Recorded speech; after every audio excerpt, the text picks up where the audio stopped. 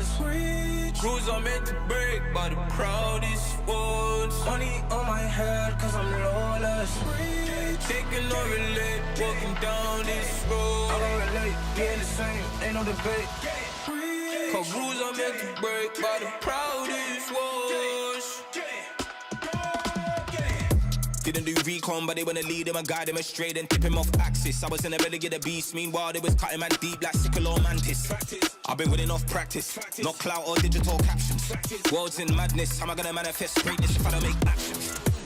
I don't need reasons, I just need money and power and stat lift. I don't wanna do it like that, that method's too underhanded. The big man said it ain't landing, never gonna profit off badness. Never got a dollar off sadness, but I've been sunk so I don't do sanctions. Heavy is the hit, that crown shit soon. Feel it weighing down on my shoulders. Rules are meant to break by the proudest ones. Money on my head cause I'm lawless. Taking over lit, walking down this road. I don't relate, being the same, ain't no debate. Cause rules are meant to break by the proudest ones.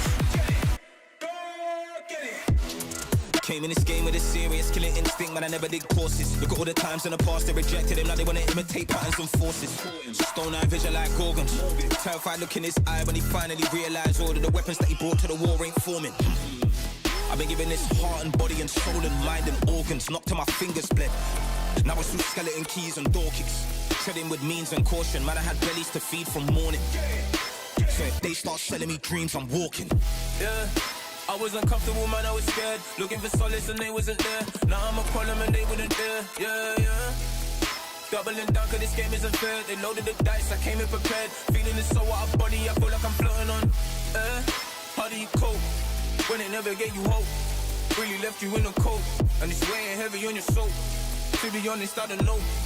Either way I had to grow, get it together whatever the weather, and carry that tribulation to the throne. Heavy is the head, that crown shit soon. Feel it weighing down on my shoulders.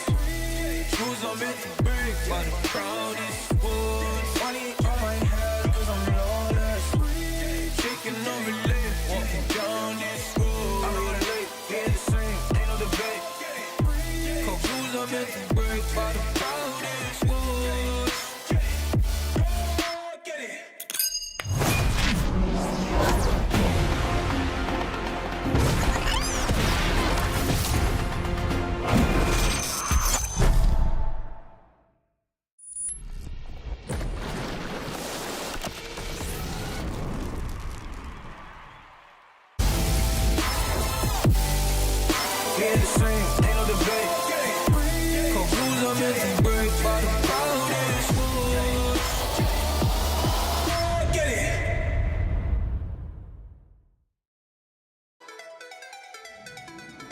I think the whole world thinks that the West is the underdogs, which could be true for other teams. I think we're actually pretty good. 就对战技术的话，他们这队伍风格可能会比较前期比较激进吧。然后我们如果能在前期的处理比对面好的话，应该赢下游戏会比较简单。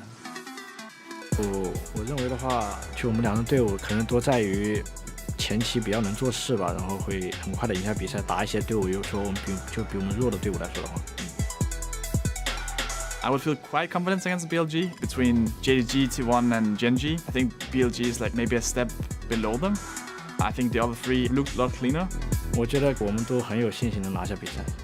就我们这队伍来说的话，因为我们会存在很多不稳定，如果我们能持稳定的话，我觉得我们有机会打到决赛。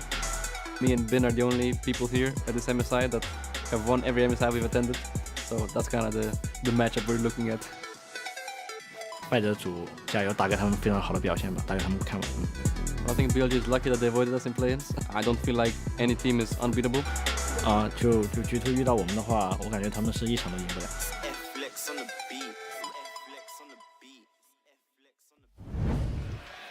Welcome everyone to the final week of MSI 2023 live from the Copper Box Arena in London. 6 days, 6 best of 5s left, but only one team will be crowned MSI champion at the end of this marathon.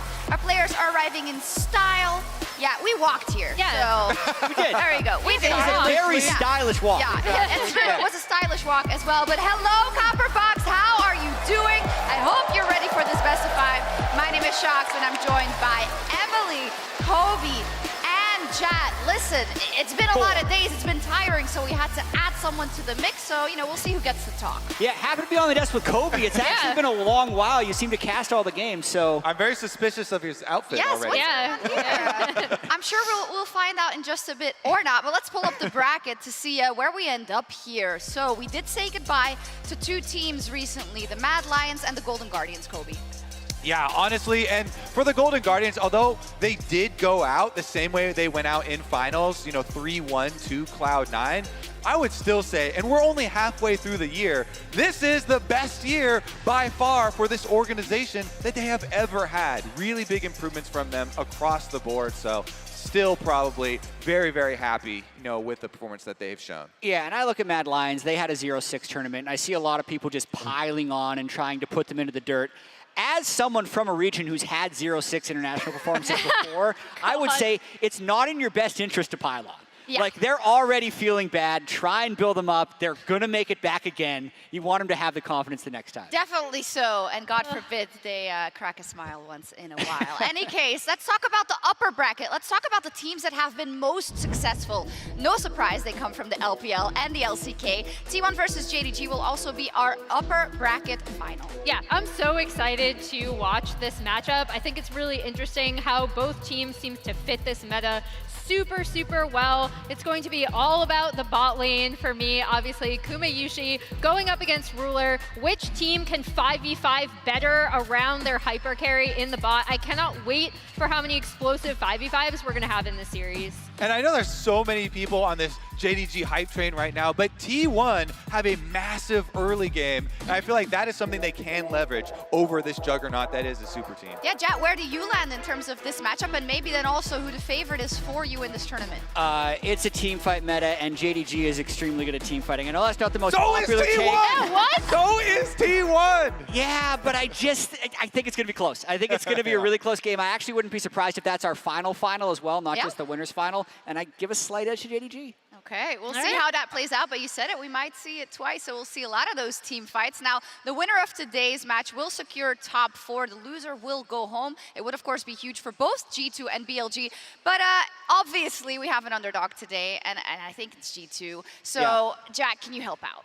Well, aside from being a caster, I have a little side hustle. I'm a cope dealer.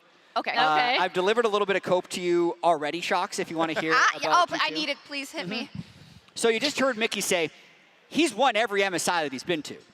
Caps has also won an MSI before. G2's won an MSI, so it's not that big of a stretch that they're able to win. People also talk about how Licorice had a good tournament. Broken Blade was also an NA top laner, and he was better than Licorice when he was in North America. And Yike is a rookie in the jungler. He's already a GOAT. You know another rookie international event? 2013 Faker. He won Worlds. Oh my God. So all these things could happen, and it's not a stretch to say that G2 could win. I feel it. That 2009 feeling, it's coming back. Baby. I'm hooked. That looks really fun. Can I have some for I got it tomorrow? all. For I got it all. Cloud9, you got as more much as you for want. me? Okay.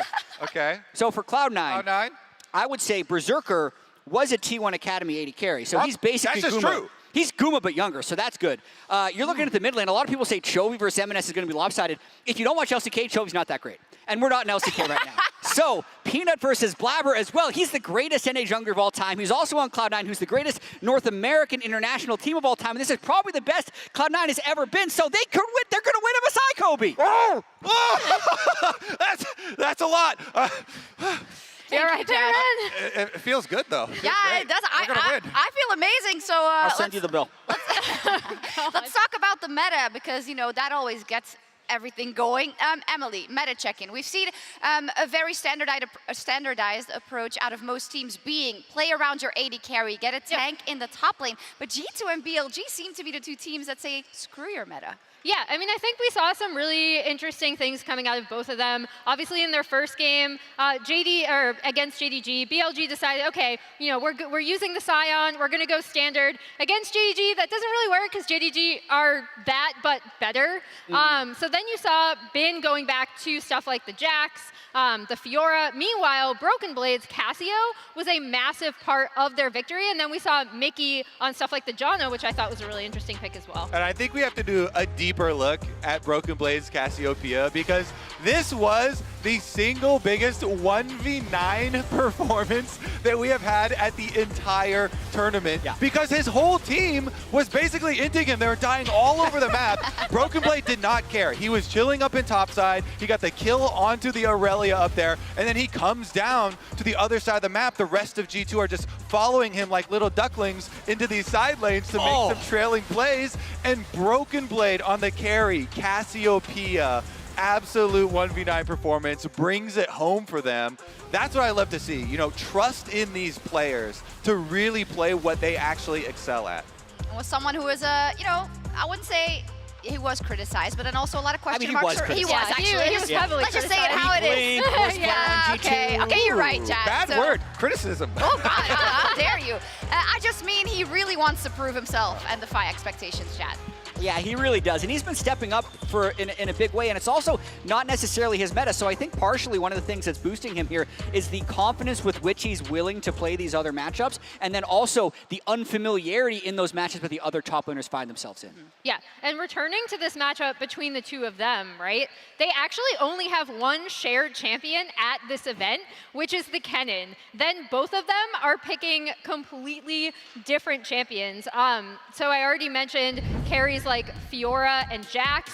For Bin, they actually swapped away from, you know, the Sion, and then we mentioned the Casio. We also saw the Yasuo in that same series, and then the Darius earlier on in the tournament, Poppy, which we saw Licorice play. So it's really interesting to see, because we're like, okay, which are they just gonna go bash each other's heads in? Like, are they gonna go carries for Bin, carries for Broken Blade to try to, like the Casio was specifically to try to match the Cassante? I'm really curious about what's gonna be picked in this top lane. I certainly hope so, because look at this champion pool. These champion pools are beautiful. I don't want to see, you know, Bin going back to playing tanks. Yeah, you lost the 3-6-9 playing tanks. It's okay. You don't want to turn BLG into a worse version of JDG on stage. You know, stay true to yourself. You don't have to conform to the meta. Play your champions. Pick that Cassiopeia, pick that Jax, and defy the meta. Have some fun over here.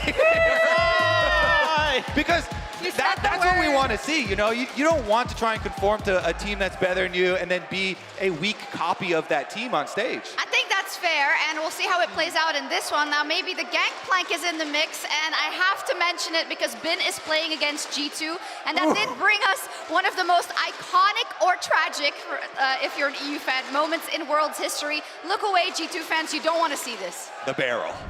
That's it, that's Dragon Soul. Oh, but as they back out, they're not put together. You got Gangplank on the flank, Gangplank, one big shot, Ben! Can you do it? Huge! My God, one moment, one shot, one barrel, that's all you need, shooting! They find their shot, they find their fight, and that's it.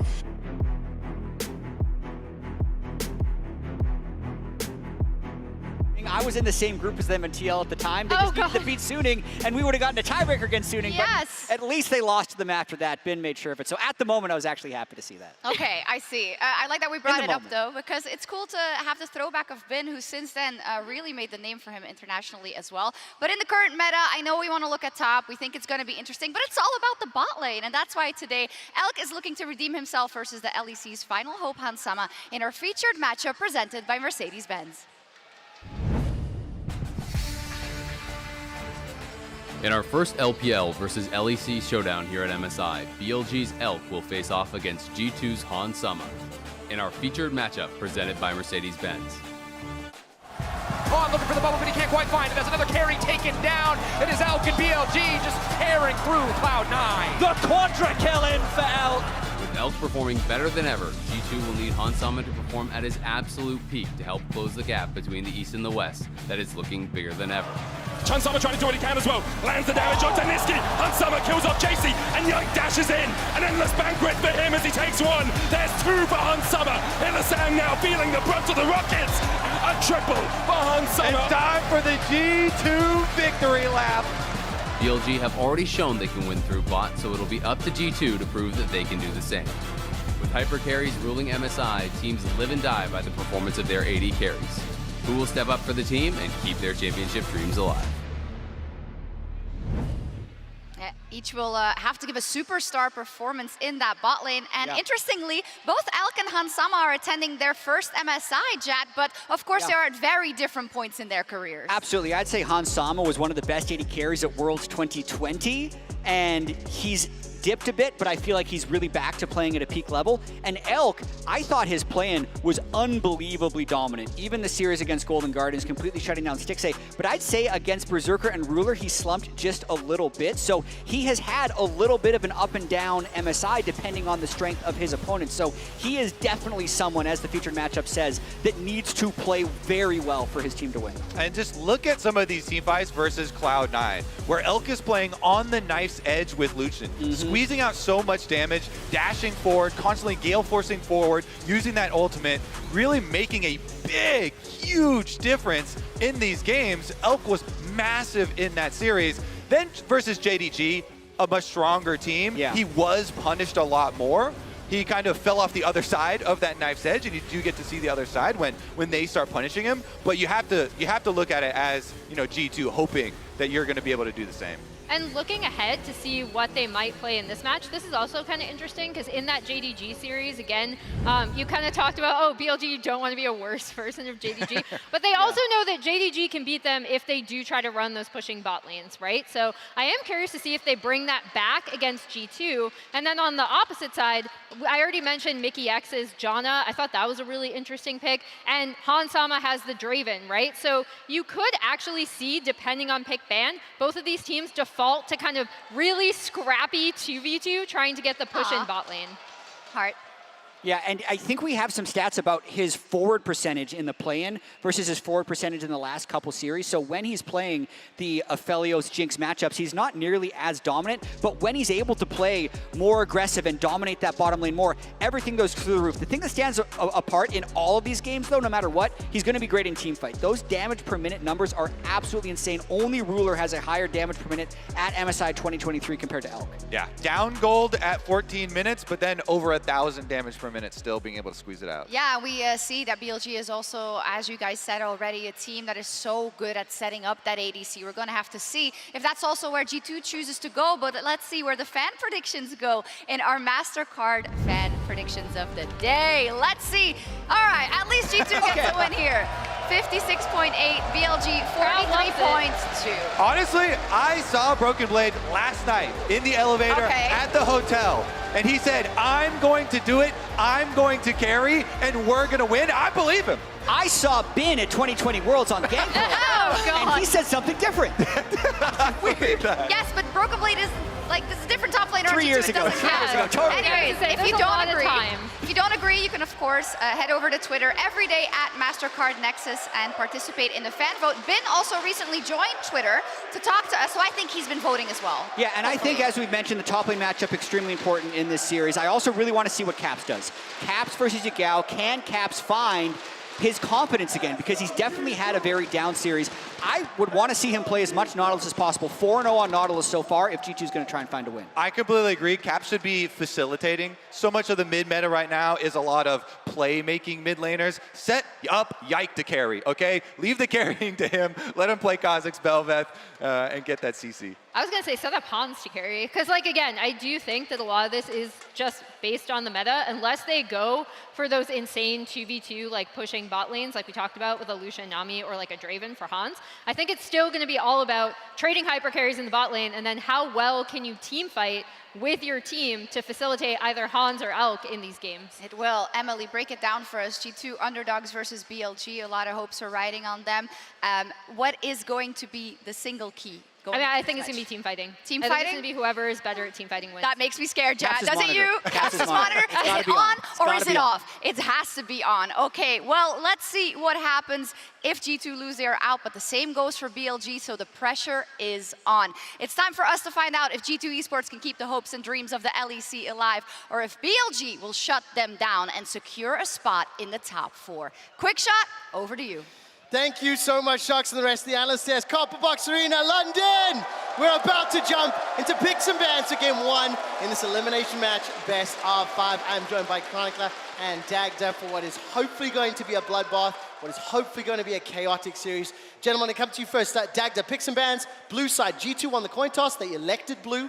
We were debating whether they maybe want to go red side because of those counter picks we've seen from Broken Blade. How surprised are you, considering really blue side has been the heavy favorite? Yeah, blue side has definitely been the favorite, but as you say, I think red side offers a huge amount of flexibility, especially when you look at, like, we were chatting about it backstage, when you look at picks like the Gragas, the Nautiluses, Tristanas, all these things got to be flexed about, and especially when you think about how important even the desk hitting on that top lane matchup is going to be.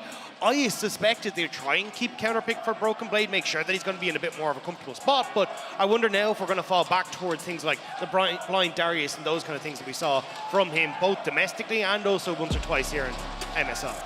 And both of these teams have actually been most successful when they shied away from the meta, right? We keep going on and on and on about how much bot lane matters, and I think that is certainly something that is going to play a decent amount of part, as I do love the Nautilus ban here, because I was in agreement with what we said earlier. That is one of the champions that Caps has looked best on. And I love the fact that you bring up, while the meta has been dominated by bot laners, these two teams have shown, I think, more success when their top laners have been allowed to shine. Broken Blade and G2 against Mad Lions, the Cassio, the Yasuo, really stepping up. I mean, the cast at the time saying, pray to your god, Broken Blade. Cassio was the first ban. I love seeing Nidalee banned. Yes, thank you. It's so hard to execute and pull off well. And the final ban, the Annie as well. I mean, it does set up nicely here for the Maokai, though, even though the desk was kind of hinting on, hey, set Yike up for success. He's been a big carry, and honestly, he's looked very impressive, even on picks like the Poppy. But it does mean Maokai just so incredibly strong at the moment for setting up those team fights and going back to getting those AD carries into a good position, but that's on Lulu.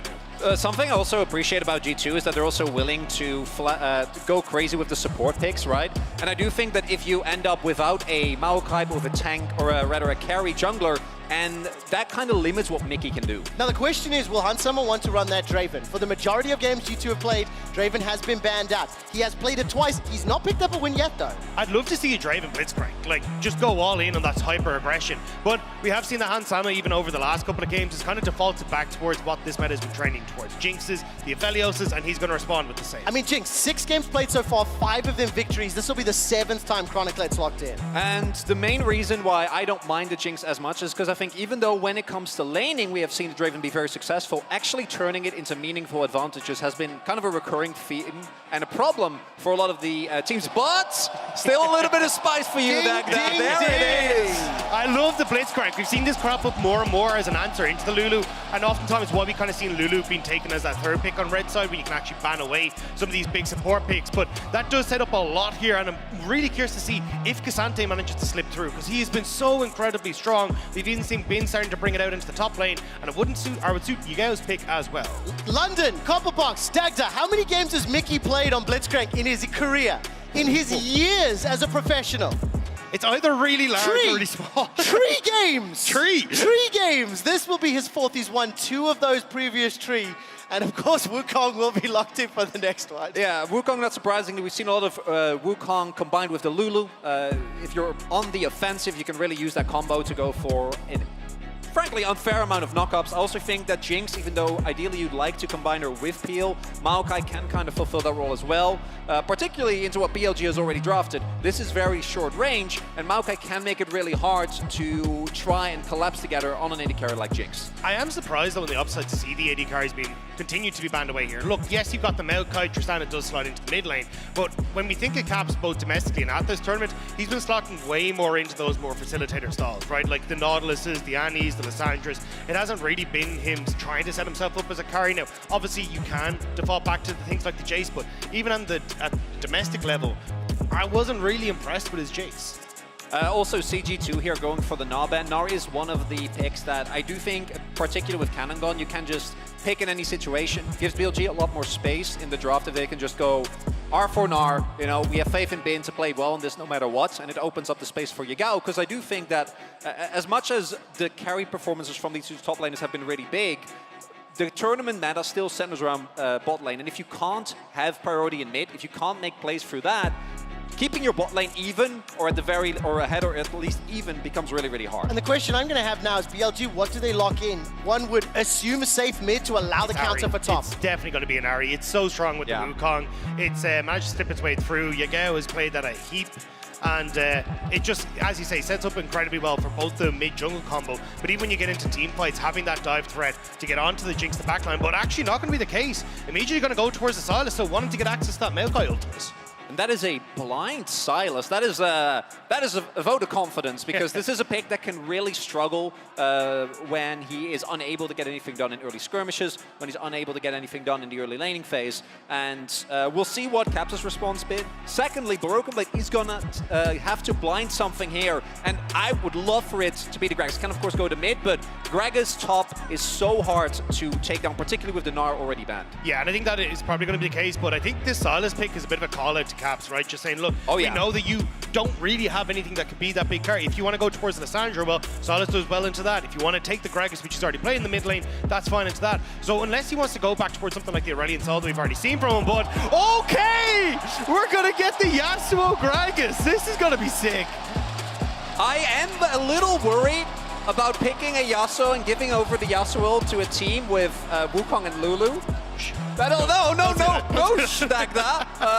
But I do think that a lot of this meta thus far has been about team fighting, and Yasuo combined with Gragas gives such insane level of backline threat, and even with a Lulu ultimate, like once you get locked down as a Phelios in that ult, there's not a lot that you can do, as I can't believe Cassante makes it to R5. That's actually insane, because the champion has been so incredibly strong. And I do really like that BLG kind of have gone back towards what we've seen traditionally stepping up as the big meta picks, which is beefy front line, try and enable your Aphelios with something, or a Jinx with something like the Lulu, and just rely on your AD carries, the big hyperscaler. But the problem is when you look across G2, they just have so many threats for Elk. Like when you've got the Gragas cast, when you've got lockup coming through from the Maokai, even just the Blitzcrank hooks over the wall as well, it becomes very difficult for Elk to stay safe. And this is something that, like, we saw C9 going for as well, where they'd have Huhi diving the backline in the Rakan, the Yasuo popping off. It just makes this game so difficult for the AD carry to play. The question I'm going to ask you, Dagda, is this is now the first Yasuo full Caps as the time has run down. He's played Nautilus, Annie, Lissandra, Gragas,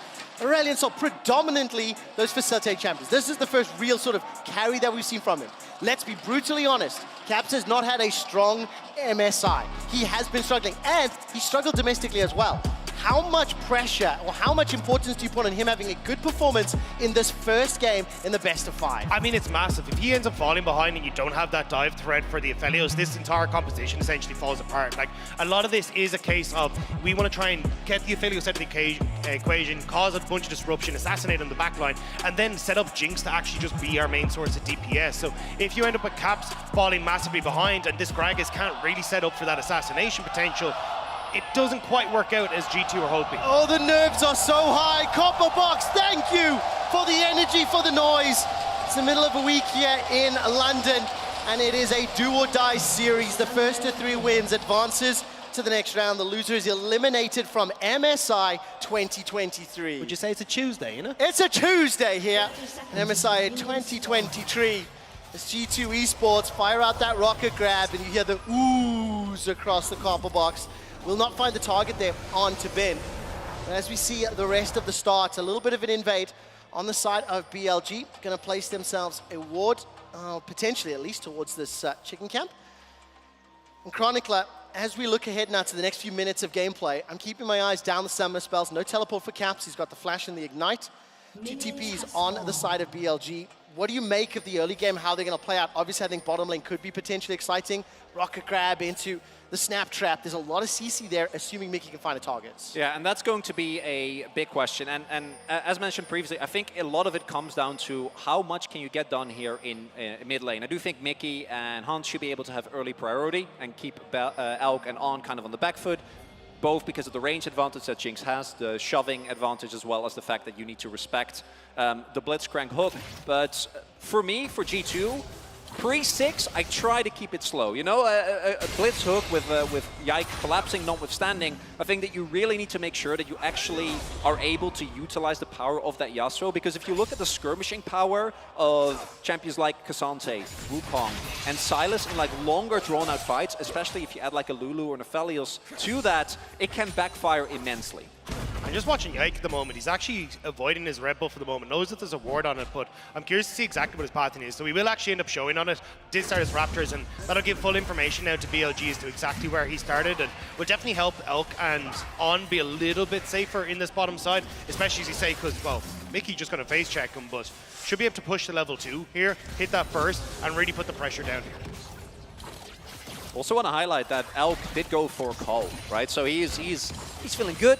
He's feeling safe. He's just looking to scale, and it puts a little bit more pressure now. Hans can, of course, go for a call after his first back, but will mean that he will be able to cash out on that. Exactly. It's really weird because it's like when we saw this matchup start to really come out, I think it was in January last year, you'd actually see both teams essentially just going, right, we're going to go full green. Because Aphelios has to start cool, because traditionally Jinx would get the push, Jinx would try and crash fourth wave reset and then get the cull herself, but now we kind of just saw both sides handshaking, a lot of it going, hey, we'll both start cool, but if Hansama is going to start the longsword like this, he really wants to make sure that he's getting some damage down and having some threat. Now, he's with the Blitzcrank, so you can't have that little bit more threat with the longsword, but you need to make sure you're winning out on that, otherwise you just start to fall behind.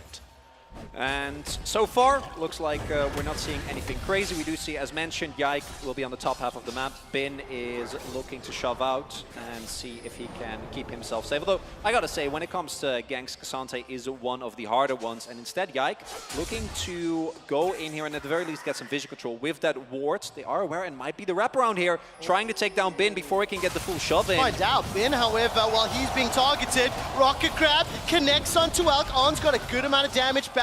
The root from the Gravitum, slowing down the engage. Bin's in trouble, already flash, pushes, Yike under the tower, knocked back from the queue, the burning, the sapling, running, and I don't think it's going to be enough. Bin survives, bot lane survives, no kills secured. All of a sudden, though, there's a tower dive. Hans Summer's the target, Munchkin smashed down from Shun. First blood secured, instant reply back as Mickey's got the CC, and his target is from the tower on Shun. He will be able to decoy to safety. And that's disaster for BLG, or for J2, the fact that they end up giving all those kills across the bot side and getting nothing on the top end. Oh, yeah, if the top lane gank works out, right, Cassante can still teleport back, but at the very least you get something, but instead you go for a top lane play, it doesn't end up working out. As a result, BLG knows that they can go in, and I think it goes back to that earlier play that we saw, because with Mickey hitting the hook, the short trade looks okay, but by the end of it, they traded health bars, and the moment they realized that Yike is on the top half of the map, BLG's like, we can dive this. Yeah, and really nice job. And again, the way that Bin ended up playing that top lane gank as well, he had the knockback on his Q3, so made it very difficult for G2 to try and contest him underneath the tower. And I was actually a little bit worried, because I think if he got that knockback onto Yike underneath the tower, Yike goes down, and it ends up being a helpful trade for BLG. So now G2, got to see what they can try and do to pick this back up. You've already got Mickey helping Caps push the wave. They're starting to lean into this bot side, want to try and establish vision in this river. And of course, the moments before those ganks happened, Chronicler, you were immediately saying, it's hard to gank Cassante. It's difficult to do so. You see exactly why. Been able to fend off that 2v1 in the top lane. Notice in the bottom lane as well, Elk has got himself this Berserker's Greaves already, 40 stacks towards that cull. And I think the Greaves into Blitzcrank is huge. Definitely is, but also the fact there's a lack of cull for Hans Sama. So not only do you have the 2 assists now for Elk, he is actually just going to be up a kill, essentially, because of the cull. So this is really where you're going to start to see Elk just starting to snowball. And a huge amount of this matchup in the bot lane does depend on how quickly can Aphelios get his kill force, so he can close the gap onto Jinx, because in the 1v1 trades, he's going to be in a great spot. Yike, though, on this bottom side, spotted out by the ward, so BLG are fully aware that this is happening, but it may not matter. No, it might, and I think the fact that Yike has just stepped outside of that bush will not see that ward timing out. When he does so, very good heads-up play here from BLG. Light still lingering despite the fact that ward is timed out, so it's a bit of wasted time. You can see he's starting to fall a little bit behind the CS curve. Kill and assist to Shun on that Wukong, who is now stepping into the river. All right, mid lane was shoved up. Caps was able to move first into the river, and with the fact that Mickey and Hans Sama pushed in Alk and On, they've started this objective off. There is a potential engage. Level 5 for Shun, smite available to him. Level 4 for Yike. The engage on to Mickey's going low, forced to flash away to safety. They trade kills, 1-for-1, jungle for support, Dragon down to 1400, and Caps running for his life. He's still holding on to that last breath, waiting for a knockup. Hansama, level 5, stepping into the pit. That's a smite versus no smite, and the smite secures it. G2 get the objective, and Yike flashes away to safety. Elk has got red, white, that means let's fight! Hansama flashes over the wall, trying to get the rockets down, and Caps is the target. They get Dragon, but they lose another. 2-for-1 the fight. The objective goes to G2. Oh, and the big thing there is that, again, the initial trade looks really good for G2. They are able to take down Shun, which means that, you know, giving up Mickey after he's hooked someone, you're completely fine with that. They go, fortunately, Caps does have his ultimate available, and as a result, they get the kill. But then BLG recognizes that so many cooldowns have already been used, and in the longer trades, when you can get chain after chain after chain, BLG identify that they're stronger, and I think they get the better end of this trade. It's a 2,000 gold lead at 7.5 minutes, and yes, crucial. Killing Shun allows the Dragon to go down, but now G2, they're looking at Dragon stacking as a primary form of winning. Yeah, you can see Elk is actually in a great spot for this fight. So he just runs off the purple gun. He has the Infernum there as well, which he's going to be able to swap off of. So having access to 4 different guns across this means he's getting a ton of damage. BLG do try to go for the Dragon, but bit of a mistake, but we're back to live. Or indeed, already Cyclone being used. Caps is just solo killed by Shun. Easy peasy lemon squeezy for BLG. In London, things are looking a little scary for G2 Esports. Yeah, because if you fall this far behind in terms of gold, like the BLG comp, if they can just scrap you continuously, they're going to be so happy, right? Champions like Silas, like Wukong can snowball incredibly hard, and right now, you're already falling behind everywhere that it matters. Oh, Mickey is in trouble. They have to step away, but you can see that a lot of members of G2 are moving up towards this top side. They're aware there's a lot of members of BLG here, and they are worried that Broken Blade may end up being the focus of a dive here. You can see Bane immediately trying to blow out all the waves there, get it crashed underneath the tower, but BLG going to back away. They'll send Elk back to the bot lane, and everything going to go back to normal. All right, Super Mega Death Rocket was fired there from Hansama. No flash for him, Caps, or Yike. Targets available for BLG. With the Rift Herald secured in the back pocket of Shun, can drop that in either of those lanes. I'm interested to see where he'll prioritize it. And if there's any tiny silver lining, and please bear with me, Chronicler, forgive me for what I'm about to say. Hit me. It's 2 kills for Ons Lulu. If there was ever a hopium, it's 2 less kills for Elk Cephalios, okay? Quick shot, I'm grabbing at straws. I want to give you the benefit of the doubt. But there is also an Aphelios with a kill and a Wukong. I'm aware of that. Are we gonna... Let's see what they can do. 2 of those, we're talking 2 kills, right? 2 kills. On Lulu. One of which was a solo kill so onto Caps where are for the 2 kills that G2 has? Where are they? You don't need to rub this in, all right? Mickey's Blitzcrank is going to be the difference maker for the 4th time he's ever played this champion. Right now, looking for a target. That wave was pushed in. Even CS across the board. But I think more importantly here is for this composition for G2 to start like thinking about comebacks, they need to stop the bleeding, stop giving over kills, easy peasy, that's like obvious to everyone. But more importantly, I need to see this Yasuo-Gragas combination paying off. If they can get to Elk on the back line, maybe there's enough time to make plays for the rest of the squad. Nature's Grasp will force the flash, rocket grab onto On. You used this flash a second ago. Great pick. Remember what I said about Mickey and the kills? He does it for G2, Chronicler. The gold efficiency from Mickey off the charts there. Very nicely set up play from G2. Yike showing again why you prioritize the Maokai so highly, able to pick that up early, and then with plays like this, particularly as we saw with the position that Yike had of his ultimate, not a lot they can do, no one from BLG can assist, and it's these type of gold influxes that are critical for G2 if they don't want to lose full control of the map. Especially if they can get them onto that bottom side. A bit sad that Hansama doesn't manage to pick up the kill, but I think you can just try and rinse and repeat this. And On like ends up flashing underneath the tower, then blocks the hook for Elk, so he just has nowhere left to go. But again, BLG now, they want to try and respond. They want to try and get Shun into the spot lane. We'll spot out Mickey X. You even got Yagao, who's on the way as well. Look at that mini-map. You called it, Dagda, perfectly. Oh! Right, the hook connects. Shun is nearby, Cyclone's available, gets the knockup. Hansama is able to escape for now. Mickey is taken down where he stands. Hansama needs a few more seconds before it's available. Yagao will steal away the Super Mega Death Rocket and it's sidestepped. All of a sudden, Yike looking for the re-engage. We got the TP coming through. Broken Blade is here. Caps inside. Can they get the knock-off? Explosive Cask is available. Where's it going? Broken Blade. There it is. On against the wall. 2 members knocked up, but there's not enough damage. There's not enough follow-up. It's G2 that lose their mid laner. Another kill secured for On, and BLG are in full control. And they throw everything at them. G2 desperately tries to get a kill, get someone. They will! At the end, But the play still very much in favor of BLG. They're able to again make use of G2 not being ready. The hook comes through, everything looks okay. But then if Yagao and Shun are so far ahead of the play, that doesn't matter. But the hook comes through and gets Elk into range to CC them. He has the gravitum, he's able to do it. Yagao underneath the tower here though. The G2 want to go for it. Shun is spotted on the wing. I don't know how much damage there is, Dagda. You can feel the tension building up. The minion wave is going to be cleared out there by Yagao. He'll pick that up. 0-0-3, got a 700 gold lead. Look at the gold advantages at the bottom of your screen. Almost every single member of BLG ahead of their opposite number. Well, and this, what the observers are showing us here, great job on them, is really, really important because that previous play was already better for BLG, I think, just looking at what happened on bot lane. But Broken Blade TP'd in. Bin has just been slamming against the turret as Shun. Well, Shun is the target. 2, 1, and 4. Warrior tricks to buy some time. Moonlight Vigil comes out. Yike gets his second. On, gets turned off. And G2 find 2 picks. And just like that, the Blitzcrank starting to do work. BLG had started to run away with this, as you're pointing out, Chronicler, getting all these plates, getting this goal. BLG were starting to pick up steam, but Mickey says no and puts a fist into their face. Does Yagao fight this? Does Yagao fight this? He's hijacked the Nature's Grasp, and he's using G2's weapons against them.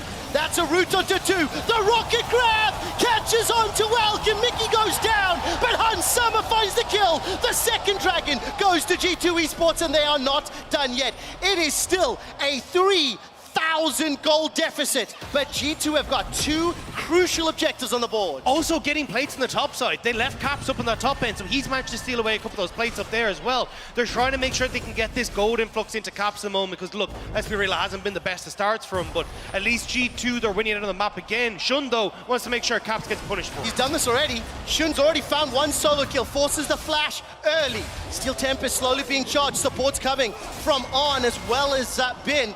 Caps will slide backwards once more, use the minions to help out, and Shun is blocked by the minions. Caps ends up dodging into him, misses the knock-up, and Shun goes, look, you deserve to get away with it, I'll knock the minion instead. Oh, listen to London, getting excited, starting to feel the energy, but please, please, please keep looking at the top of the screen. It is now a 4,000 gold lead for BLG. And this ties in, right? Like, I love this play from G2. They're able to catch BLG off guard, and we've seen that in these type of skirmishes, being able to catch some of these LPL and LCK teams off guard can be a route for success. They're able to crucially get those 2 kills, but then it comes down to what happens in the longer run, right? Because this re-engage here from BLG is they're able to, even with Elk dying, trade back.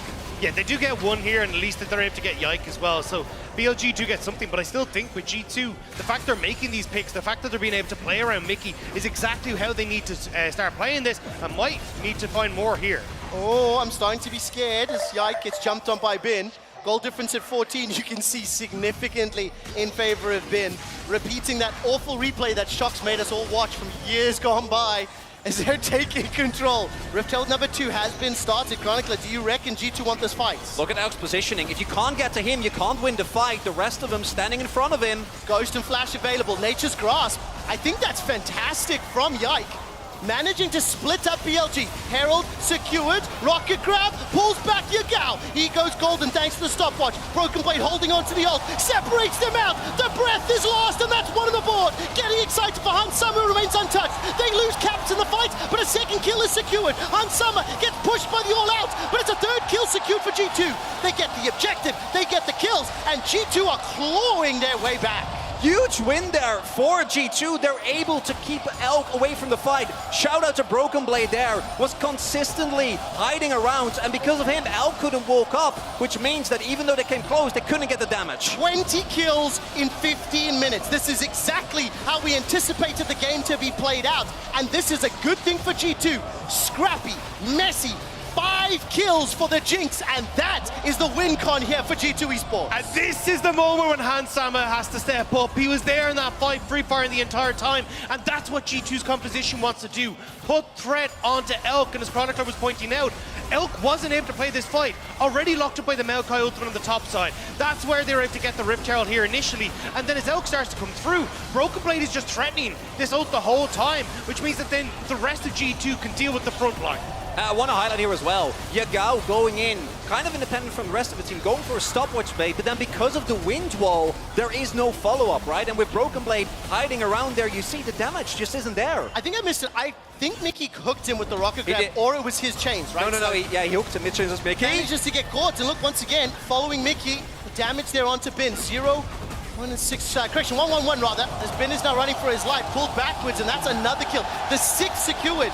By the way, that cull does not matter. The laning phase is irrelevant because Hansama, 6 kills, 5 assists, has now actually overtaken Alxaphelios in terms of total goals. BLG just need to stay away from River. River is not a good place for BLG. Every time they've tried to walk through here, someone on their side has got caught, and it's given G2 these opportunities to bring this game back again. Look, Caps is 0-4. He's picking up these side waves, though. Again, he needs to be the big one if he wants to try and have that assassination. 10 out of 11 kills Mickey has been involved in. So yes, I concur with you that while BLG are around River, things go bad.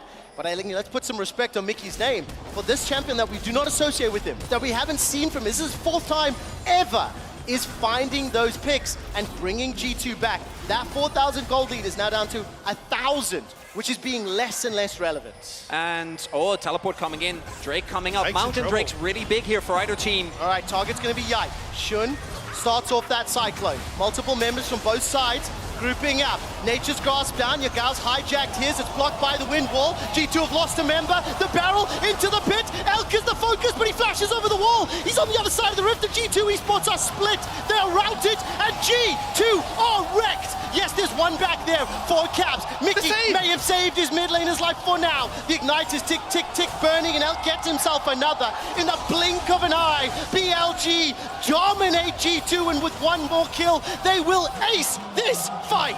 Everyone went for Elk, but he spooked. He hopped over the wall just as everyone in G2 went into the pit, and he manages to escape, manages to get the damage off, where it's then Hansama who's caught between a rock and a hard place, and it's the G280 carry who falls. And at the top of the day, we're talking about this Yasuo, right? What happens if he falls behind? I think we saw it right there. We're going to see in the replay as well, but if I saw correctly, Hans flashed over the wall just to try and get the kill on top of Elk, and then when they were unable to, it just meant that very quickly the fight snowballed decidedly in their favor. This starts with Shun getting caught by Yai, quote unquote, but as it turns out, he has more than enough backup available. Yagao hitting the chain, and then you're fighting in this narrow corridor, and look at Elk here again. Yeah, the fact you managed to get onto him, but there's just no damage coming through, so Hansama flashes over the wall, and everyone now is on the wrong side for G2. So Elk manages to come back around, and it's split off into these skirmishes where Elk is just in a fantastic spot with that red gun to heal himself back up and win out on the fight. And once you start losing these fights, once you start losing control, both these compositions lose so much, because as we can see there, BLG, if they can find movement over walls, if they can get on the enemy backline, they're really strong. But for G2, if Mickey doesn't have an opportunity to hook someone at the start of a fight, your Blitzcrank loses so much power.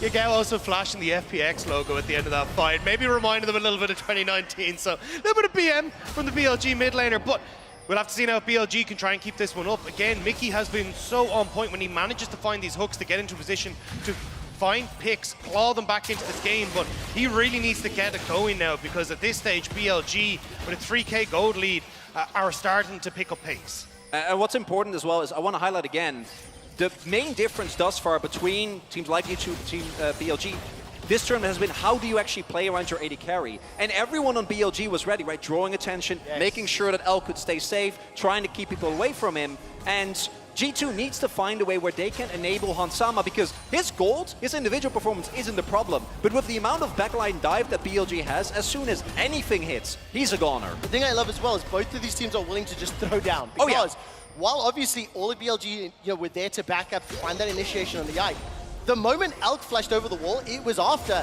multiple G2 members have flashed into the Dragon Pit.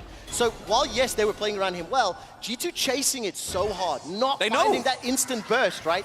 It meant that BLG won, so that gold lead is ballooned once more. They picked up the Mountain Dragon as well. And now Mickey, yes, he's found the rocket grab. Hansama with the zap, the static field down. Nature's Grasp is flying, but there's not enough backup. Broken Blade and Bin, they are fighting in the bottom lane. We're 21 minutes in, so London, Copperbox, if this meta has taught me anything, it's time to prep the Baron throws. That's exactly what I'm about to say, because I think Yike using that ultimate, well, it might be a big go button for BLG. They don't have the great guns on towards Elk at the moment, but the fact that you have that Maokai ult down is why BLG are now starting to congregate around this Baron area. You have to be so careful as G2. Look, yes, you can look for picks, but if you end up throwing out all these ultimates willy-nilly, BLG are not going to be shy of just going towards us. Crucially though, Yike and the rest of his team are able to retake control of their jungle, and these pockets of vision are going to remain extremely relevant, right? Particularly on a mountain rift, you need to be able to either get to either one of these two presidents, be it Hansama, be it Elk, and if you lose full control of your jungle, you are in deep trouble, right? BLG there though, because I think it was On and Yagao already taken fairly low. Not going to pull the trigger right now, which I do think is a good call, because this gold lead, while it's there for BLG, a 3.5k gold lead at this point, particularly with how explosive these two comps are, isn't going to matter. Yeah, and I think as well, look at the level difference here. Yagao, with that rower, he's going to have the, yeah, interesting. Was that Hex Flash or Actual Flash? I think that was his actual flash. I think he basically thought he'd have Hex Flash just as it came up, but I could be wrong. Right, well, either way, level 2 level advantage for Yagao over Caps. It's mirrored by 1 advantage for Broken Blade over Bin. Teleport's available by top laners, and reminder, Caps does not have teleport, so this will limit some of the side lane plays. Yike, Nature's Grasp was available, Rocket Grab falling just short, and look at the minimap. Bin is grouping up with the rest of the squad. Yagao pushing top lane, so we started this focus or this attention towards Baron. But this is the thing, I think for BLG, they've been so heavy reliant all year on Bin being on a carry, whether it's Jax, whether it's something that can actually threaten the side lane. This isn't BLG's comfort zone, where they actually have been on a Cassandra. You didn't play it a huge amount throughout the split, so now it feels like BLG aren't really sure what they're supposed to be doing, because they don't have that mega threat in the side lane that they can rely on in Bin, and it's just kind of been this back and forth, hey, yeah, we'll push waves and kind of ARAM a little, but they're not actually getting a huge amount done. Look, Dragon is in 15 seconds, they can play towards that, but it definitely feels like BLG are a bit unsure about what they want to do. I mean, both teams have shown a penchant towards playing for that Dragon, and you can see on the minimap, Shun making his way into G2's territory, placing some wards behind the pit. Question I have is, do G2 want to start the Baron while Dragon is started, or do they want to contest? Right now, G2's leaning towards that Baron objective. Yeah, they are, and I think they should, right? BLG getting an individual Drake, not worth it, but that does mean that as soon as G2 identify that Shun isn't there, they need to actually pull the trigger, because if you give Shun enough time, he's just gonna get the Dragon, and right now, they either need to try and hard commit or start the Baron. We do see though, Shun is peeling off. Yeah, he's trying to play it back and forth, has left the Dragon as they know G2 started this. There we go. Up. Yeah, but now, look, BLG, they're fine walking in here. There isn't a huge amount of vision, but Nature's Grasp been used. Reminder, Wind Wall still available. Baron's gone so low. Inside the pit, G2 have secured it, but can they finish the fight? Oh the my God. Vigil has done so much damage. The Cyclone behind Elk is wrecking G2 Esports, and they are dominating. You wanted a Baron throw, and G2 were willing to give it to you. They sit in the pit, the Infernum comes through, and G2 are wiped. I'm gonna call him not worth, guys. I don't know about you, but SGI gets a shutdown. Well, he's got himself one. He will be taken out by Elk for the 8th time. That's 8 kills secured for Elk's Aphelios. They managed to ace G2. The Barons are removed from the map. The bottom lane is under pressure once Bin teleported in.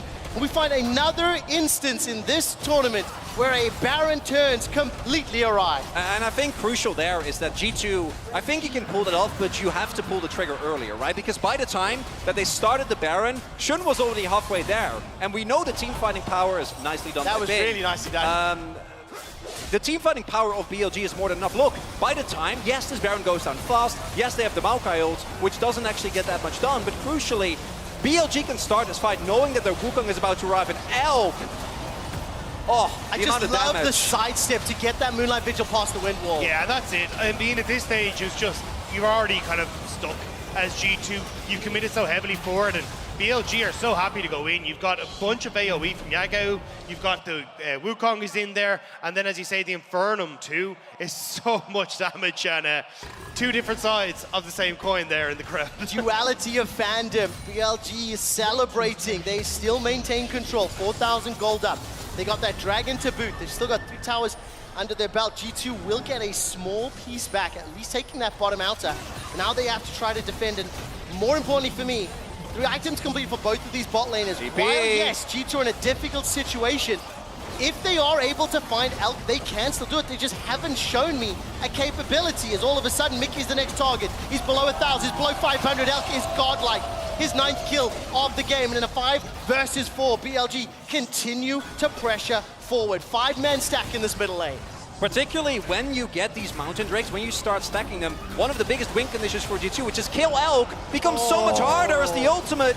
I love that hijacks away from the Nature's Gods. Caps is low, Hun Summer's low. Moonlight Vigil puts them down. While Hun Summer's got one back, the follow-up damage is simply too much to deal with. Jack's trying to clear out that minion wave as Caps has found himself a route to safety. 4 members down. Mickey's up in 3 seconds' time.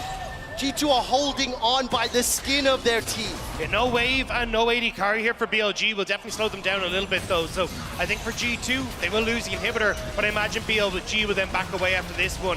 The fact that Elk went that deep to try and kill Hansama definitely gave them that opportunity to just hold on that bit longer. Oh, they were trying that. Yeah, they were looking for the final push. G2 is able to hold on, at least for now. That play started off though with Broken Blade trying to look for a TP flank, which I think is the right angle to try and take right now. But BLG are playing still respectful, and I think you can also start to see them as we get deeper and deeper into this game kind of take into account that you can't just discredit G2, but because they are ready, there's not a lot to be done, as even some of the tankier members can't withstand the might of Elk. Yeah, and then Elk just going ham here, goes immediately onto G2 and Hansama. Even the fact he manages to get the kill here at all is insane. I mean, I love the fact that's literally the Gravitum, the Binding Eclipse that roots it. That's your initiation, so everybody knows that, you know? The Aphelios pick. More importantly for me, if you remember how this game started, it was BLG winning on the top. They survived the gank. BLG, setting up the dive in the bot lane. It then turned into utter chaos. And I think crucially, BLG have slowed the game down. Yeah. They have managed to play the skirmishes later and later after Dagda made it very clear, just stay the heck out of the river. I think BLG have managed to find and set up these team fights and these skirmishes that are in their favor. It's also very telling, as Dagda was saying, this BLG, they're not playing for sides. This is just straight up continuous 5v5ing, out team fighting your opponents. And it's something that, even in the series against JDG, we saw them try and pivot away from. In this game, not the case. And I think now BLG, they're in a great spot. Again, you've got 2 items onto Caps, but he hasn't really been a threat for BLG all game long. So that wing we had a Broken Blade trying to assassinate Elk isn't really there. As G2 trying to step up to defend this tower. Yagal's got the barrel. Yagal's hijacked it away. He catches Broken Blade with his own ability. Nature's Cross comes down. It's too little. It might be too late. Elk has slain yet another. 20 of his 25 team's kills involved. Pick up another. The tower falls as well. And while Hun Summer remains untouched, it simply does not matter. He gets 1 kill onto Shum before Elk takes him down. Elk goes golden using that stopwatch with 1 more kill. The ace secured once more for BLG. They are inside the base and teleporting to the Nexus. BLG looking to start this series with a 1-0 lead. It was close until it just was not. BLG, they flashed the FPX logo once more. They're looking to close out the game 1. Fantastic, chaotic, entertaining, and it's BLG that strike first. Almost 45 kills in about 30 minutes. It is exactly the type of game we expected. And in the end, BLG is able to slow down some of the G2 shenanigans, is able to actually set up the 5v5 team fights, and from that point on, they did not relinquish control of the game. Yeah, I mean, it's unfortunate that Baron call from G2 was just not it. You end up with an Infernum Aphelios in the middle of everyone, plus the fact that you don't really have any way of getting out of the pit at that stage, buying space for Hansama, so BLG happy to take that one and close out this first game, but I think it's going to have to go back to the drawing board for G2. Caps once more, this Yasuo wasn't it. That wasn't the performance that we needed from him. The frustrating thing for me as well is that while, yes, he didn't find the impact, I think it is also crucial to acknowledge the fact that by 5 minutes into the game, top and bottom lane were effectively sort of behind or struggling, right? So much like the analyst desk was saying when Broken Blade was playing that Cassio, it's like, guys, what's happening? Guys, his middle and bottom lane were really struggling, and Broken Blade had to bring the team back. Yasuo and Caps were not able to replicate that performance we saw from Broken Blade and Cassio. So how do they do it now? I think it'll be interesting to see whether we go blue side again or red side. With G2 losing game number 1, they will have side selection. I wouldn't be surprised to see a red side to allow multiple counter picks. I just don't know what the team is thinking right now, because they have a lot of questions to answer. Yeah, it also goes back to trying to reduce unforced errors, right? Like Shun getting 3 kills, which means that he walks up to the first skirmish or big fight with a Divine Sunderer. Yes. Those are make or break moments. And if you're not able to deny those and play the cleanest game, even if you're able to find some early skirmishes, you're still going to get out-traded on the rest of the map. Well, gentlemen, I sincerely hope we get more team fights and more action throughout the course of the series. For now, though, we're going to head to the analyst desk to break down game number 1. Thank you so much. I think that was a great observation coming out of Maurits. You can't be giving them free kills to start with. It was close, but no cigar in that early game. And Elk with a huge cigar in that late game team fight. Yeah. Just killing all the dreams of the game. But we got to be honest, even before that, it was looking dire for G2. Yeah, kind of a comeback that never ended up completing because they did fall quite far behind early. And one thing that doesn't surprise me about this game is the pace of kills. Both of these teams were very high combined kills per minute coming in. This was 44 kills in under 30 minutes, so still a blistering fast pace. Definitely so, and we see it there. Emily, we grabbed the post-game breakdown because I don't see a lot of hope. Do you? You can see the little blip, right? Yeah, in the comeback right there. Yeah. I think the big thing was we talked about how these two teams were going to team fight and also how these two teams are going to team fight around their hyper carries. And here you see Elk kind of, even though I think Hans was getting damage in some of the fights, Elk just absolutely popped off. And I think the big thing was his team was facilitating him a little bit more and the actual team fight setups. Yeah, I think if we pull up the draft, actually, the draft was really important in this one because BLG, they gave up the Maokai that has been so highly prized with how much you can control of team fights in order to get the Lulu Aphelios. And the Lulu is the scaling option for the bottom line side. And then it's answered with a Blitzcrank. That is just supposed to make it volatile in the bottom lane and look for kills. And G2 actually, a lot of that hope was coming from the Maokai and the Blitzcrank making picks and making things volatile and getting some kills for themselves. But they were unable to win a lot of these big team fights around the Dragon, around the Baron, where Elk got fed, in addition to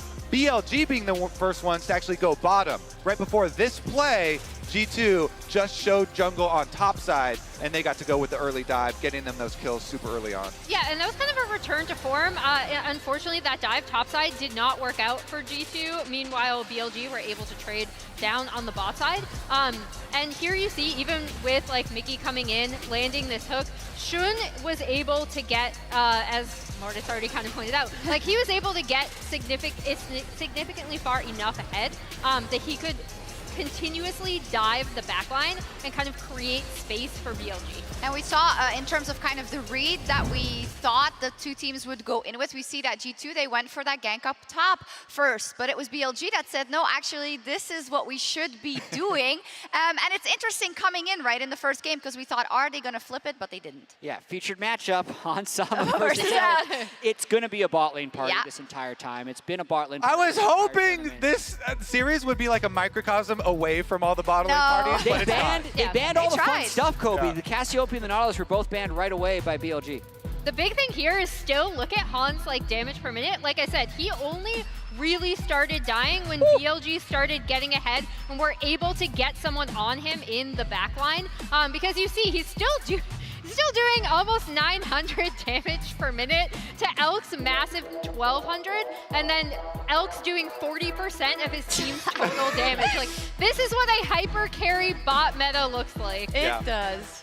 And that's what they're built for, right? But before we even get to the big Baron replay that everybody wants to see. I don't know what you're talking about, And Elk annihilating everyone. Let's bring up this Dragon replay that I have for you here because we can actually point some things out on the telestrator about how cool the early setup and the early idea from BLG is. This is a lot earlier in the game where it's not blown open yet. You know, you haven't gotten that giant lead, but they know because G2 keep using Yikes Flash to make picks with Maokai. The Maokai and the Blitzcrank have been what they've constantly expended to try and get these picks onto BLG and get money onto Hansama. They identify him really early on, and so everybody from BLG is going towards this flashless Maokai. They know that he has no flash. He's on the bottom side of the objective trying to get vision beforehand, before the Dragon spawns, but every member of BLG is laser focused on it. Look at Yagao, go straight for him, right over the wall. Shun is trying to keep him there. They know if they get this jungler,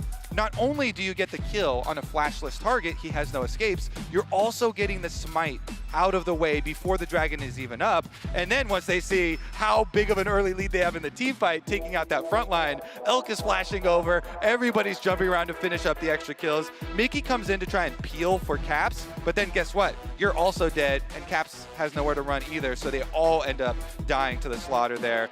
The FPX is thrown up as well, and this is where it really went into BLG's hands, and they got so much money to fund the explosive. Yeah, and another important thing you saw in there is also Yagao being able to get the Maokai ult in response, right? That's one of the powers of the Sylas pick. Here's the... We jumped right into it! Oh my God! Inferno plus Wukong! I was told we don't have enough time, but I said we need to see it again. And it's actually the worst of all worlds to be pinned inside Baron Pit, not only Infernum gun, but also Red gun. So you get the big Infernum ult, and then he gets to Astro Glide on you with an AoE coming out at the back of the wall. Oh my God, it's crazy. It was beautiful. It was we showed the bin thing earlier in the pre-show chat, and now I feel like it's similar, but it comes down to the same thing. You are ahead or you're not ahead, and you run into something where they are so definitive and they're engaged. They wait the right moment, and they kill you in a matter of seconds. Absolutely, and they can also throw it away in a matter of seconds too. So that's why I don't think G2 should necessarily lose hope in this best of 5, because there were 29 kills on one side, 15 deaths on the other. Despite being like 5,000 gold up at 15, that game could have been a lot cleaner for BLG. So I think G2 can try and build on that if they don't fall as far behind early. We'll see. They did select blue side, so maybe they're sticking to their guns. Hopefully Aphelios isn't, because that hurt for G2. But we'll see what happens in game 2 between Billy Gaming and G2 Esports. See you soon. Aphelios, too many guns. Bit of a mistake. We're back to life. Indeed, already Cyclone being used. Caps is just solo killed by Shun to make place for the rest of the squad. Nature's Grasp will force the flash. Rocket grab onto On. You used his flash a second ago. Remember what I said about Mickey and the kills? He does it for G2. G2 desperately tries to get a kill, get someone. At the end. Nature's Grasp down. Yagao's hijacked his. It's blocked by the wind wall. G2 have lost a member. The barrel into the pit. Elk is the focus, but he flashes over the wall. He's on the other side of the rift. The G2 Esports are split. They are routed in the blink of an eye. BLG dominate G2. Fantastic, chaotic, entertaining, and it's BLG that strike first.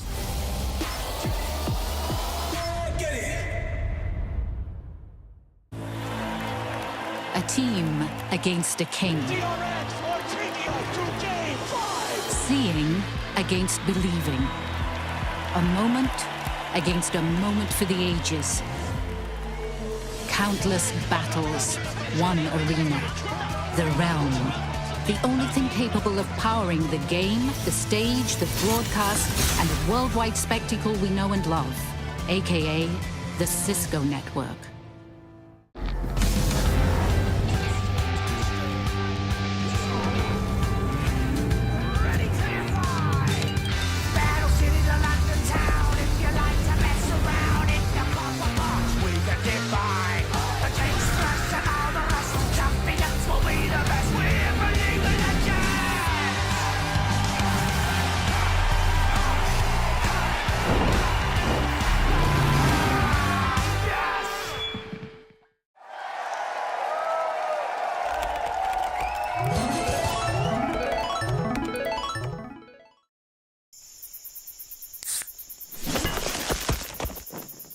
Red Bull gives you wings. New and existing customers can choose the phone they want, like the incredible iPhone 14 on us. Not to brag, but I'm on Verizon now. And I got to choose the phone I wanted for free. Not that you're bragging. Choose the phone you want on us. Verizon.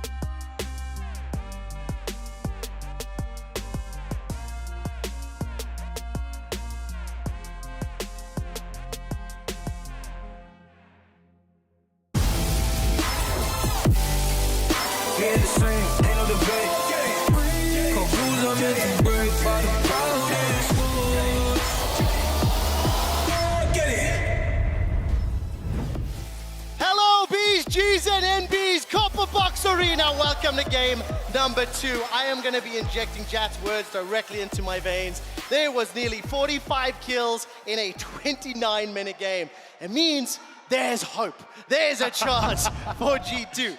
They selected blue side once again, and I will say that I do think that Yasuo pick left something to be desired. I don't, however, want to pin it fully on Caps' back. I think the bottom lane conceding those kills in the dive, the fact that Yak was unable to find that kill top, had an impact. More importantly, though, as those skirmishes and teamfights dragged out later in the series, BLG played around Elk better than G2 played around Hans Sama. And that is something that is much harder to fix. I do think that, as mentioned countless times now, Caps' performance doesn't warrant picks like Yasuo because it is a pick that, both in terms of laning, which we saw, the early laning phase was fine, but he got caught out a bunch of times around skirmishes as well. Notwithstanding, it also means that what we saw was G2 trying to play around Caps as opposed to playing around their fat Jinx. And I don't think they really had great tools. Obviously, BB and Yai could have, but you're kind of forced to do it with the Blitz and with the Yasuo. So I hope for a different direction from G2, just fully commit to the meta like BLG has done as well. And I think it's very important to call out here. Chronicler, but off stage, was like, listen, is it Caps? Is it Craps? I mean, he's playing so badly. I mean, he had a few choice words. Chronicler has very strong words. Excuse you? And while I'm using you as an excuse for me to say the following, I do think what we have seen out of Caps in the past has not lived up to expectation. So I do need to see something more happening. Because we are having the same bands again, Cassio, Nautilus, as well as Annie, no changes from the side of BLG. Well, why change it, right? I think even the fact that they went towards the Silas and called out Cap saying, hey, look, what are you going to bring out? Now, we got the Yasuo, but if you're BLG, you're not really scared of seeing that again. So at the moment, they're just going to pick the exact same. Maokai goes across to G2. Wouldn't be surprised to see the Lulu taken here, and there it is. Like, you are happy out as BLG with the way that last game went. Do we get the full salty run back? It is not something that happens particularly often. If this is a blitz, we have seen that before, and that'll be the first pivot. The Janna. So, in terms of playing around your ADC, this makes it a bit more simple. Let's just press R to reset a fight and buy space for Hans Sama to reposition. So I think the Janna is going to work out, but I do think picking Janna when this little of the enemy composition is given is a really high risk, right? Because BLG can opt to go for champions that can kind of play around it, but it's BLG, so maybe they're just looking Ahri and they're going to go Wukong and commit to it anyway. It is kind of tough to change that when you're already with the Aphelios, right? And I think that's one of the problems that we're seeing with people who end up taking the Aphelios. I think Jinx does give you a little bit more of that pivot option where you can play from range, but when you have the Aphelios, you need something that enables them. Even the fact you have the Lulu doesn't really do too much. So I think here BLG are kind of already giving themselves towards a dive-orientated composition. So I really like this from Mickey. It's the second time we've seen it from him, and I thought it looked great last time. We'll have to see if he can do it again. What direction does the rest of this draft play out for? Because I think we were anticipating the Ahri in game number 1. We thought it was a good Ahri angle. Ended up being the Silas. Silas worked out well. I think some of those hijack barrels and Nature's Grass in particular really unlocked Yagao's performance in the middle lane. And the next big question is, what will Caps' answer be into Yagao's Ahri? We've seen the Tristan and the Jace banned away once again, so 0 pivots from the ban pool on the side of BLG. It was Na and Fiora, the last 2 bans for G2. This time they're going to pivot to the Gwen, something we have seen Ben play several times, as well as his signature Fiora. Might be expecting BLG to pick a jungler here, and then they pick up the Cassandre. Gwen in particular has a really good matchup. We also know that Bin is great at the champion. So wouldn't be surprised, and yeah, with the Wukong, looks like they had the right idea. Yeah, I think this is BB maybe looking towards something like a Sion pick as well. The Gwen does really well, and same with the Fiora, so it definitely feels like they want to go back towards a more tank-orientated top side anyway, and just making sure that Bin can't have a lot of his comfort picks, but he's going to be Elk. Shun getting his hands on towards the Sejuani. So again, I think just good opportunity to try and close fights, make sure that you're able to get this Aphelios in. It does mean that you won't have as much dive threat alongside the Ahri, but I still think it'll work well. I actually like the Sejuani because they were hovering Wukong, and I think Wukong into Janna is actually like that is really rough. And with the Sejuani, at the very least, you are going to be able to throw out non-committal engage. If it doesn't work out, that's fine, but the follow-up can still be there with the Ahri and possibly with whatever they lock in as. It is indeed the K'Sante, but who does it go to? I'm really curious to see what the response is from Bin, because when you look at the ability here for G2 to try and play Kite back and buy space for Hans Sama, this could be an angle where he goes back towards the Camille. Just offers himself that, hey, I want to lock you down immediately. You have good answers, but Malphite also does a very similar thing, which is just like, hey, I want to just lock up this Jinx and make sure that we're able to play as well as possible around it. And taking a look at these two picks, once the K'Sante was locked in, I had the same thought that you did, Chronicler. 1 game for Caps this year on the Champion, 3 for Broken Blade on the K'Sante. With Syndra locked in, this will actually be the first time that we have seen Caps play Syndra all year long. And the final lock-in for Bin is going to be the Jax. Okay, let's zoom out. I'm hearing please, please, please. What do you think of the compositions and how they're going to match up? So I was saying please, please, please for the Camille, because Bin is, like, his solo queue ID is I love Camille. He is insane at that champion, but has been insane at the Jax all split long as well. So excited to see him again kind of going back towards these carry routes and saying, look, eventually I'm going to get to a stage where I can just win it against K'Sante in a side lane and put pressure down. G2 kind of going back more towards what we saw from JDG yesterday, where Knight was insane at acting as this other PL operations with the Scout of the Weeks to keep the ruler safe. And now we're getting a very similar story here with the Jinx to try and keep this Jinx alive.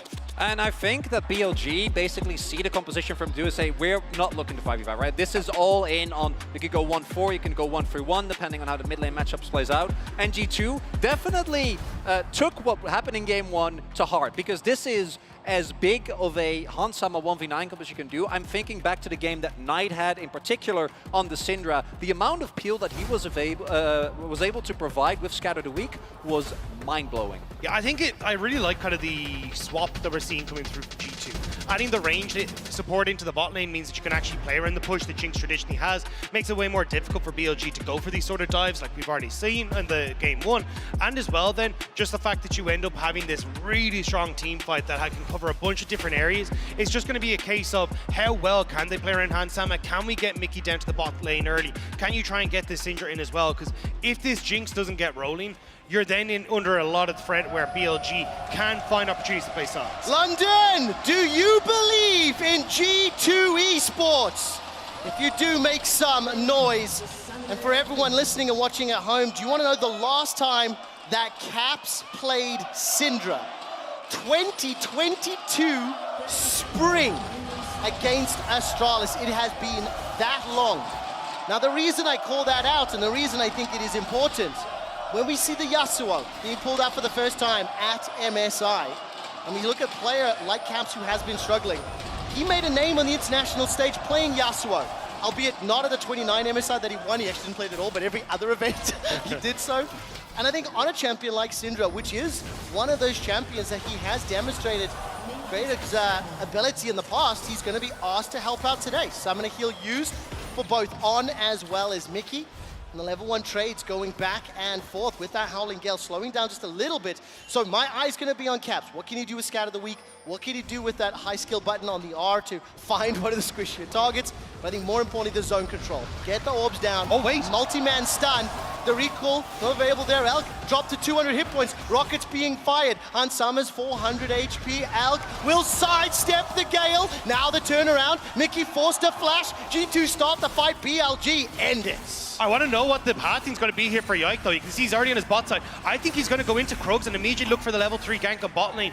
Not having those flashes burned onto BLG are a little bit annoying, though, because you would love as Yike to be able to punish that. But still, G2 getting some decent trades and should get good control over the bot side as a result. Same for Shun. He's starting on the top half of the map. If I see support this early on without a flash, you're looking to path towards that bot side, particularly with how important bot lane has been. So a lot of pressure here on both of these two bot lanes. to try and get something going early. We do see, knowing that Yike is still in the area, G2 trying very heavily to get the shove in here and make sure the wave resets so they're not in the position to get ganked once Shun comes towards the bot side of the map. But even look at the vision control that's on this bottom side already. Both brushes warded by BLG. They know that there's an opportunity for G2 to try and make a play around this bot side. And it looks like Yike, instead of actually trying to play for the lane advantage, is just going to play for his own. Move in here, you got the push on bot side. Let's move in and try and steal away some of these camps from Shun. Make sure he can't play to his own bot lane. I love that call out, Dagda. You saw the movement from Hansama and Mickey.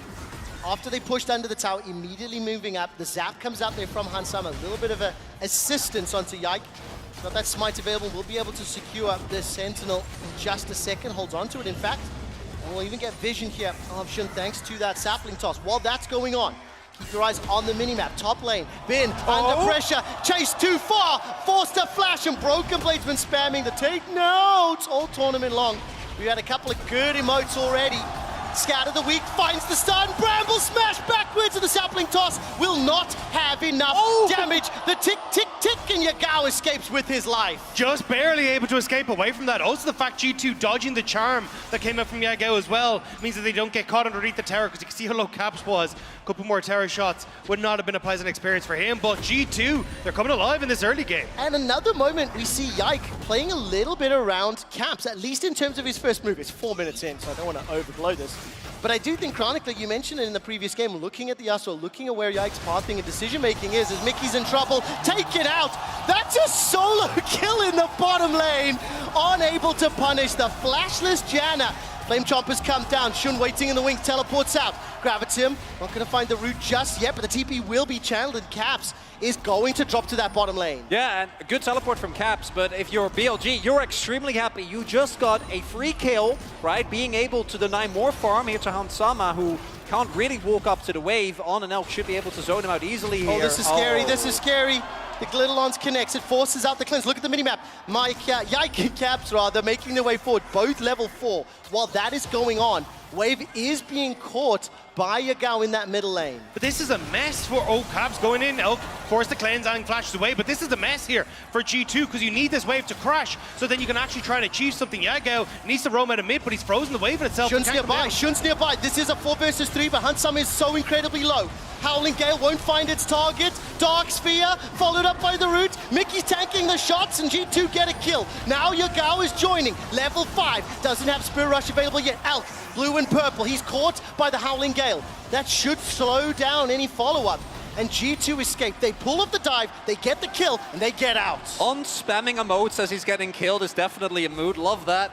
Very not afraid of what is happening. Big there, as you pointed out, is that Caps is so far ahead of Yagao here, and with the sapling as well, no opportunity. If Yagao has Spirit Rush, then maybe they can look for something on the back. So G2 take a awkward position, which is a Hansama who is desperately trying to get in a wave, and Elk and On playing very for forward, trying to get him away, and turn it around. I mean, it does show that G2 are well aware that, look, we need to protect the Hansama, because if the wave doesn't crash, you're in very dire straits. As well, the fact that Caps had to roam down to the bot lane does actually put him behind in the level advantage. See, he only just ticked over to level 5, whereas Yagao has hit the level 6. So if Yagao actually has a moment to roam, especially with Shun down back on this bot lane, they could be in trouble. Slow wave pushing into Hansama and Mickey X, though, should leave them relatively safe for the moment.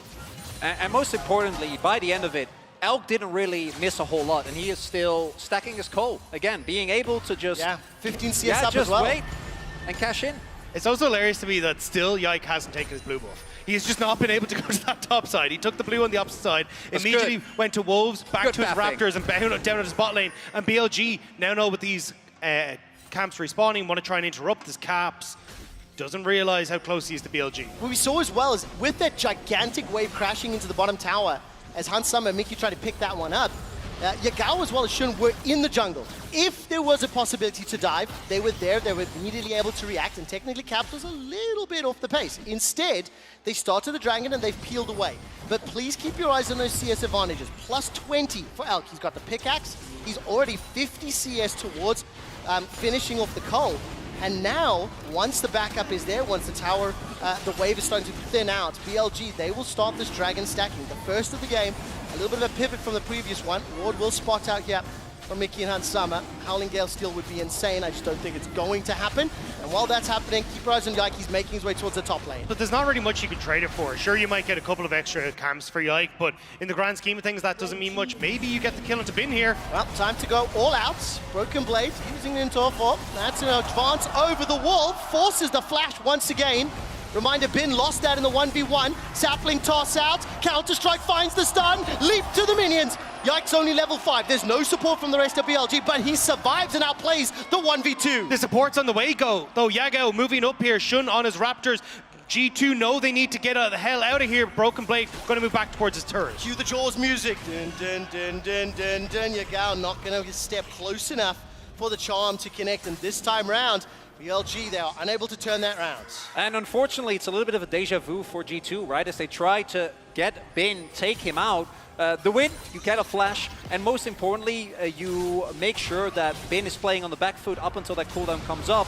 But the unfortunate reality of this matchup is that if we get far enough, that Jax is going to win the 1v1 and be able to get it going, and they didn't actually end up denying him CS or getting him killed. But that's the thing, it's like, even if you get the... Oh, hang on. Beautifully done! BLG combo in the middle lane. With the Soraka, it's okay emote. The prison into the charm. That was just exquisite. Caps barely even had a chance. I mean, immediately that comes over the wall. And I get what Caps is doing, right? Lean over to that opposite side because he just saw Yagao move down towards the bottom lane. But it just ends up setting up beautifully then for Shun to come in on the opposite side. Yeah, that's the moment that happens and Caps buys Merc Threats. You're like, oh, yeah. Gotta need those against the opposing team with the amount of CC that they have available. G2, though, trying to answer BLG. And I think, given the base timings of BLG, they should be able to. And they desperately need this. Top lane is fairly even, but mid is heavily in favor of Yagao. Bot lane is heavily in favor of Elk. And the fact that G2 haven't been able to keep control over this bot side and have allowed BLG to get entrance, get vision, get Elk shoved, needs to stop. Otherwise, G2 are just slowly but surely going to bleed out as they get towards these later fights. So this Rift Herald needs to get into the hands of Hansama and make sure that they can write some of this gold into the hands of the AD carry. And frankly, take this with a pinch of salt, but I'm disappointed in these teams. By 10 minutes in game 1, we had nearly 15 kills. The pace has slowed down dramatically. The crucial thing about that pace slowing down dramatically is that G2 don't have as much gold in Is there a part of you that looks at Janna and goes, yeah, we're going to get bloody and a ton of kills? Listen, I don't know anyone who says that. On Lulu, killed the Janna in a 1v2 solo. So that's what I was hoping for. I don't know what you're talking about, Quickshot. I think this is a perfectly fine pace. I'm having a great time. Yeah, definitely we get not biased from we get your to own talk to each other. We get to have some time together. But Chronicler, I think the time together is spent watching G2 get suffocated around the map. Yeah. The bottom lane falling in favor of BLG. The red buff is stolen away here. Waves starting to be set up. And look, Yagao's already on the roam. So there's a potential dive already being generated. TP is available for both Caps and Broken Blade, but Broken Blade is being pushed in by Bin. So 3v3 for now will become a 3v4 shortly, Chronicler.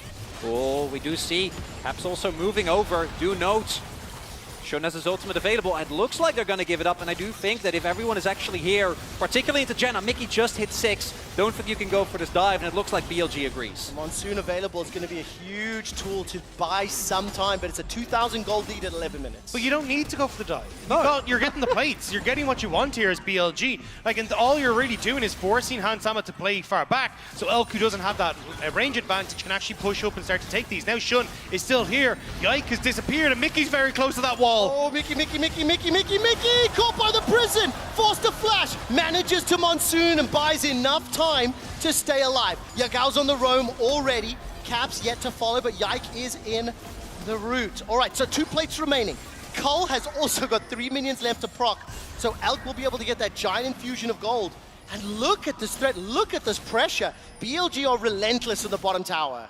What's important as well is that while Caps this time around is earlier, last time he was behind Yagao. Yagao is continuously shoving in and then moving, and Caps first is to catch the wave, then move, but that also means that every time he goes for that, he will be losing health on his turret as the charm does hit. Beautiful charm, again, denying some CS, just putting that chip damage. It means even if Caps goes for a move, he's low on HP, he's been bullied by Yagao's Ari. But it's also the fact that G2 are constantly falling behind as they're trying to defend these plays. So Caps had to TP down bot. That already sent him behind when it came to the experience. Now he's struggling to push the wave against the Gale as a result of that, right? But you're also looking at Yike. Yike is spending a ton of time on this bot side, but Shun has already taken his camps. So there's little excuse for Yike to be here apart from I need to save Hansama, but Shun gets to go back to his own jungle, continue to farm up, and it's these little advantages that BLG are starting to accrue further and further and making it incredibly difficult now for G2 to contest the setup that BLG have on this Dragon. And more importantly as well, Gale Force secured as well. So cue the jingle, 12 minutes in. Alk has already got himself that Mythic. The rest of the members on the Rift still trying to build up towards it. But no towers have fallen at 12.5 minutes. That 2,000 gold lead is pretty heavily concentrated into Yagao and Alk's hands. And Yike, once again, trying to spend a little bit of time top. It is still even between Bin and Broken Blade. Bin. What's going to happen here? Bin teleports in. 4 members of G2 are around. He's rooted in place, locked up, held down, buying time, finds the stun. Broken Blade forced to tank it out. Nature's Grass comes down. Here comes Yagao. That gets the flash out of Broken Blade. G2 Esports get a kill. It goes to Hansama as well. And now they're going to try and apply more pressure on the tower. Caps, can he find the stun? Oh, He Caps does! Finds it! Unleashes the power. Where's the rest of the members? That goes golden. Yagao using the stopwatch. Flame Choppers will not connect. On has arrived to the fight as well. Mickey's going low thanks to the glitter lance, and Shun is making his way top as well. 4 members of G2 chasing. The weak are scattered, and Yagao's wild growth manages to keep him alive. G2 on full retreat now. Tower still the pokers. Multiple plates have fallen. Shun will get a kill back onto Caps. Flashes forward. Shun now looking for Hansama with the Arctic Assault. He's slowed by the glitter lance. Cleanse comes out once more, and Hansama still running for his damned life. Will be taken down by On. 2-1-2 and some Portal combat reigns supreme. And G2, that initial dive, a big mistake from Bin, right? A misread from BLG. He teleports back. Getting him was good, but Elk got 2 full turrets. He just got bottom mid lane by himself, and the overall play on top side. Oh my god, it's a 3,000 gold lead. The play on top side didn't even end up working out. It's a little doomed, folks. Dagda, I appreciate your earnestness. 4,000 gold. No, 5,000 gold to lead. I'm actually really glad, Chronicler, you pointed that out. I wasn't even looking at the minimap in the skirmish. I didn't want to. Alk picking up both towers. He's got 3,000 gold more than Hansama. He's nearly towards the Infinity Edge. Yeah. It's phenomenal. Keep your eyes on the minimap infrequently throughout this replay. So this is a great play, right? G2, they're able to get a kill on Bin, putting him behind, give the gold over to Hansama. Loving it, but I think that they're also recognizing, and Yagao unable to get anything done here, they're recognizing that they already lost the second dragon, and they're about to lose the turret. So they're like, we gotta try something, right? We gotta get anything going, but look at this. They're going for this dive while the wave isn't there. So your biggest damage dealer, Hansama, isn't there. Cap's already used a lot of his burst, and as a result, as soon as On arrives, it just goes from bad to worse. At the moment that Shun arrives, you know this play is doomed. On also just does a really good job of baiting G2 the entire time. He held out that wild growth for so long and just buys enough time then for Shun to come up here. And Hansama, even with the flash away, he still goes down. Great turnaround from BLG, and I mean, as you say, look at the minimap. Bot lane tower went, and then Elk was like, oh cool, yous are all down top. I just guess I'll take mid as well. I'll be brutally honest with you, on a very personal level, I am very sad to see this happening. But as a lover of League of Legends, what BLG are doing is gorgeous. They are being sucked into the chaos that G2 are proposing and saying, mates, we invented this, come on, man, and taking them down. But it also is kind of like BLG going back to their style, right? When you think of what BLG did domestically, it was, hey, look, Elk is going to be our major carry for the later game fights. We're going to have Bin on a carry. Yeah, Gale, cool. You just play for facilitation. Play things like the Ari, he was a Veigar, the Gallios, that kind of stuff. So for BLG, this is where they thrive. This is where they were able to push themselves right the way up from 5th place to finals and find their way to MSI for the first time in the organization's history. More importantly, it's starting to feel like this series, like so many that we've seen this MSI, goes into game number 1, it's mayhem, right? Like both teams are really trying to scrap, really trying to get a feel, continuously handshaking every single play. And then in the second game, the team that won game 1 is like, I'm just going to play it a little bit slower, a little bit standard, and focus on the fundamentals. And then without the opportunity to try and match when it comes to fighting, it just completely falls apart for the opposing team. And I mean, you're running out of second chances here as G2. The loser of this series will be going home. And for G2, this isn't the start that you want coming into Game 2, especially when you at least tried to put this Jan into the bot side, try and play around Hansama, but BLG just do it better. I completely agree with everything you just said. And looking at the itemization, by the way, Infinity Edge now picked up for Oh, no. So this is going to make it more difficult. I will say there has been one shining light. The Barons have been problematic for every region, Chronicler, every region here at MSI. But G2 we had a was discussion. messed up last game. Oh, no, it was. But if BLG do stop playing on these objectives, let's not forget the fact, getting excited, scatter the weak, the Maokai ultimate, there are a lot of tools. I do need to look for silver linings here because it will be incredibly difficult for G2 to pull back the deficit. But BLG have not had the cleanest of games. We saw it in the previous. That damage, however, is gigantic. Gale Force IE. And 17 minutes on the clock, multiple members of BLG pushing the mid lane, teleport available for Yagao, top as he shoved that way forward. And I think if BLG gets Soul Point here, at that point, you never have to go to Baron, you don't have to go to Drake for the next 15 minutes, and every single time you can threaten either of those and just have bin split push, right? I think that if BLG never takes a 5v5 here, there is almost zero way for G2 to come back, barring catch left or right, Yagao. Okay, now Yagao was caught up, but look at the minimap. I mean, Caps and Mickey are so far away. To be fair, it wasn't the most, the largest investment from Yike. Super Mega Death Rocket went just a little wide. G2 Esports will pick up their first tower of the game. They will get themselves the objective bounty as well. The Dragon was secured by BLG. So now what we really want to see, I think we really want to see patience and control from BLG. Utilize that Jax in the side lane.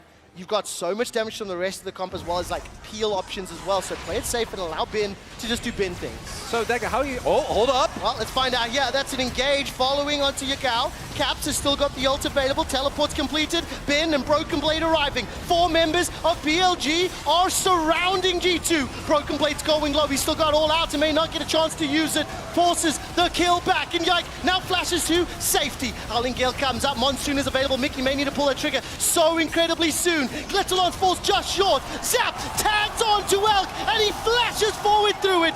Bin finds another and BLG string together 3 kills as G2 run for their lives. And if this is not a commentary on the state of this game, then I don't know what is. BLG's like, what if we just force a full-on skirmish? What if we just hard 5v5? And when you're a Felios, who is an item up, isn't even needed to win.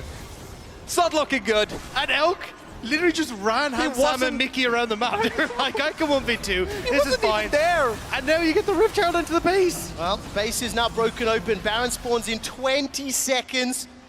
And I hate to say it, London, but you're sounding like a library here as BLG are pushing G2 to the brink. 7,000 gold the lead. 3 minutes to the soul. And it's BLG in dominant fashion. I was looking for the patience and control. Frankly, they just forced the skirmish. Well, I'm still impressed. Yeah, I was actually, as that play kicked off, I was about to ask Daga, so how do you feel about the odds that BLG is going to play this slow and calculated? And I haven't gotten the answer to the question. Or Yagao literally goes in on the Ahri, and I think given the state of the game, they can, right? Incredible amount of gold leads. And you see, as you point out, that BLG throughout the entirety of this is a man up. And the thing is, look at Elk. He's just chasing Hansama and Mickey through the jungle. And then Hansama and Mickey literally get here to go like, oh, cool, I'll throw down an auto and chompers. And okay, no, we're getting on out of here. I mean, even Mickey's tornado just got flashed over by Shun. It's like, no, we can keep going. I'm down. Let's fight. They know Elk was on the flank, which for Nephelios is not a position that we see him in often. There's not a huge amount left for G2 now, and again, it kind of feels like G2 are still trying to figure out the style they want to play against BLG. We saw this Gragas Yasuo combo in game number 1. Now G2 trying to go a bit more standard for what we see in the meta at the moment, but that's not really working out for them. So for G2, what do they do after this? Because BLG aren't going to stop. The kills used, Nature's Grasp dropped as well. Shun's thrown out the prison, but remember, this is just to keep members of G2 alive. Scatter the weak forward, captures the target, manages to escape for another. Here comes Bin. Caps flashes over the wall. Moonlight Vigil doesn't find anybody. The Howling Gale catches Elk. He used his flash earlier, and G2 find the kill. They find the shutdown. They find life in London. That's another secured onto one. The third onto Yagao. And in the middle of the rift, Shun starts the fight, but G2 end it! Jomong Madness is still alive and well here in London, and G2 collapse onto BLG AD carry, and now Shun and Bin, they're still around though. They are indeed, there's no blast cone available. 2 members versus 5, this Baron's taking time. Sapling is going to spot out Shun for now. He can Arctic Assault over the wall, but he won't. The Baron secured. It is not where I thought the game could be thrown, or at least a lifeline given to G2 Esports. And we're going to go into replay. I want you to take note of what Elk is about to, well, what is about to happen here, right? Because Bin gets the flank, you get the flash, you have control of the river, you're fine. Your ult misses, and he gill forces into a Jenna tornado. Immediately gets taken down. Broken Blade is more than ready for that. And without Elk there, and with a Jinx that starts resetting in a fight that is completely split up, G2 smell a big moment of weakness and are able to turn that into multiple kills as well as a Baron. Please keep in mind, that is a neutralizing force. G2 Esports need to use these Baron empowered minions to buy time, to pick up farm. There is still a significant disparity. There is also 20 seconds before the Dragon's Soul, and Broken Blade is the target. Shun has already used his ult. Yagao finds the charm, may need to Spirit Rush over the wall, and does so. Shun is jumped on. Hans Summers looking for another kill. He secures it and finds the shutdown. Copperbox goes mad as Yagao's now on the retreat. 4 members of BLG stepping away. The Mega Death Rocket will not find its target, and this is the first Dragon for G2. That gigantic lead has been squashed. G2 have found the life that they needed. Again, picking off Shun, who'd overextended. It looked like BLG were kind of caught with their pants down. They were trying to get vision, but completely mishandle it. Now, there's a ton of standing gold on the map that G2 can try and pick up. I think what's really important here as well is that, as mentioned, BLG, with the composition that they have, should struggle against G2 when it comes to 5v5 team fights. But because of how the early game snowballed, it didn't really matter. But now, with the gold lead on parity as it is, BLG is actually going to have to be able to leverage their superior side lanes if they want to get a sure-footed victory here. One thing to call out as well is just moments ago, Elk was able to pick up that Lord Dominic's regards. So he still has the 2,000 gold lead. The difference between teams is concentrated in that one item. So for the rest of G2, the fact that Broken Blade's been able to pick up a couple kills is very good. They are applying pressure. They are diving real deep here. Nature's Grasp was thrown out. BLG, do they find the flank? Literally as soon as that Nature's Grasp came down, Chronicle and Dagda attacked the screen. They're coming, they're coming. There's enough distance this time around. So everybody take a breath. Let's reset. And the first 20 minutes of this game no longer matter. We are now in a, relatively speaking, even state. That was a bit of a reach from G2 though, because as you can see, BLG, even if they didn't collapse on them on the bot side, they still managed to push in mid and get that control. So G2 definitely are playing well and playing up. You can see with the Red Bull Baron power play about to fade with just about 3k gold that they managed to get off that. But unfortunately, Hans Sama hasn't been the one that's kind of been able to get a lot of that gold. And as you rightly pointed out, still an item behind his opponent. So I want to see now if G2 can buy that time to get the much needed gold into Hans Sama, get things like that Lord Dominic's regard so we can really deal with the front line of BLG. And G2 have a lot of great tools. It's about how can they actually use the map control that they have, right? Both Janna and Maokai are incredible ways to keep your Jinx safe. And as long as you keep track of where Bin and Yagao are at all time and make sure that they don't get on top of your Jinx, you can either play it forward, right? If you hit a scatter, if Broken Blade catches someone, blow them up, get Jinx inside it, and from that point on, BLG shouldn't be able to fight. Or you absorb BLG coming into you, and then on the kite back, as long as Hans is safe and keeps ording, you should be able to win. It's a tough task though, right? We've seen BLG been able to find him multiple times. If there is also one other saving grace, which you've said a couple times this tournament already, playing for Chemtech Soul is not the most impactful. So this is a little bit of a blessing here for G2 Esports. I will say, however, those gigantic blast cones could open up opportunities for Yagao or for Shun to look for those initiations. We're 2 minutes away from Baron, 2 minutes away from Dragon, and it's G2 playing on the front foot. It's G2 applying pressure, and they're looking for their third tower of the game against BLG's 6. I would love an Elder Dragon. That's just another objective that we can 5v5 to the death about. Haven't seen that one in a while. A lot of games haven't actually gotten to that point. A lot of, like, what, 6 Dragon games that then never ends up being a factor. And we see BLG just keeping it slow, trying to play around the sidelines, and I think once the Baron and Dragon come up, that's when we're going to see more aggression and attempts at picks on the map. Okay, so Dagda, you and I think we've seen G2 in this scenario a few times throughout the course of the year. What do you think the plans are for G2? Because we know BLG are willing to throw down, they're willing to scrap, they're willing to look for those skirmishes. It is still BLG in the lead. They still have more objectives, they still have the ability to get to Elder sooner. So the onus is on G2 to find a mistake or to create an opportunity. The thing is, though, with the flip that we've seen come through, is G2 who are the ones with the tempo, right? They're the ones that can actually go and match side lanes, push out waves first, and make sure that they're able to kind of keep Bin off the map. And as a result, you can see how much more shallow the warding is for BLG. There's not really much past the back of Red Pit there, and that's really going to hurt BLG, especially as we start to come up towards these 2 big objectives that are starting to arrive. Baron in 30 seconds, Dragon in 50, and as long as you can play this fight front to back as G2, BLG are not going to be in a comfortable position, especially with the amount of peel there is between Mickey and Caps for Hans Sama. Crucially, Hans also finally hitting that 3rd item. Yeah, still a little bit behind, but once you hit that threshold, particularly on Jinx, it doesn't really matter. Jinx is really interesting because she's one of the few AD carries that didn't actually benefit that much from the fact that you can go for IE second, right? She really needs the combination of that IE and an attack speed item, and as long as she's attacking anyone on BLG, that isn't going to tear through them like paper. And of course, the Moonstone Renewal also completed, so just before 2 potential big objective fights, G2 Esports have got the itemization that they need. Elk is only a Zeal ahead of his opposite number. And we've got the showdown, 5v5 in the mid lane. Bin looking for the engage, Caps buys time, goes golden. Nature's Grasp is now disconnected, so has the Monsoon. Bin's running away for his life. Broken Blade's looking to go all out with BLG split up. G2 Esports cannot find a target, cannot lock anyone down. The meanwhile, visual went completely wide. Elk didn't get the damage off, and now it's G2 who have control of Baron. Oh, they find themselves the stun. Shun will not be able to follow up. Teleport coming back in. Bin started this fight, ran away from it, and is teleporting in for round 3. A lot of ultimates down on either side. G2, they're starting it up again. It's Baron, it's Baron. It's an MSI 2023 Baron, but how will it end this time? The Howling Gale buys time, unleash power onto Shun. He's burning, he's below 200, and the Super Mega Death Dogger won't find his target. G2 take a clean Baron, but they're not done yet. The Zap tags Bin. The Soul is still available, which means the fight is 2.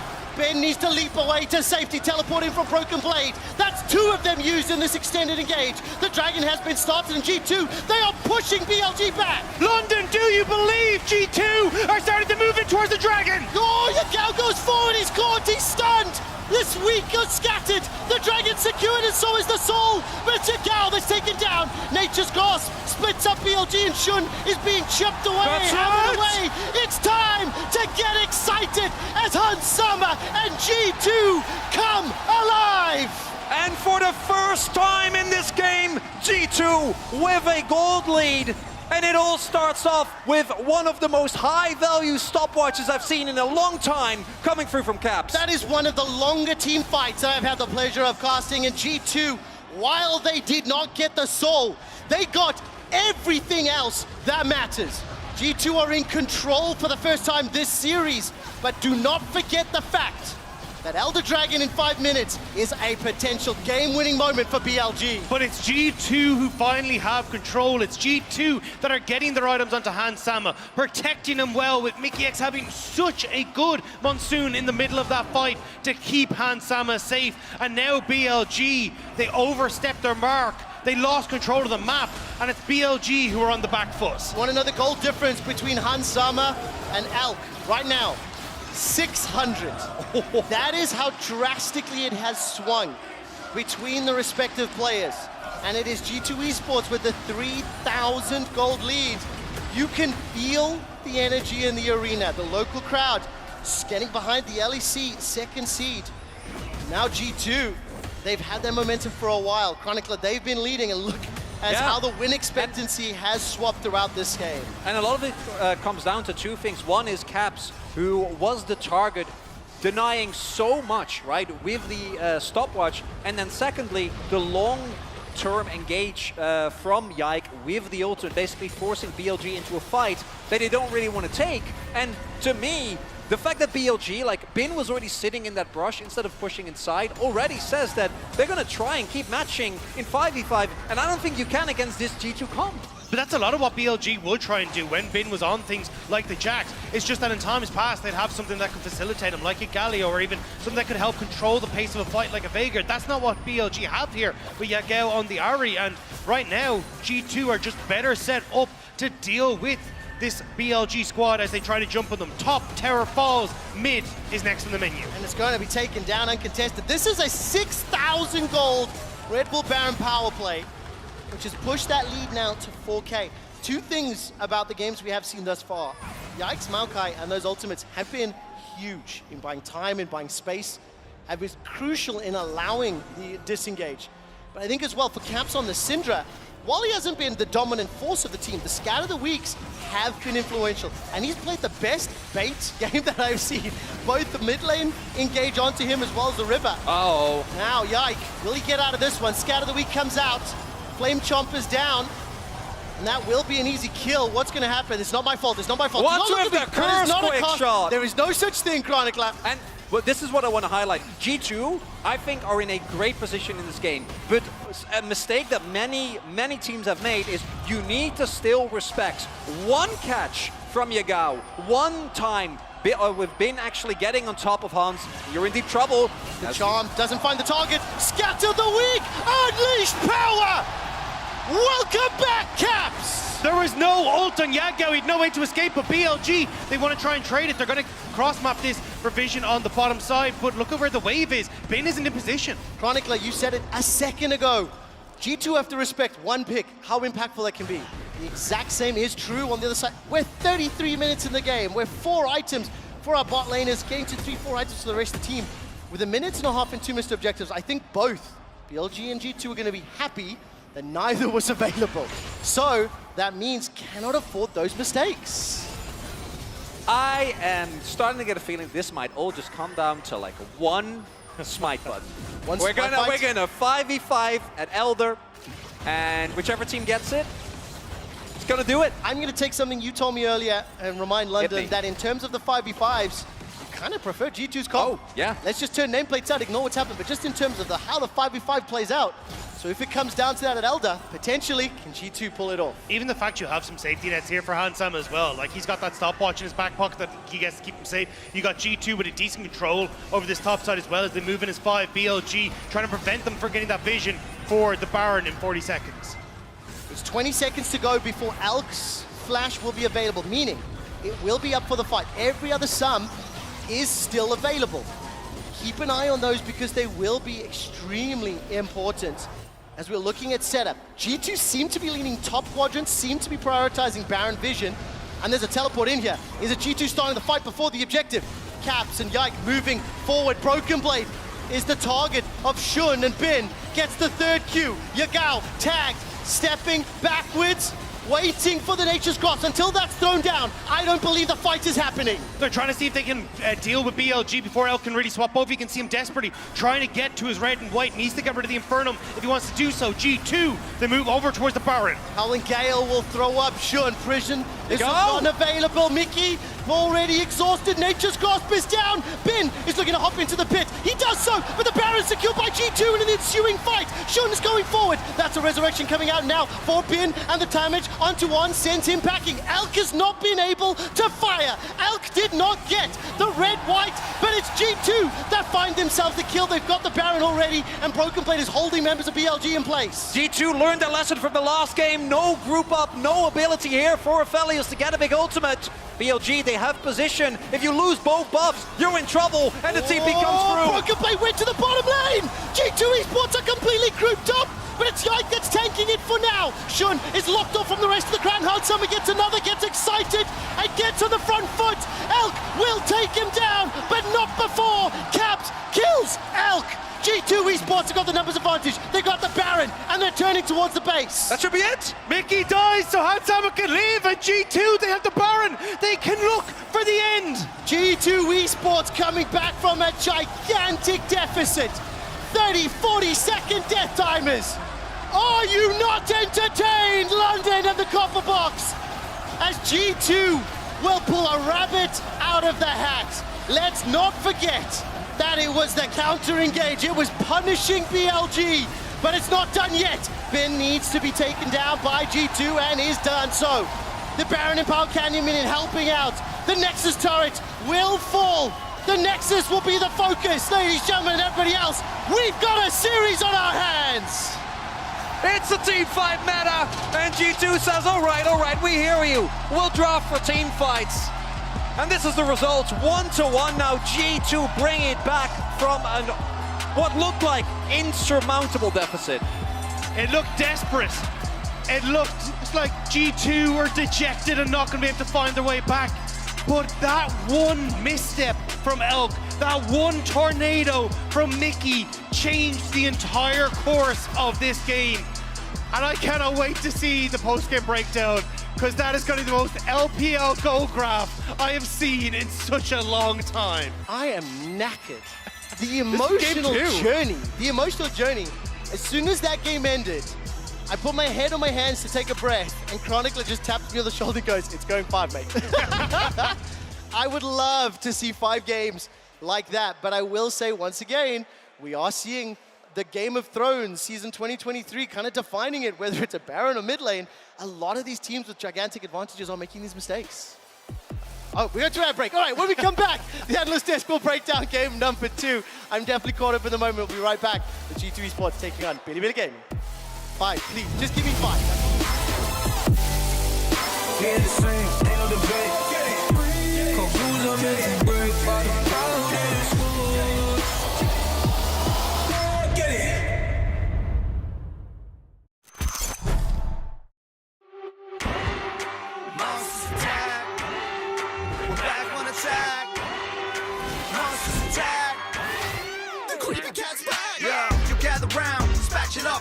The monsters attack, it's the championship. Spatula Fallopians, it's time to finish this.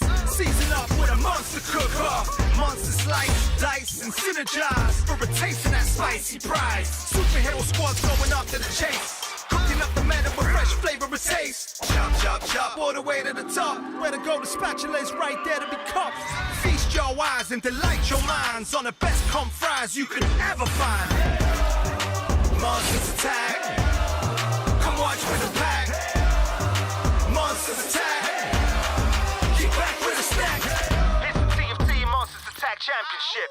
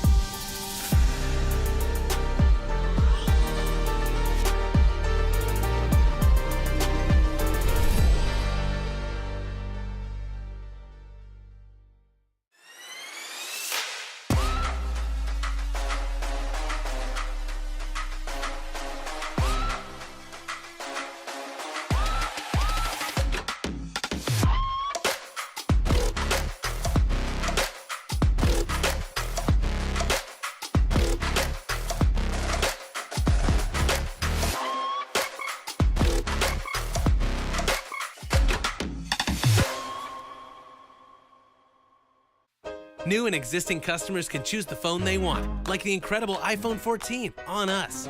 Not to brag, but I'm on Verizon now. And I got to choose the phone I wanted for free. Not that you're bragging. Choose the phone you want on us. Verizon. Red Bull gives you wings.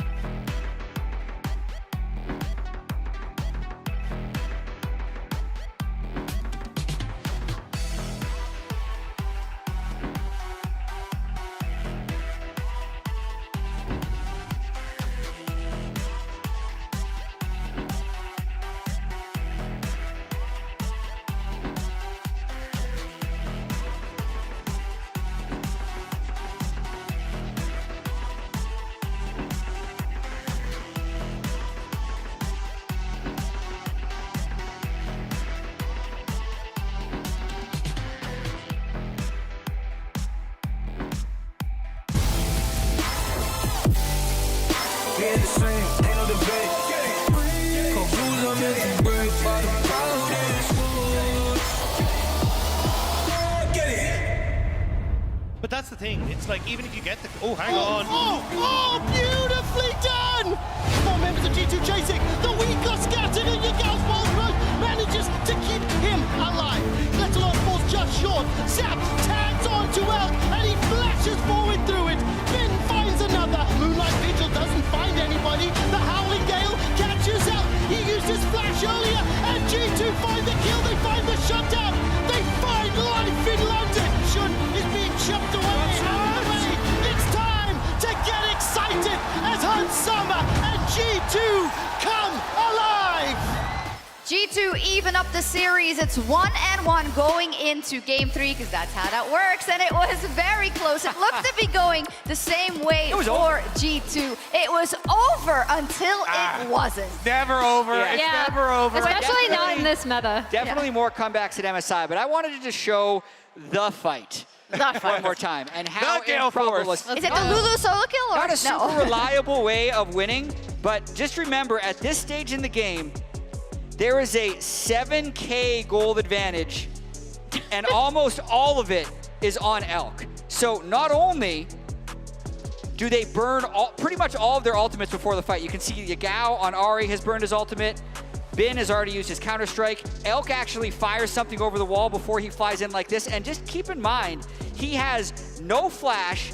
He has decided to just go from mid lane into 3 full people while his 2 other carries are up here. This was definitely a brain off, can't lose the game play. And he was very quickly reminded that any game is losable. Yes, and it of course helps when he just flashes in. What are you doing? You're teasing us. Okay. Fair enough. Teasing us, Jack. Oh! What? Production, what are you doing to us? We want to see it.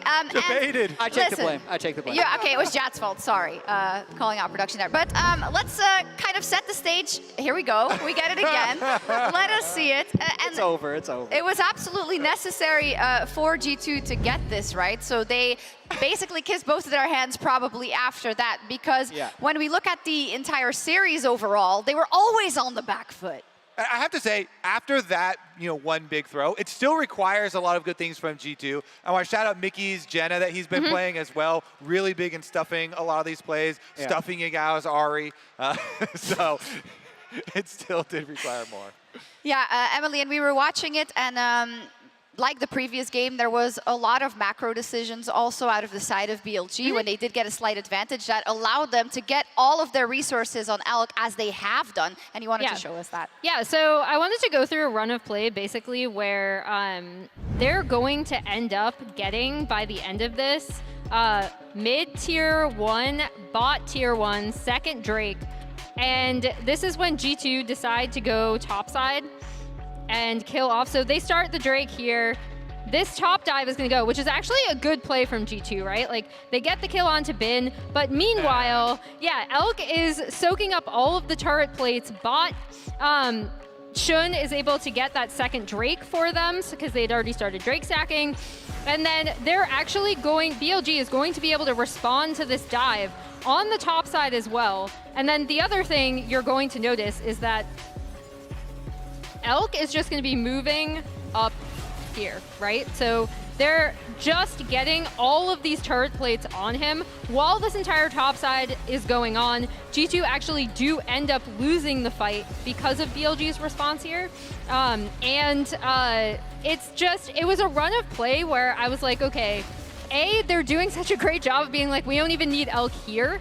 He can just soak up these plates. And then additionally, they got so much from it. This is where the game really broke open for BLG early. And also, based on what happened, the fight that Jap pointed out, it also shows just how much late game 5v5 fights matter. We've talked so many times in these games about how you can have a run of play like this where you get almost everything on the map, they get nothing, and it does not matter if you cannot 5v5 and protect your hyper carry. Yeah, that there is just such a massive hole that G2 put themselves into. you know, getting blown out both in macro and getting blown out by overstaying and everyone dying there too. That was not just 2 turrets. That was with turret plates still up too. So much gold off of Elk and a dragon because all 5 members just commit and stay so long on one side of the map, just on top side. Here's a question though.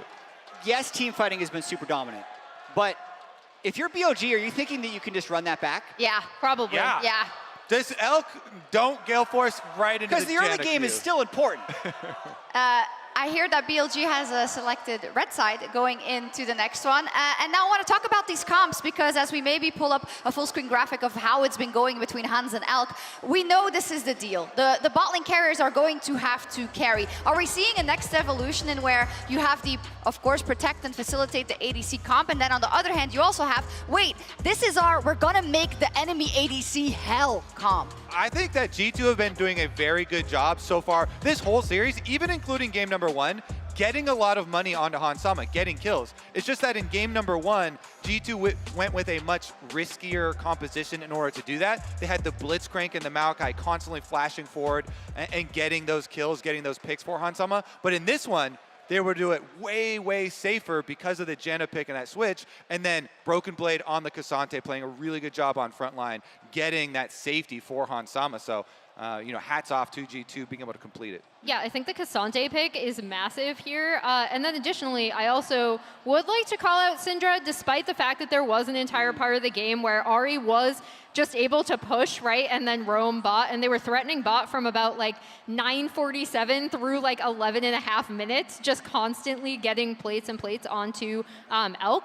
But I do think that once you were able to see those long-range stuns, especially after G2 won that game-deciding fight, that was another pick that kind of helped zone people off, so Hans was completely safe.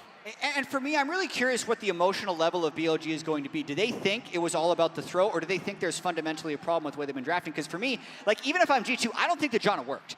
Because they were down 3,000 gold, 80 carry to 80 carry at 14 minutes. That's unacceptable and should lose you the game. So I think BLG would be happy to run this back. And if G2 runs it back, I think BLG would take it. I think that's because they all 5 went top lane for like 3 minutes straight and gave up 2 But why were they top lane in the first place? towers. Because they were getting completely starved bottom lane. They were 2v2 trapped under their tower, losing plates. Constantly. The man has points. BLG have definitely done a much better job of attacking that bottom lane side of the map for sure. Yeah, and I think in general, if you look across the board, it's all equal now. The one thing that could tilt them over, maybe, is that G2, it was quiet here. They didn't hear their fans, but they woke up a little bit as G2 got back into the series. But it's only ever a 1-1, Emily, and all the strengths that Billy showed in the first 2 early games are still going to be there. I think Shun has been doing a phenomenal job. So what is going to be the point of attack with all that in mind? I mean, I still think it's 5v5 team fights. Like, I've seen BLG throw so many games. That's the X factor. Yeah.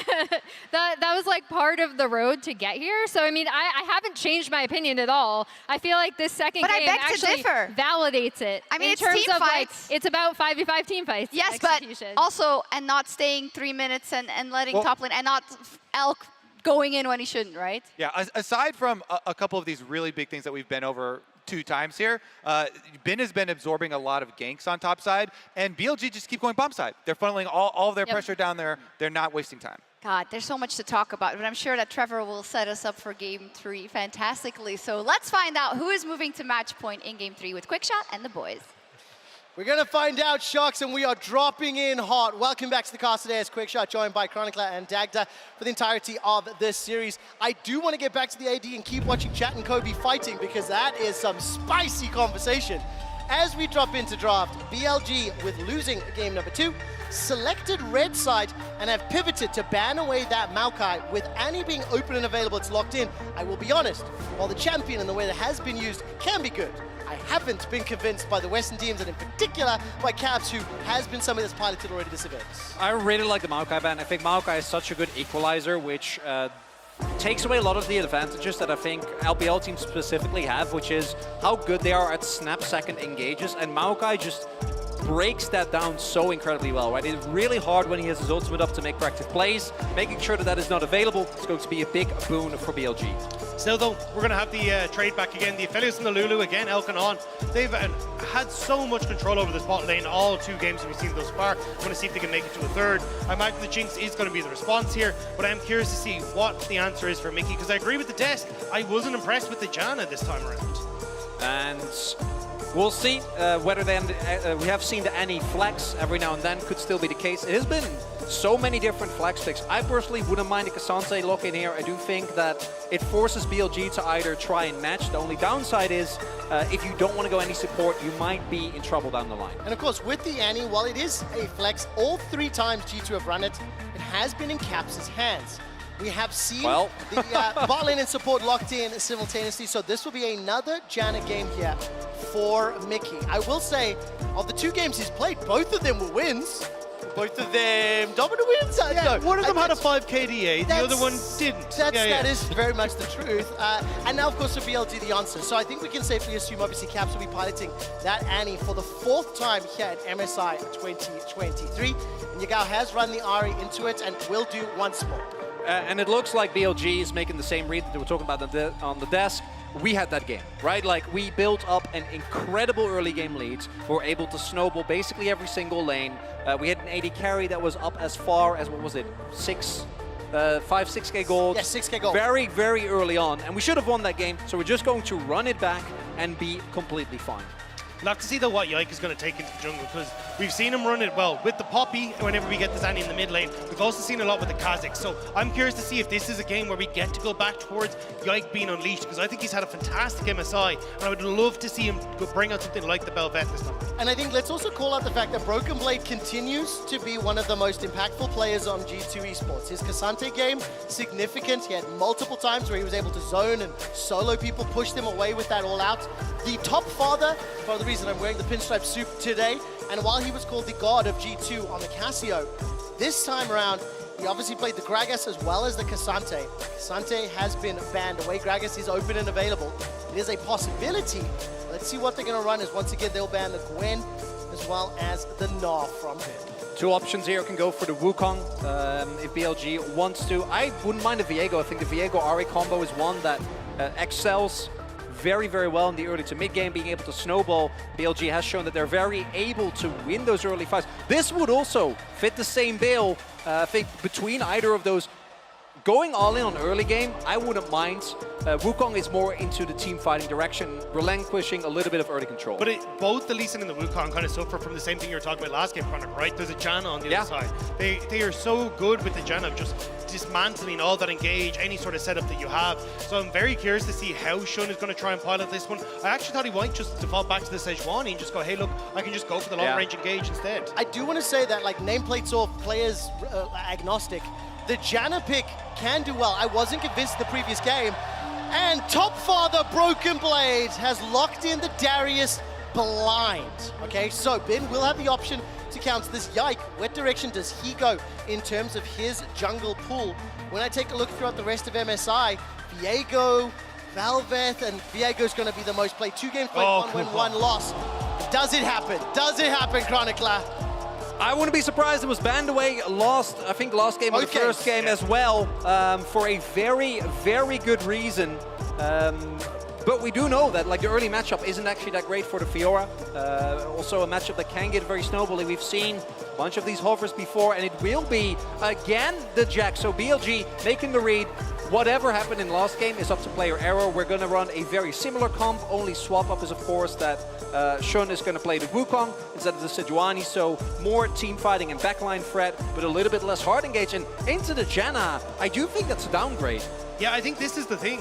If G2 can actually just smooth out the early game in bot lane and prevent BLG from being able to play into team fights, they don't have that long range engage with the Sejuani the same way. Shun needs to get in, and when we actually got to those later fights, regardless of what happened in the early stages, Mickey was massive on this Janna in preventing so many of those team fights from going the way of BLG, even preventing people like Bin from getting in. So coming back down to it, I like what G2 have. It's just a case of can they execute in the early game, because that's been the struggle. Yeah, and looking at this, I do think there's also more pressure on them to do so, right? There's no Maokai, there's no Cassante, there is no guaranteed front line that no matter what the game state is, can protect your Jinx, can get you in a position where no matter what the gold is, as long as Hans Sama can reset, you can win. with picks like Darius, like Viego, if you start falling behind, your impact diminishes greatly. Especially since whenever we see Broken Blade running the Darius, he tends to know that Ghost and the Flash, and he actually is going to be running it again this game. If you start to fall behind and you get Bin on a Jax, able to play side lanes, that's where BLG are going to be able to just play out the fact that they have that summoner spell and the teleport available and make it very uncomfortable for G2. So as I say, G2, this bot lane needs to go at least even if they hope to stand a chance in this. I mean, that's been kind of the story that we've wanted to see throughout the course of MSI. Bot lane has been the leading talking point, the primary stories. But these two teams have leaned on their top lane carries more than most. And now we're seeing this Darius into Jax. A 5-man stack from G2 towards the bottom lane. Howling Gale won't find any targets, so I don't think any shenanigans are afoot. And Elk, does he get spotted? 1-2, multiple members. Waiting to see if anything happens. I don't think that it will. And I will just double down on the points you guys are bringing up around the teleports. In game 1 or 2, Caps didn't run that TP on the mid lane Yasuo. Now we're seeing another teleportless Broken Blade. It does also mean that if they fall behind, you're going to be very careful with how they position and where they're in place, because you literally need Viego, Darius, and to run directly at your opponents for the comms to work. It also means that you need to keep extremely good track of where Shun is, because for G2 now, because of last game, and I think the state of the tournament at the moment, you want to play towards your bot side. Make sure that Hans and Mickey can shove without too much fret. A lot of that will also rely on the Caps being able to get prio, but you also need to make sure that Broken Blade is safe, because if he falls behind once with this Ghost Flash setup, even if he ends up trading 1-for-1, like the amount of minions and experience that you might miss out on can be extremely detrimental to getting this Darius going. I think in terms of Darius, or in terms of the top lane rather, Yike has shown a little bit of time and presence, like 3-5, 3-6 minutes. Shown a couple of ganks, wasn't able to find that kill in his first Maokai, was able to put a little bit of pressure. If you look at the minimap as well, Shun starting in that northern quadrant, you assume he's going to start pathing down. You can see that Yike starting on the southern quadrant. We'll keep a track on where they're going. That ward from BLG is on the blue buff of G2 Esports, and exactly like we've seen in all previous games, very early trading, very early back and forth, and shielding for Blue helping out for now. Hey look, Mickey gets to keep his flash as the first minion wave arrives. That's a big this plus is an advantage for G2, so we'll have to see if they can try and continue this one forward, but the push is there. G2 should be in a relatively okay spot. Caps trying to move up just to get vision down, but actually doesn't end up placing the ward in the end, just ends up backing away as he just gets spotted coming back into lane there. And I wonder whether this ward is actually going to spot Shun. At least they have the intel that the Raptors are currently down. Shun is going to get seen here. There's a lot of damage on that bottom lane. Caps on the way out, placed that ward so that Warrior Trickster ended up helping out. Howling Gale up, Zap connecting. I think net positive is going to be a little bit in favor here of BLG. So I'm going to heal you, stepping forward, green-red.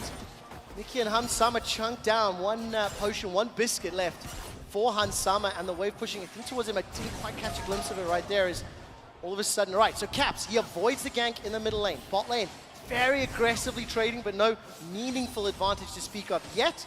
And Broken Blade going to be fairly happy that the wave is pushing towards him for now, but it does mean by the time it bounces back, ghosting. could be trouble. Stepping forward, apprehend, Decimate's going to be flashed away from there. Broken Blade managed to pick that one up. There's too much happening in 3 lanes. There's still a Viego up on this top side as well, though. I have to see exactly what the game plan is. Bin is going to reset. You're going to have the Jinx walking back into bot lane as well to just collect that wave as it crashes. And look at that wave state, right? Like, as Bin, you can now do one of two things, right? You can basically flip the game and try to break it when you get back in with your teleport, or you have to call up Shun, who really wants to back, is almost done with his full clear, but would like to maybe pick up a scuttle, maybe look towards a bot lane play. But if he doesn't help Bin out and Yike does show up, he's in deep trouble. But with the knowledge that Yike is around this area, I wouldn't be surprised if Bin should be able to break the freeze. Just trying to make sure the Caps can push this in nice and easily, not really have any sort of worry here. But I think you'll have enough information there that Yike is in the bot side that you can, at least for the moment, go for that in top side. It also looks like Broken Blade might have broken the freeze himself, so he wants to try and get his own reset in before Shun, because he's starting that top quadrant, makes his way up here, but might be a bit too late. And this is exactly what I was anticipating. As that wave gets cleared out, Broken Blade steps forward, Shun is available, flashes up for Broken Blade, but here comes Yike. 2v2, Broken Blade flashes away from the leap strike. Yike is now the target of Shun. Takes a crushing blow to the face. No movement from mid lane as yet. As that mist has dropped down and Yike is able to escape. What I will say though is that when I do think of that Broken Blade Darius, I think of game 1 Loud. He was able to absolutely take over the game. Right now, it's going to be asked to do the same thing. Hansama, Eye of the Storm on. Trading back a little out of consumables for both of the respective bot laners. Yike now trying to hold the tower. Leap strikes forward, Spectral Maw as well. The leap and the tower ends up being a trade 1-for-1. The first by bonus goes to Bin. I mean, that'll be nice for Bin. He gets the reset, pick himself up a nice buy, and the majority of that wave will die to the turret. Elk, though! Oh, that's a flash forward, the Gravitum! The flamethrower is flashed away from. Hansama stays alive. And remember, folks, if you get that first bot into the tower, it's faster to be killed than it is to recall. And right now, both AD carries without a flash available here. Both Yike and Shun are going to want to make use of that, but Shun, crucially, when he hits 6, will have his flash available. So expecting to see them divert more attention towards the bot side, and the trade is favorable for Elkanon, right? They're able to just shove it in and get a great back here. And because the two junglers start on opposite quadrants, you actually end up a little bit separated here. So you can see that the top side was where Yike would have liked to try and clear out down into the bot lane, but he's now got to leave all his camps up where Shun. He's just been power farming the whole way through, and now going to make his way down towards this bot side when you've got the reset and also the plates going over to Elk. And please forgive me for the hopium. However, while Hansama is still 500 gold down and playing into a cull and down 10 CS, it's actually the least bad start of all 3 games. So for Hansama and G2. Oh, okay, that's a... Hey, technically true. Technically true, and that's the best kind of true to be. Oh. 7 minutes in, Yike once again showing a little bit of leaning, a little bit of pinching towards the top. Cap's actually in the shadows as well. Big wave. 3 members, but this is going to be flanked. On's making his way up, as is Yagao. G2 Esports see this one out and start to back away. Had they gone for the dive, problems could have arisen. Again, though, is G2 investing into the top side. Shun spots Caps. Oh, look for the charm, look for the charm. Holding on to it for now. Caps flashes away. Yagao sees 2 charges on that Spirit Rush. The charm still connects. Caps goes down, drops the tippers as well. Shun has a crushing blow. The shield comes up for a second longer, and Yagao stays alive. Yike's running for his life, and On once again flashes forward. The Clitolons, the health picks, the charm from Yagao. It's not done yet. Broken Blade throws down the Noxian Guillotine, and it's a trade of a 1-for-1 in the top lane. Finally, G2 get one back, but BLG smacking down G2 in the river. Yagao took the spellbook cleanse, so when Cap stunned him, immediately able to get on out of there, get that damage down, and now G2 are not in the best of spots on that top side. And I think they didn't see On, right? Because On was already roaming up to cover for the dive that was coming up towards Bin. And because of that, you see the confidence from BLG. They're like, we can take this. We're going to be a man up. Mickey and Hans both showing on the wave. And all Elk had to do was wait. On is even back in time to make sure that his Aphelios doesn't get zoned off this wave. I mean, this support from BLG is just switched on to the gameplay, is reading it particularly well. Rotating has been very, very impactful in the loop. Again, playing very aggro on what's this Enchanter support. Look at the minimap here, especially once On comes in to clean up that last kill. Yeah, you can see here, right, Yagao goes in, but he's already swapped over to the cleanse. So again, as soon as this ult comes down, Yagao knows he's safe. So the ultimate comes out, he cleanses, and then there's nothing really to follow up on. Caps has already burnt his flash, so Shun is able to finish him. Yagao moves in towards the topside jungle to make sure that they can follow up, and then just goes over the wall with that extra spirit charge to catch out Yike as well. Really good movement as well there from Shun, making sure that he wasn't on top of his opponent, as in the top side, Bin is able to get the trade as... I mean, listen, every time we're watching this replay, by the way, Elk and On are pushing the bottom lane. Elk used that Moonlight Vigil to push Hansama and Mickey away. That Cole has got 30 stacks remaining. Hansama's down to, what, 400 HP?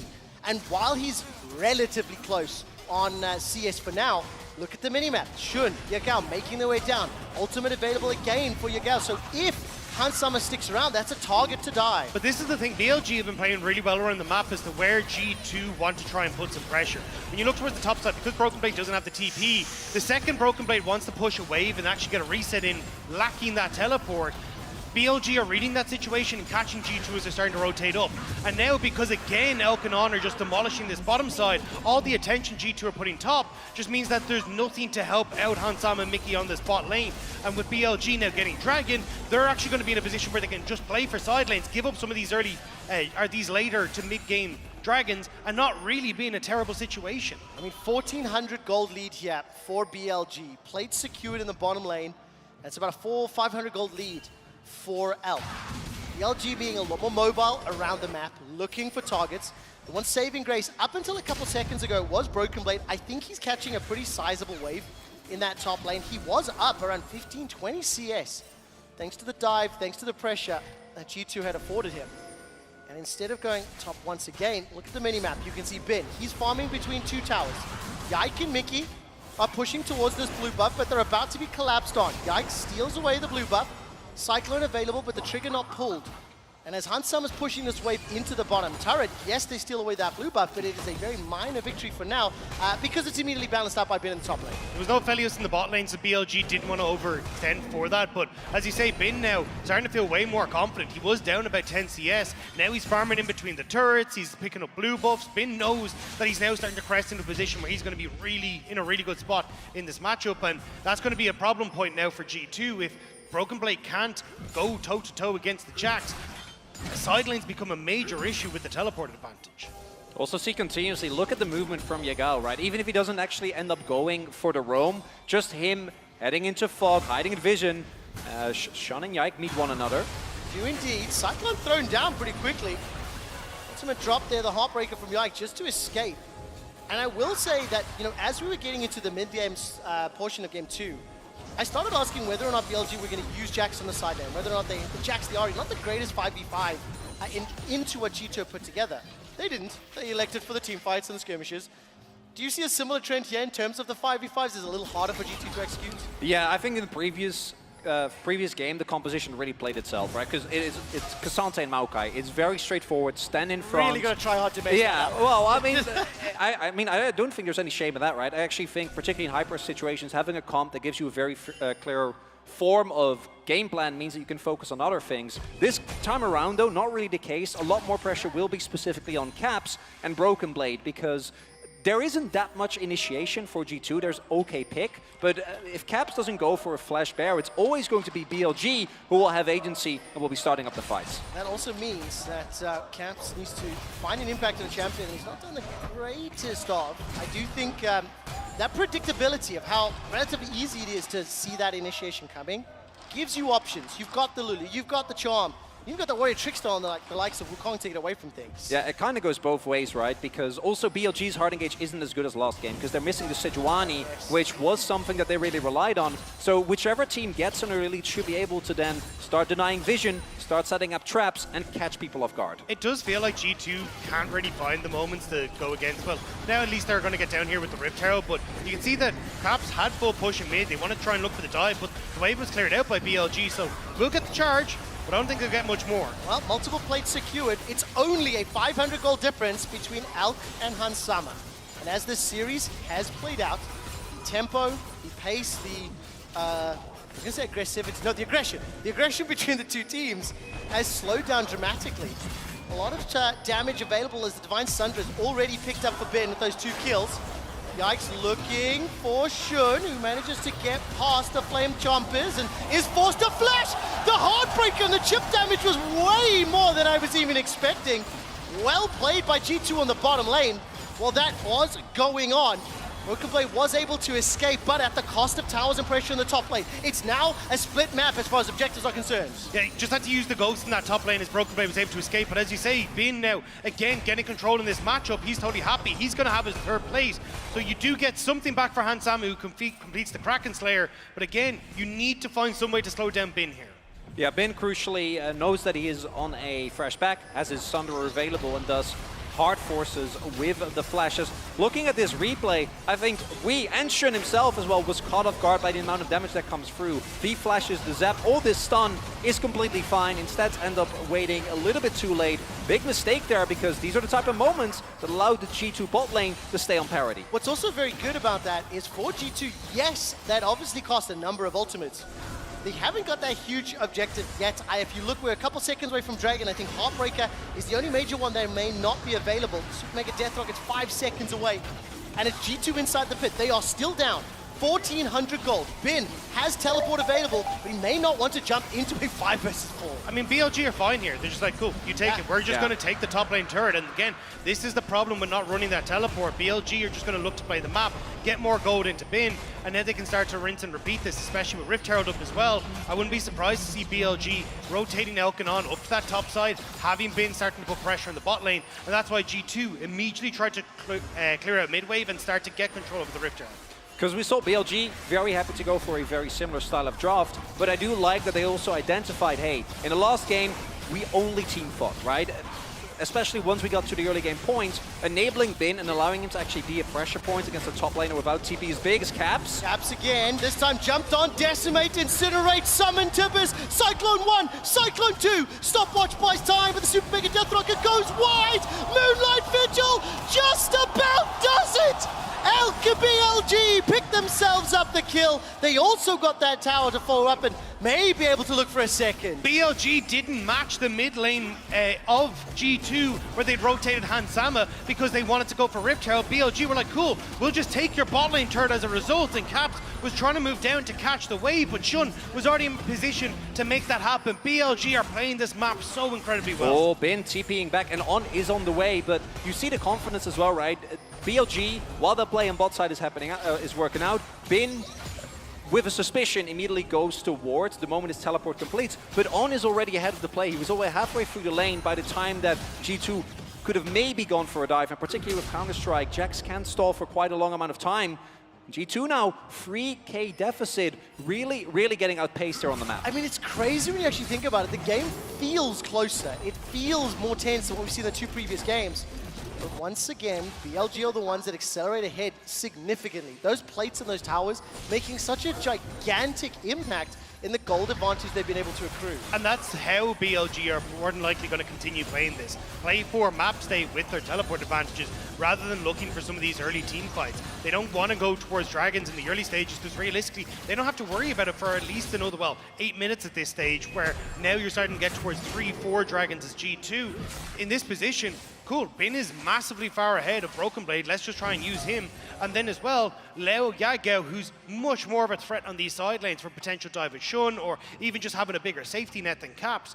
We can just continue to play sides and then look to collapse on mid at any point in time. The thing is, we sort of wanted to see that in the previous game, into that Maokai Kasante comp, right? Where the Ahri and the Jax were doing well. They could have done so. They elected to go for the 5v5s. Based on what you've seen from BLG in the LPL, Dagda, do they have the self-control to do so? I'll ask you to think about that for a moment, as Yike will be backed up by Mickey, teleport coming in from Caps. No flash available. Tippers is, though. Cyclone is already knocking them up. Tippers will land beautifully onto Shun's head. The follow-up is there. Yikes, looking to break the hearts of BLG. Steals away the Counter-Strike, finds the stun, and Broken Blade finds another. And Summer's excited. He's got the red buff, but he does get charmed up.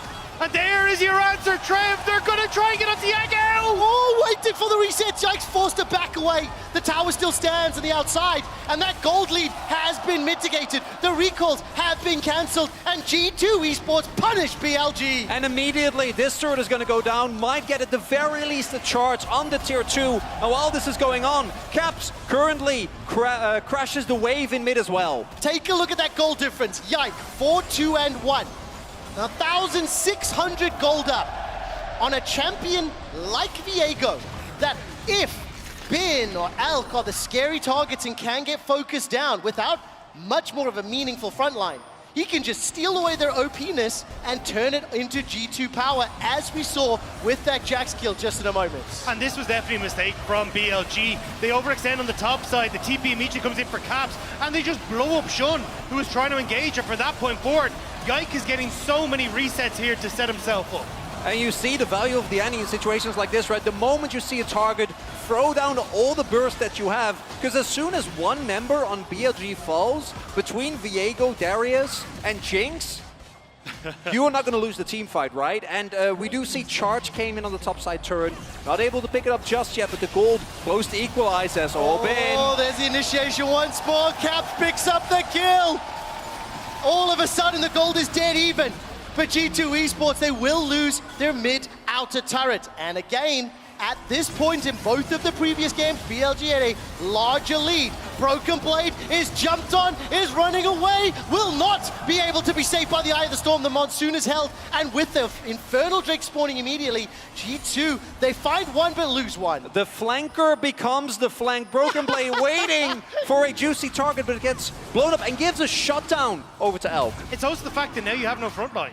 G2 could have actually gone over for the Dragon, but with Broken Blade down, nobody wants to try and face check into this, so they end up just backing away. BLG get a Dragon that in no world should have been theirs. And G2, we've seen that BLG can really struggle if you're able to keep them down, right? Catch them off guard, try and catch them in rotations, try and force them into fights they're not supposed to take. Moments like this, it gets gold onto Elk, but it also means that the tempo of the game goes back into BLG's control. They're up in Infernal Drake, they're able to take control back of the river, and right now, G2's got to find a way back into it. I mean, G2 right now are proving they can, right? That's 2 games in a row that they have been able to find some surprising skirmishes. Let's say as well, being able to punish BLG and some of the decisions they've made. We're also playing for an Infernal Rift, which frankly, both team compositions would love to pick up the Soul for. With so much damage on both sides of team compositions, they want to pick up that Soul. I am going to be intrigued to see whether or not the open jungle in and around those red buffs and blue buffs will benefit maybe Caps looking for some of those initiation tools. But with 3 towers to 2, a much slower pace, you can feel the tension of the series now starting to ramp up. I think the other upside for G2 here is that because the Jinx does have a decent amount of push in mid, oftentimes you can see she's getting that wave pushed in, and it's opening up moments for like Caps to kind of roam down towards the spot lane. You can see they're trying to see if they can fish for a pick onto Bin, but now as Caps has to go back and match top wave, the answer would be what can BLG try and achieve, and it looks like as they kind of suspected there was a lot of members of G2 down in that bot side, they'll steal away blue, start to get some vision in this top half, and just get ready in case G2 overextend on the bot lane where they can turn and immediately go for Baron. I want to keep my eyes on Yike as well. Obviously the rookie to the international stage, the rookie to G2 Esports this year, has been one of the very surprising members and has been leaned on. I think in a recent interview the team was saying, or he was saying, the team just fully trusts him. They let him be the carry. They let him play the Balvest, the Kha'Zixes, and you see them initiating around. Shun forced to flash again. He had flashbacks of that bottom lane where everything tagged him and he was just dropped. I mean, that's huge. The fact that you need that flash to try and bypass things like the Janna tornadoes and get access onto G2's backline, not having that available now is going to be pretty difficult for BLG. Yeah, and hold up. Alk's alone! Alk is alone! Cleanse already used! Yike is going to be over the moon for that one. And all it cost was that smite. That's a flash down from Shun, a cleanse down from Elk, and with 2.5 minutes until the next Infernal, potentially a Baron at any moment, that is big for G2. Particularly because Cap still has his flash available, right? So now, if Elk gets caught by the Tibbers, besides On trying to keep him alive, there's nothing he can do. Did Yagao just use Spirit Rush there as well? I didn't quite see. You managed to like zoom around the side. No, held on to that one. Charm didn't find its target. G2 Esports, they're setting themselves up. Thank you, Chronicler. And was that final charge just ticking away? Baron Vision set up. Do G2 Esports dare BLG to step into the pit with them? Or they're looking for the pick? It seems to be option 2 for now. Remember, it's still 2 minutes to Dragon, so there's not a huge objective outside of that Baron to contest. Yeah, trying to face check this G2 comp is a really big nightmare, but crucially, G2 haven't actually denied the vision, so BLG is in full awareness of where they are as BB. Okay, BB's ghosting. He's trying to find a member of Bilibili to apprehend. Instead, backs away. This is giving crucial time for Spirit Rush for Cleanse to become available. G2 are trying to find ways to push in mid-wave and then look for the tower, but BLG are just wrapping in behind them every time and clearing out the wave, not allowing G2 to actually get much damage or even any of the minions to hit the tower. So now G2, I honestly think you just forego mid. You could just run top, take that wave and take top tier 2, but I think they don't want to give up that much control over this mid wave. And also, this is where you feel the points that Dagda, you and Chronicler were talking about in terms of compositions. It's not the cleanest of engages. It's not, you don't have that Sejuani that just throws somebody out. You don't have the Maokai in Nature's Grasp. So because of that, you've got these slightly awkward standoffs. We're buying time, but with 1 Dragon to 2, I do think the next Infernal, there's either potential for a team fight, or if G2 with all the vision, well, I think some of it's been cleared out, timed out, they may want to lean towards Baron as well.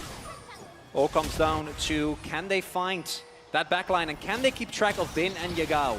Even with the Janna, not nearly as many tools as last time around to keep Hansama safe. As they're going to start up the Baron here. This is just a straight flip, that's the question. Bin on the teleport. They want his teleport. They want to try and get it out of him. Okay, so that means we want G2 to peel. If that teleport starts to be chummed, they got to peel. Bin is already in the middle lane. Baron's down to 4,000. Bin's arrived. That's at least the Howling Gale catching up onto 1. They found a kill. Yagao is just blown up. Now G2 have to fancy a shot. Shun gets caught up by the flame choppers. Heartbreaker over the wall. Elk goes forward. Red, white, Moonlight Vigil, Baron secured. But can G2 get away? Caps running low, stays alive. Disintegrates Shun in the river. And Bin is running for his life.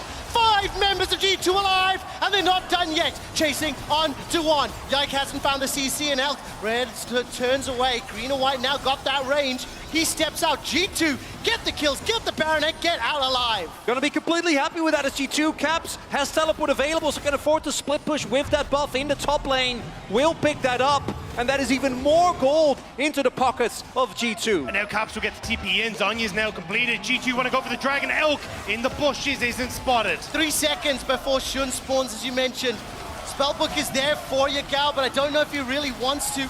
TP in instead, holding Flash Ignite, making his way forward. Broken Blade catches himself a Jax, decimates away, crippling strikes down, and Yagao's charm goes wide. Hansama follows the rest of the squad. Yike is on a rampage, and he's looking to break the hearts of the LPL. He's got himself another, and Hansama steps forward. G2 Esports, lean, calculated, controlled at a 4,000 gold lead. And a Baron buff to their name as well. They're going to start looking to get these outer turrets knocked down. G2 somehow are managing to outfight BLG every step of the way. And you see BLG just, they can't find anything. Oh, look at this from Yagao. Super Mega Death Rocket goes a little bit wide. Hansama chasing the kill is forced to flash for his life. Shun's not done yet, and he gets the shutdown. But on the backside of it, Caps is able to get Yagao back. Oh, Hansama just oversteps that patience, that calmness, get caught up in the chaos. Thought he'd be able to finish off Yagao and get a little bit more for his troubles, but not quite able to do so. It does give that shutdown over to Shun again. Flash had to be invested, but this is the replay. And it starts with Mickey finding the tornado, and then Yagao just gets 100 to 0, right? There is nothing that he can do, doesn't have the cleanse available with the spellbook. So as a result, from the get-go, BLG is trying to fight, and again, credits to Yike with the amount of damage he's able to output, is able to get back in time as well with the ultimate. Look at that! I may have oversold clean, calculated, and controlled. I may have oversold that a little. I have to say though, Yike has been so impressive this tournament, and even since he's come into the LEC, like for a guy who had such an incredible rise, like each year going from winning the LFL, winning EU Masters, winning the LEC in his first split, and now coming in to MSI as well, going up against BLG. This man has had an incredible rise, and to see him now getting those steals for G2 is so important. I definitely did not quite realize how close Shun was inside the pit. But the Smite fight this time around goes the way of G2. 2 dragons apiece, 2.5 minutes, 250 rather, until the next one spawns. So Soul is still a little while away. Baron, Red Bull Baron Power Puff, already timed out, right? So G2 Esports happy, content to continue pushing. They've stacked up as 5. Reminder, no teleports available. Only 1 for Caps. It's on cooldown. Tibbers is dropped down, and Yike is the target, forced to use the ulti just to escape. And the tower will fall. While that's going on, Ben is continuing to push up top. Zap, tags, and that'll force the Spirit Rush away. I think G2 have shown great command of layering up that CC to force ultimates. BLG are trying to chase them. They're trying to buy some time for Bin to actually get this tier 2 in the top lane. So overall, you're going to be happy with BLG if you can at least trade it back. Yes, you got Yagao's ultimate output. That'll be back up before any of these objectives are, but unfortunately, Caps does reset and get back, so BLG won't be able to get anything. Not even an opportunity to trade back a turret, get some gold back on Bin, and Yike trying to look for the catch here, walking up that river. Jax is very, very mobile. Flash not just up, not up for Bin, and they will decide to back off. Jeez, every time Yike steps forward, you kind of expect him to go for those kills 5, 2, and 4. Also, let's give some kudos to Mickey here on this Janna. I had my doubts. 0-0-10, I think the impact this game significant, but I also think it's fair to say that into a weaker set of initiation tools from BLG, job is made a little bit more simple. So fortunately for him, hasn't been under the same threat, hasn't been under the same pressure that we saw in the previous game. Yeah, the thing is though, the lack of, so every time we've got this Wukong going in, he's been very flash reliant, right? We even saw it in that last fight, where, well, last pick onto Hansama, but he will have that back up. All flashes will be back up and available for BLG for this next fight, and I think that's where it's going to get super interesting to see how well can G2 keep Hansama safe, how much threat can Caps have on to Elk alongside Yike, because this is where it's going to get so explosive in this fight. Level 16 just picked up 4 caps, 2 advantage over Yagao. Broken Blade and Bin nearing level 16 themselves, as is Hansama. I will say as well, keep in mind, even if you are an LEC fan and you're hopeful for G2 here, what we have seen consistently is these late game team fights going either way. Sometimes a little over-initiating, a little over-eager. 45 seconds for Baron, 40 seconds for Dragon number 3, and a lot of opportunities as Yike is going to look for that Blade of the Ruined King. Bin's going to leap away to safety rather, and it looks for now like G2 are leaning towards the Dragon Pits. And do note, 3 stopwatches available here for BLG. A GA and a stopwatch for G2 as they got caught. Oh, they do indeed. Disintegrate fired out. Cap being burned down by Elk. He drops Tippers, uses Hourglass, and Elk forced to kill, forced to safety, but he gets the kill. Hansama and Yike are knocked up into the air. Shun's done so well. Yike forced to ult over the wall. 2 quick kills for BLG. Inside the Dragon Pit, and Broken Blade needs to pull off a miracle. Bin goes forward, managing to find the Counter-Strike stun and force G2 away. G2 lose 2 members and they lose a Dragon. G2 were split out. They weren't in a position to actually follow. Broken Blade wasn't there. And now starting to chase away BLG. I don't really know if they can even take this as the position they're in. Can they stop the Baron? That's going to be the question. 20 seconds for Caps and Hansama. Teleport is available for G2's mid laner. The Dragon secured. The Baron, the objective. And once again, a missed position this time is punished, and that's what allows BLG back into the game. BLG actually finds the flank that we've been talking about for like 2 games, get onto the backline at the beginning, and now start up the Baron. There's no Monsoon available for Mickey. Yike is stepping forward, will not be able to get into the pit. Broken Blade looks for the apprehend. Yike's looking for the CC, but they split, they're routed, they're wrecked. Broken Blade gets enough heal from that Q to stay alive. Caps is alive, Tippers is there. He drops it onto the head of Elk, but there's no one to chase. Super Mega Death Rocket goes wide. Yike is trying to get himself a kill. He manages to steal away Yagao Zari, but now needs to back up. Instead, looks for that kill, gets himself one more. Now Yike is chasing on. Hansama has been able to spawn back in and is trying to find Bin. The zap, the rockets, the pow-pows, all they need. Bin is able to leap away to safety. Barons are being removed from members of BLG. That is crucial for G2 Esports. The recall coming out, and that's not going to be enough. Hansama gets the kill. The delayed timers may be enough for G2 to push towards the base. What's also very important is that the buff is gone from Yagao and Bin, right? If they have the Baron buff available, dealing with this composition is a whole lot harder, but because you're able to take them down, that means that BLG is only going to get any value from this Baron power play, or the buff rather, when they're all together. And G2 do such a good job of slowing this down. Yike decides to step away from the stun from Bin. Even Broken Blade goes forward here, burns the stopwatch on Yagao, but just watch the knock-up from Mickey here onto Bin, who had the counter-strike, was trying to look for the stun. And with that, Caps has access to Elk. Elk had already burnt his cleanse, burnt his flash, so you get so much damage down. Yes, Caps will give his life, but it means that G2 are able to find their moment to strike. Yike finishes off Yagao in the back line as Bin does the same to Mickey, but it's Yike threatening the rest of them as Hansama comes in that ends up turning this for G2. And importantly, as we see, without the damage available, great presence of mind there to go for the Scryer's Orb. Without Elk, there just isn't enough damage. Yike doing a really good job making sure in the Barret empowered recall, almost enough, but the blind zap will end up picking it up. And right now, G2 are taking control of the bot side jungle. 2.5 minutes. This is still a possible storm point for BLG, so G2 need to make sure they don't give that over. I think there's, 2 Baron buffs left on the side of BLG. 5 members of G2 trying to flank 4 members of BLG. Bin with teleport is in that top lane. Zap, just sidestep. Alk has no flash. Claims will be available very, very shortly. But the base is going to be the focus. The gold lead is irrelevant at this point. What matters is positioning on the map and who will be able to find that pick before the objective. 2 minutes before BLG can pick up the Infernal Soul. That is not an objective G2 can afford to give over. But right now, BLG have the better position on the map. You can see it there. Bin can be such a threat on towards the top side. On! He's caught though! Completely caught out! Heartbreak secured! Just pathing the wrong direction, and G2 they're chasing forward. Yagao forced to Spirit Rush to safety, and Hansama looking for a target. It's 1.5 minutes, so not enough time or too long of a time before they can look for that dragon. but it means Bin is pushed away. He cannot continue pushing that top tower. Massive mistake from On, and as you're saying, like Bin wanted to try and get the tier 2. They were trying to play back and forth between the two lanes again, knowing that they have that advantage with the TP, but because On missteps, they can deal easily with that mid lane push and still keep that top tier 2 alive. And now, setup about to come. Look at the summoners available. Elk, crucially, no flash. Hansama does have his available. I think Caps might just have it up as well when we do actually get to the fight. 30 seconds before it's available, Chronicler. Gonna be there for him. And the combined damage of Caps and Yike should be enough to take down just one of the members of BLG.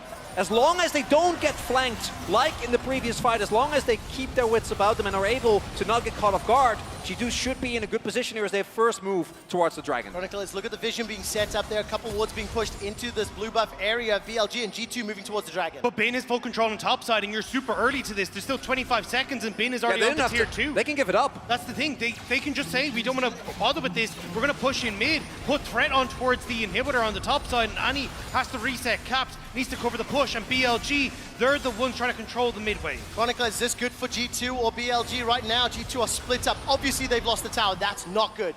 But they are at risk of being flanked. Broken Blade threatening the Ghost, threatening the Apprehend, teleporting channel. Broken Blade uses the stopwatch. He's on it. Wasn't a bait. Manages to jump onto Elk, stepping forward. Noxian Guillotine still available, but not used as all of a sudden with Hansama down. G2 are running for their lives. Elk stays alive. Broken Blade is killed. Mickey is killed. Caps and Yike are the last one standing. And BLG punish G2 Esports. How? That is a heartbreaking mistake to come through. The moment that Darius isn't in the picture, the rest of BLG is more than ready to respond. Was he trying to use that strike breaker and hit the stopwatch instead? I have no idea. BLG were the ones that were targeted. BLG were the ones that were being jumped on, but it's BLG that take down G2. And BLG will go 2-1 in the series. They were one win away from advancing in MSI. We talk about the difference between how Eastern teams can play around their AD carries, and that was a prime example right there. Everyone on G2 jumps onto Elk. BLG peel back. Elk survives, whereas Shun is able to deal with Hansama on the back line, and there's no peel for the Jinx. BLG somehow bring that one back. What happened to Broken Blade?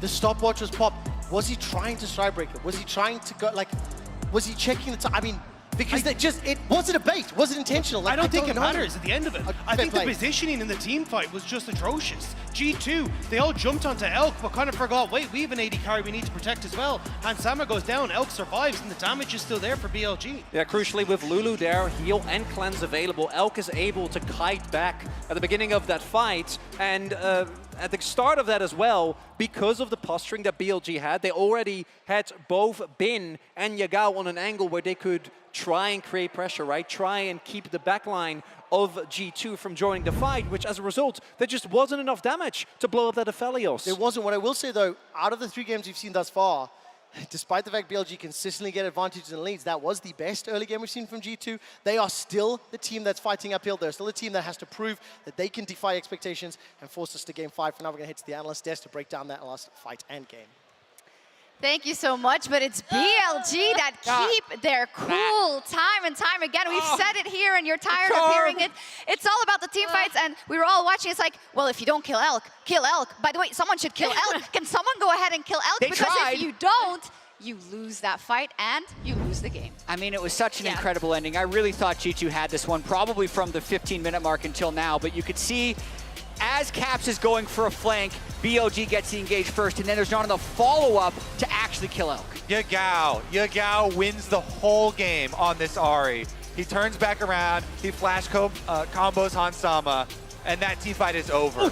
Yeah, and going into this, we were saying how Caps' Annie is so huge, right? Because the threat of that stun that you can create, and whoever he stuns dies. And that's how they set up so many fights. in this series. But here it's Yagao that gets that crucial CC onto the enemy carry. And I know people are probably sick of me being like, oh, it's all about late game team fights. It's all about late game team fights. Tell us why. I know. Here's why. It's because it's whichever team is able to set up better for their carry. So there you saw it with the Yagao charm. That's what turned that fight. Earlier, we saw it with Caps' Annie getting crucial stuns, so Hans can fire from the backline. And is this also a case of presence of mind of BLG being like, okay, this is the way we got engaged on all those times. She's not there. We can't see her. Yeah. Let's hard engage against them first so we don't give them a chance. And I think that's so difficult to do and so fantastic in such a high-pressure situation, Jad. Especially after throwing game 2 so far. That's true. Right, winless on Jax so far for Also. Ben. Right, but he was able to make the right plays at the end, and it is, as we keep saying, about team fighting. I would just say the multiple cleanses, the GAs, and the Mikhails made that less of a wombo combo and was one of the reasons they won. And the draft was actually really fun coming into this game as well, because we got the European special, the Darius top, getting thrown down kind of blind there for Broken Blade with the Atom effects that happened in Europe. And he even started doing some of those plays where he would drop some minion waves on top side to go join with the rest of the team. But then it became so much about these final picks. So, but you should be happy because you want a top lane to not be the same. It's been, exactly. right? I am happy. I got that, and I got Yike carry. We got Yike Viego. He was carrying this whole game until they lose. Until he wasn't. I feel like we've said this a lot of times. They were winning the whole time until they Game 2 weren't, and 3. because Now it's it's all balanced. about team fighting. Anyways, every second counts. We see that every single game. And thanks to the reliable Cisco network, Yike and Hansama find the resets to get back into the game at the second Herald. I think this was a way in which G2 got their advantage. And this is a continuation from the draft point of why the game was so hard for BLG, because you can see, because the Ludens is completed for Caps, anytime he has ultimate up, all that he does is stun someone, then Jinx can get excited, Viego can get a reset, and if Broken Blade had ultimate, he could have joined in too. So it was just an overwhelming amount of damage. When you look at the other side, there were no true tanks. So unless they can somehow break the stun lock, they're going to die every single time. And you can see there was no counterplay. And then once he's dead, because the Jinx is moving fast, because the Viego ult is up again, they can just run BLG down. So after this happened, I really did think it was a G2 victory, but they couldn't accelerate the game fast enough, and they allowed the Mikhails and the counters to build up for BLG. Yeah, the thing that saves BLG is not tanking anything. You make your pick first. Yeah. Make your pick first on the enemy carry. Exactly. Yeah, I was going to say, I thought it was interesting from BLG as well that they did try to split push. And that didn't, that obviously didn't work out. But I did like the fact that they had that facet in their draft. So if they hadn't fallen behind to the point where they had to contest team fights, I did like that they had that option. Obviously, the on pick in mid lane, that's actually when I just thought, like, okay, the game's over, right? Like. It's true, but it wasn't, and we're never going to say that again during the series. I do want to highlight a couple of things. Being Yike, you said it already on Viego, which is something that he's really loved back in the LEC, and I think this works into a bigger conversation about the way G2 has been approaching this series and the way the picks and bans have evolved into now. This was a draft where he was set up for success. Do you like that more than what you saw previously in the first 2 games, obviously? I personally like the small tweaks that they have been making here for G2. What's been happening basically, like the generalization from BLG and why they keep choosing red side, is they're going to give G2 one of these considered OP team fighting picks, either the Maokai or the Annie. And even though BLG changed their mind this time and they're like, all right, we're going to ban the Maokai, you can have the Annie instead. The thing that BLG are getting back every single time is the double whammy, the Aphelios Lulu combination. They value that so much, they keep choosing red side in order to give up 1 OP to get those 2 and then get the counter for Bin. And they don't even have to pick red side because G2 selected blue, Jet. So are we just going to see a copy-paste run it back again? It is working and they're on match point. It is super interesting because I feel like in each successive game, the drafts are getting better for G2. Right? Like, I think their draft in Game 2 actually wasn't nearly as good as their draft in Game 3, even though they won that one and lost this one. So I think G2, with a first pick Annie, would actually be quite happy to do it once again. I really want to see if there's any mix-up to the Aphelios Lulu. Yes. That's the biggest thing they've gotten in all 3 games. I think they'll run it for a 4th. It wasn't necessarily a disaster in this last game, but if there's just some way that G2 can disrupt that, I think will be beneficial. Yeah, I was going to say, I know that we all know that Hans, I think, is much more comfortable on the Jinx. It's one of his more signature picks. But I actually value Aphelios a little more. And if you see the damage charts coming out, even in the game that they lost, Aphelios is doing a lot more damage because of the, the gun switching, because of the comfort that Elk has on that pick. I am actually wondering if they'd consider swapping, right? And giving Elk the Jinx. I think they maybe are considering it, but it hasn't happened yet. I like it as is. Give us one more OP. We got like our answer with the Jinx Janna going. It was close. Yeah, I mean, it's great games to watch, we have to say, right? All 3 of them. Emily, send us into the break by resetting this BLG story, because they are on match point, and this was a story of, hey, are they even supposed to be here when they went into those playoffs? They made it out of the lower bracket. 2nd seed now for the LPL, continuing to defy expectations. Yeah, and they are a messy team, right? Like, this is not a team that we're expecting to have like a super clean 3-0 series. But I do think, yeah, the cool thing with this BLG team, the members that are on this team, this is not a super team, right? Like, no one expected them to be here. This is a budget team compared to other BLG rosters in the past. And, everyone thought EDG were here. So they're kind of similarly playing with house money. You don't need to be a super team. You just need to be more super than whoever's ahead of you on the Rift. And that happens to be G2. It's Bilibili Gaming that go into Game 4 on match point. We'll see if G2 can bring it back for Silver Scrapes. I hope so. The Glitterlons, the health picks, the jump from Yagao! It's not done yet! Broken Blade throws down the Noxian Guillotine! Stopwatch buys time with the Super Mega Death Rocket goes wide! Moonlight Vigil just about does it! Okay, they're going. They're ending. Nice. Go. Nice. Wait. Hey, Aphelios, no team, we win! I can flash. No. I go more. Guys.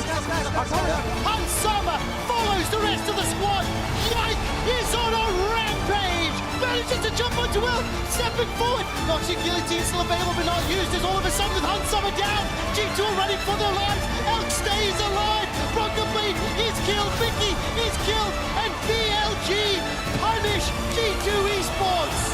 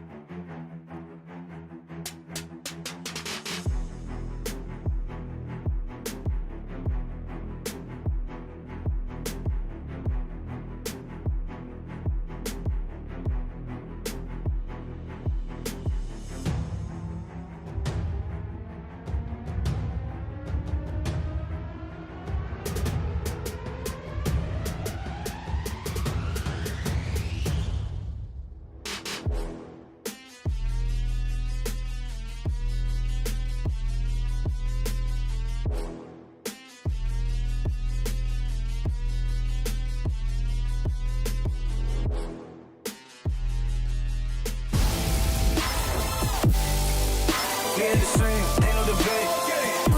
Conclusion meant to break by the proudest words. Get it. Come on, let's hope two more games, right? Oh, welcome back to the cast today. It's Quick Shot, Chronicler, and Dagda jumping into game number 4. Before we get into the draft, which you two have selected blue side, Dagda, I have a question for you. You might know the answer. When was the last time that a European team beat an LPL team? That's fine, I won't put you on the spot for too long. 2018. Yeah. Fnatic beat EDG. It has been that long since an LEC squad has been able to take down an LPL team. Chronicler is smiling smugly here. Well, I know. Could be the last game for Europe here at MSI 23. If you asked that question about LCK teams, it would have been a bit more painful. So I'm just happy you skipped me and went for Rob instead.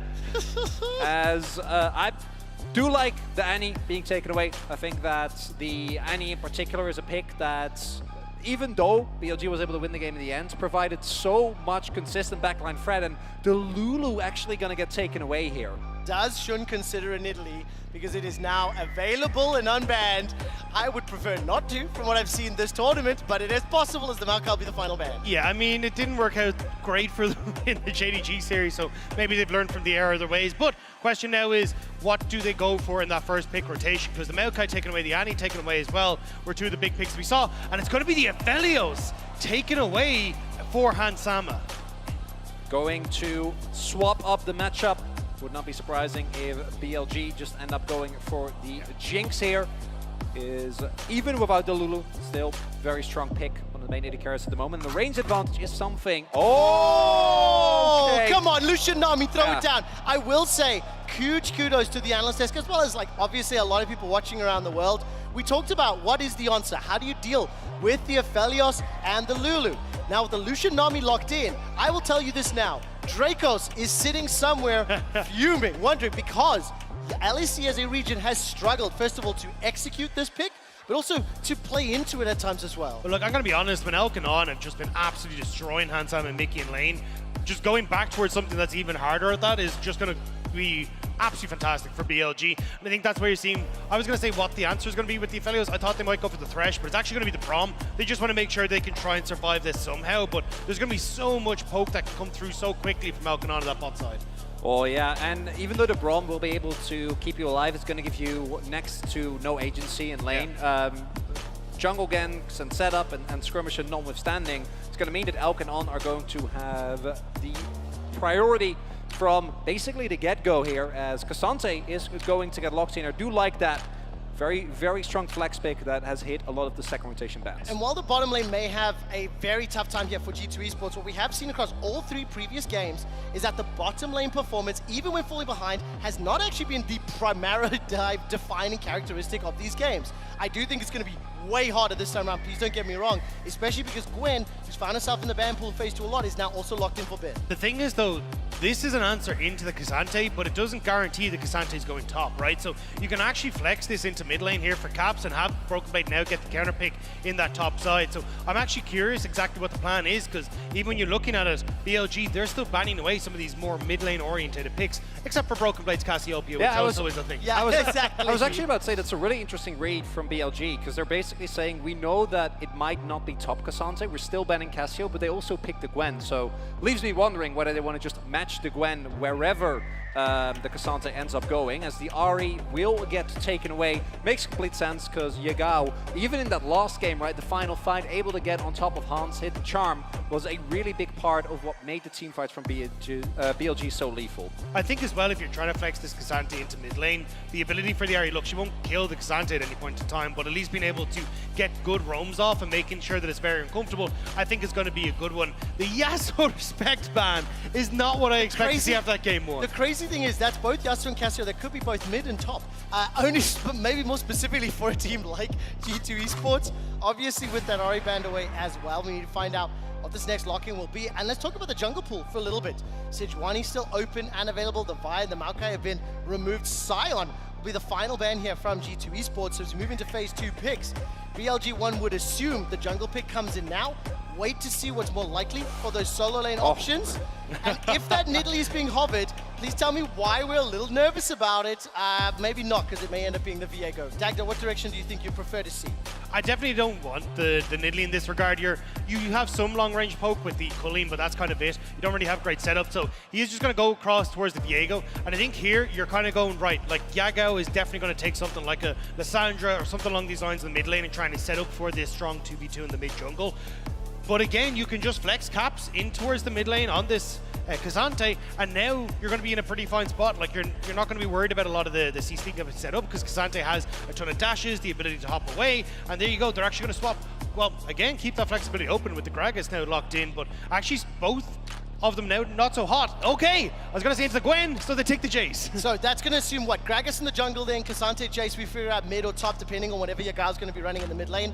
One thing I will highlight, with a Lucian Nami into an Aphelios, a K'Sante, potentially Jace, one would assume BLG may want to be looking to hit that gas pedal, go quick, win it earlier on in the stages. So I want to see what mid lane they lock in. It will be the Lissandra now. Yeah, you're just going all out on early to mid game fights and tempo, right? The amount of snowballing potential that you have with Lucian Nami on Guildford's Mandate Spike, and just even the core of Viego and Lissandra as a combo is so insanely strong. If you're able to single out someone, hit a stun, have the Lissandra set up, blow them up, and you start a combination of the Lissandra Thralls combined with the Viego resets, add to that the explosive power of Lucian Nami, and this composition works very well. On the flip side, if you start losing early, it does become very hard, I think, to play into G2. And that's the thing, I think you have options here as G2 to try and play for those early wins, especially when you look at Broken Blade in this top side. We've seen G2 every single game in this series so far give resources towards that top side. If you're now able to get those onto a Jace, you have a lot of poke damage that can try and come through before these fights start off onto Yagao and Elk, and just make it very uncomfortable. And even then, as you start to reach in towards the later stages, you still have two big damage threats with the Aphelios coming online as well. So I like what G2 are bringing to the table. Let's talk a little bit about the lane matchup specifically. That Jace is locked into the top lane. It is Broken Blade's 4th most played champion of all time. 20 games. However, it's only the 2nd time that he's played it this year. And the first time he's playing it here at MSI. That'll be facing into Bin's Gwen. Caps will be running the K'Sante into Yagao's Lissandra. Does this have any influence on what you think about the matchups? Obviously, because there was that flex potential. Tough one for me. The main thing that I do like for G2 specifically is that the early power of Braum, K'Sante, and Gragas can win you a lot of skirmishes, right? And I think if the early skirmishes do go the way of G2, they are in a really, really good position, because outside of the Gwen, to me, the BLG comp does really fall apart if you're unable to get it going early. And it doesn't have to be like in the first 10 minutes, but about 15-20 minutes. If you're not taking down turrets and pushing tempo leads, the comp will really struggle. It's also a case of, as you try and set up for these skirmishes, you're like, Yagao wants to be in the thick of things, but as he goes in, it's very easy for Yike to just throw a cask into the backline and just disrupt all of that follow-up, because BLG very much are a team that want to very quickly engage, all turn as one, all get in on top of it, and just having the amount of disruption that G2 does, hell, even Caps with the all-out as well, it's actually going to make these fights relatively difficult for BLG with the amount of peel that G2 have on their side.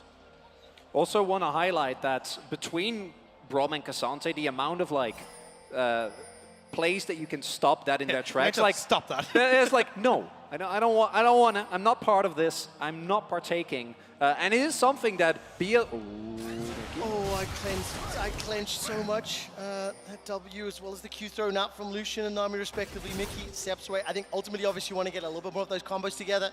Get that Tidecaller's Blessing on. That combo to Lucian's passive burns through people. I am nervous about what Hansama and Mickey are going to do, because they have been bullied by Elk and On all throughout the series. And that's the thing that we have been, I think, is the big winning grace here for BLG, is the fact that they can control bot lane here. Wow, look at this. Early level 1 trades.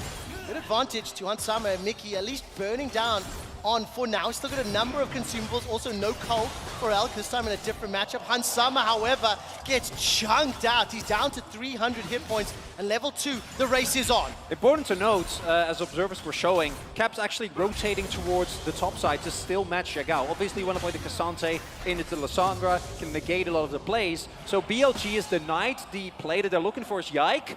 Maybe an early play bot side here. Oh, we're holding our breath. Observers toggle division. They don't know that he's there. The step forward forces the flash. The dash comes out from Elk, with the Tidecaller's Blessing turning the damage around, and now Elk gets tagged 2 shots and will avoid the stun. Okay, advantage to get both the heal and the flash away from On. Is that going to be enough to slow down the threat, slow down the pressure of that Lucian Nami into the Aphelios Brawl? I definitely think it will. The fact that you can, as now Mickey, just flash onto the Nami and start to hit her down, no flash, no heal either, that could be the way to try and turn the bot lane, but you're starting to hit that very strong point as Elk, which is the level 3 for this bot lane. On has burned through a lot of mana, so maybe you can try and keep a lot of this bot lane in check, but you can even see if Elk is actually jumping onto Hans Sama when you're trying to go for On, it could be a disaster. Look at Shun, stepping his way forward, will be inside the vision for G2. The Aqua Prison's available. Unbreakable comes up. Oh, Heartbreaker forward. Mickey forced to flash away. Ticking, burning. Mickey somehow stays alive. I held my breath when Shun was charging that Blade of the Ruined King. And somehow Mickey escapes, but now no summoners whatsoever for BLG. Hans Sama holding on to his too.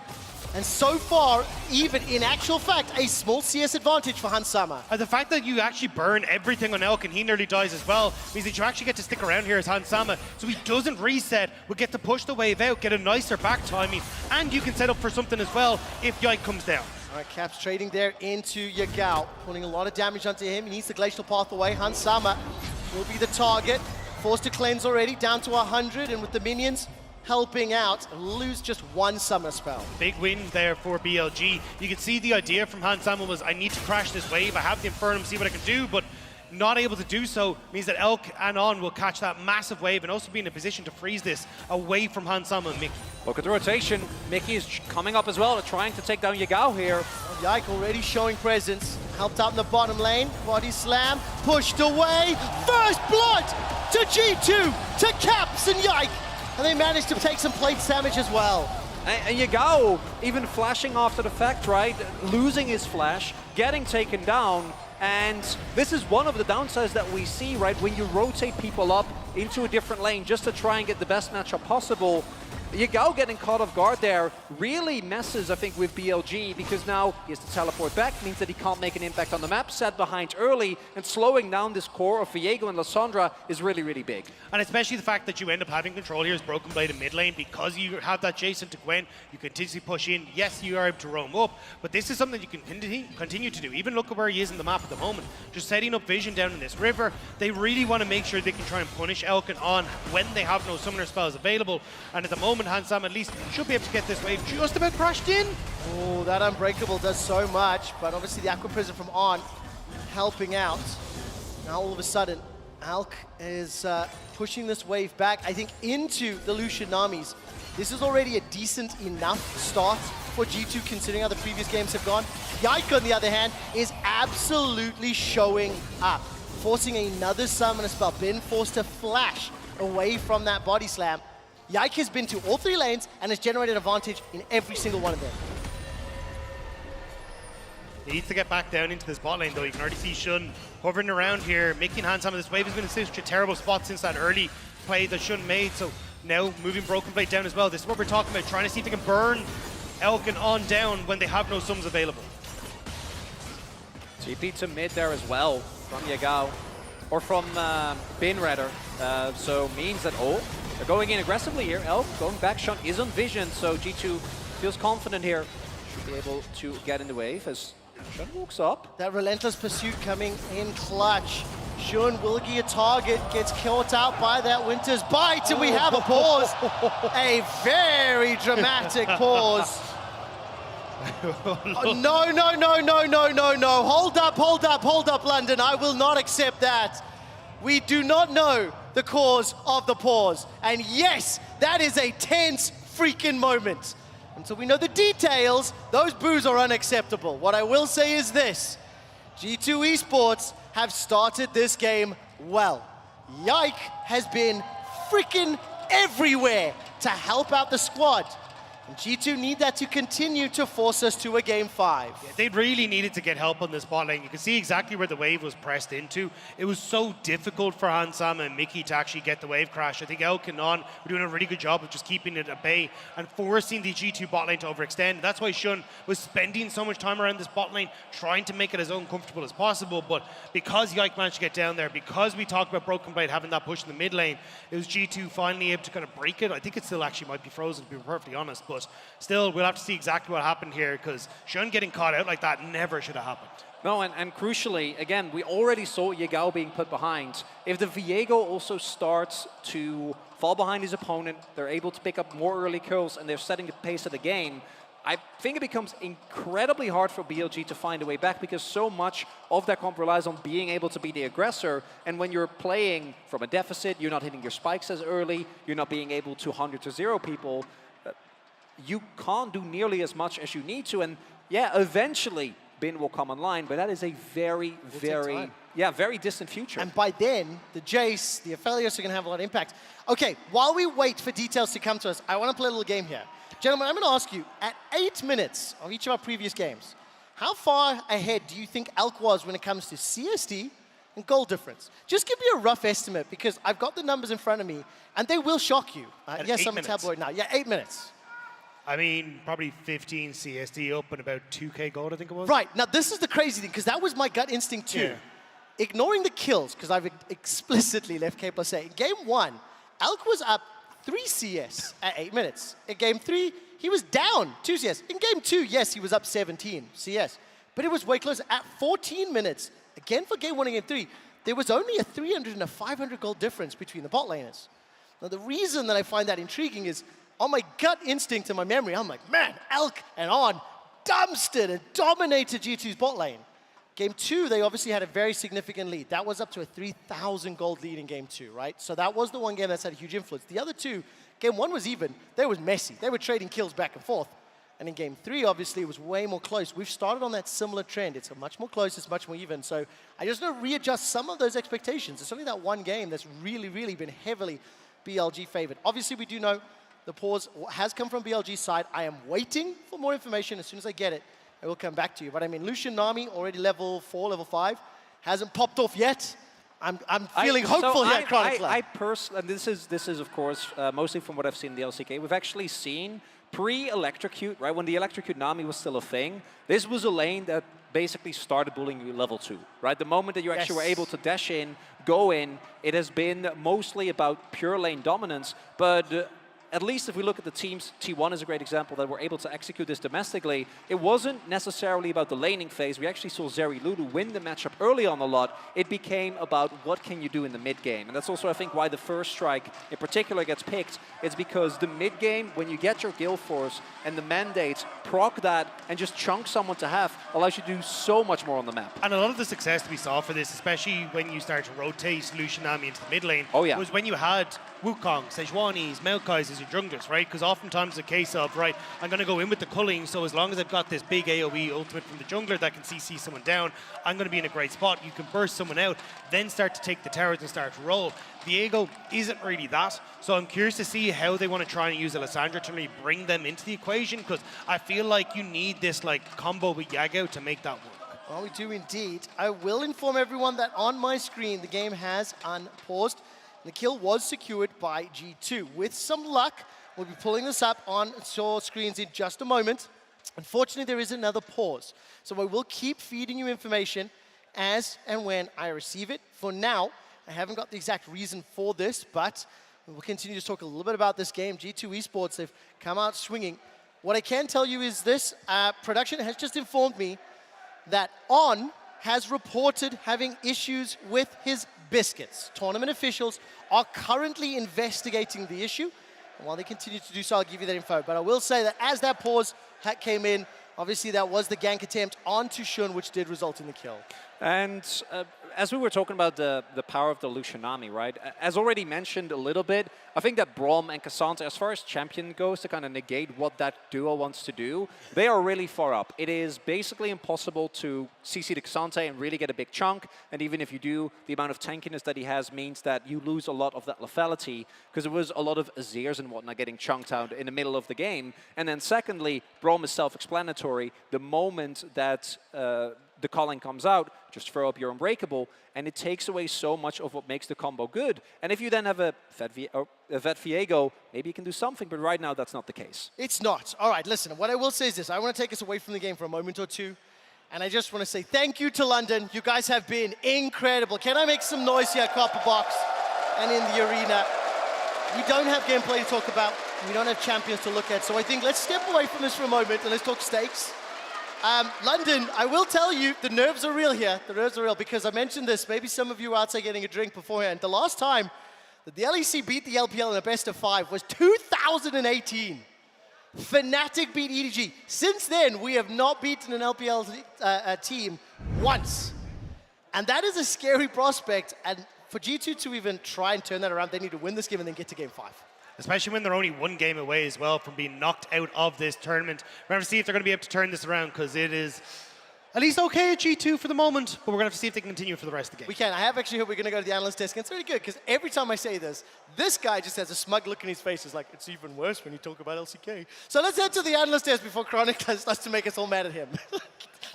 Yeah, it is even worse, actually. I think we have a full screen graphic somewhere about it. But when I saw the information in our chat, I was like, Trevor, don't say it before they actually maybe win because jinx it. I don't believe in jinxes, as you know. But hey, unfortunate situation here. And, you know, biscuits, someone might be like, yo, just the biscuits. But in the early game, it's like so important. Yeah. I find popping on the microwave for like 5 or 10 seconds really just makes them much Heat it better. right up. Yeah, it's like you think they're old, but It's then they just true. feel fresh. How about those brownies that you can make? They're like just like 3 ingredients, and you just put them in a cup, and then is that the same thing? Or We should suggest that as well. Yeah. I've never baked a single thing in my life. I don't know what's going on here. Okay, good. Well, someone's cooking, though. It's Yike, because that's the information that we do have of how it's going in the game. And in terms of the early games, for G2, this is better because, well, they were just not good. But Yike is getting a certain amount of pressure off here, which I think was important or is crucial to the game, Emily. But it's all about team fights. So how do these two team fight? Yeah, I mean, the interesting thing is we talked about, okay, are they just going to go Aphelios? And that happened. Yeah. And then BLG's response was, we're going to go Lucian Nami, because now they just want to absolutely crush that bot lane, right? The other thing that I thought was super interesting is how they dealt with the mid and top matchups, because obviously G2 using the Cassante flex, despite the fact they are on blue side. And then, you know, BLG actually initiated the swap, which is kind of interesting for me in terms of what lanes they wanted. So What year is it? Yeah, I mean, and G2 follow it up with a really good play where their Caps is pushing in. He builds up a big wave. They rotate up. You have not only the Gragas coming, but the rest of the squad ready to rotate over for that early dive on the Lissandra as well. And yeah, G2 are setting this game up really nicely, especially with the almost pick on jungle. Yeah, and Yike continues to play well throughout a lot of this series. He had a very good game 3, and he's been extremely successfully active in this game. So this was actually a gank from BLG. The fact that Guardian came off cooldown right there is rather fortunate for Mickey, but it does allow for some cross-mapping. Again, though, you know, it doesn't matter who's on the other side. There's so much focus on that lane, Emily, and it's not going well. yeah, I mean, here we're going to see the top dive coming out from Yike. I know they already pointed out on cast, but the most impressive thing is he was in all 3 lanes so early, and that's what's given G2 their advantage.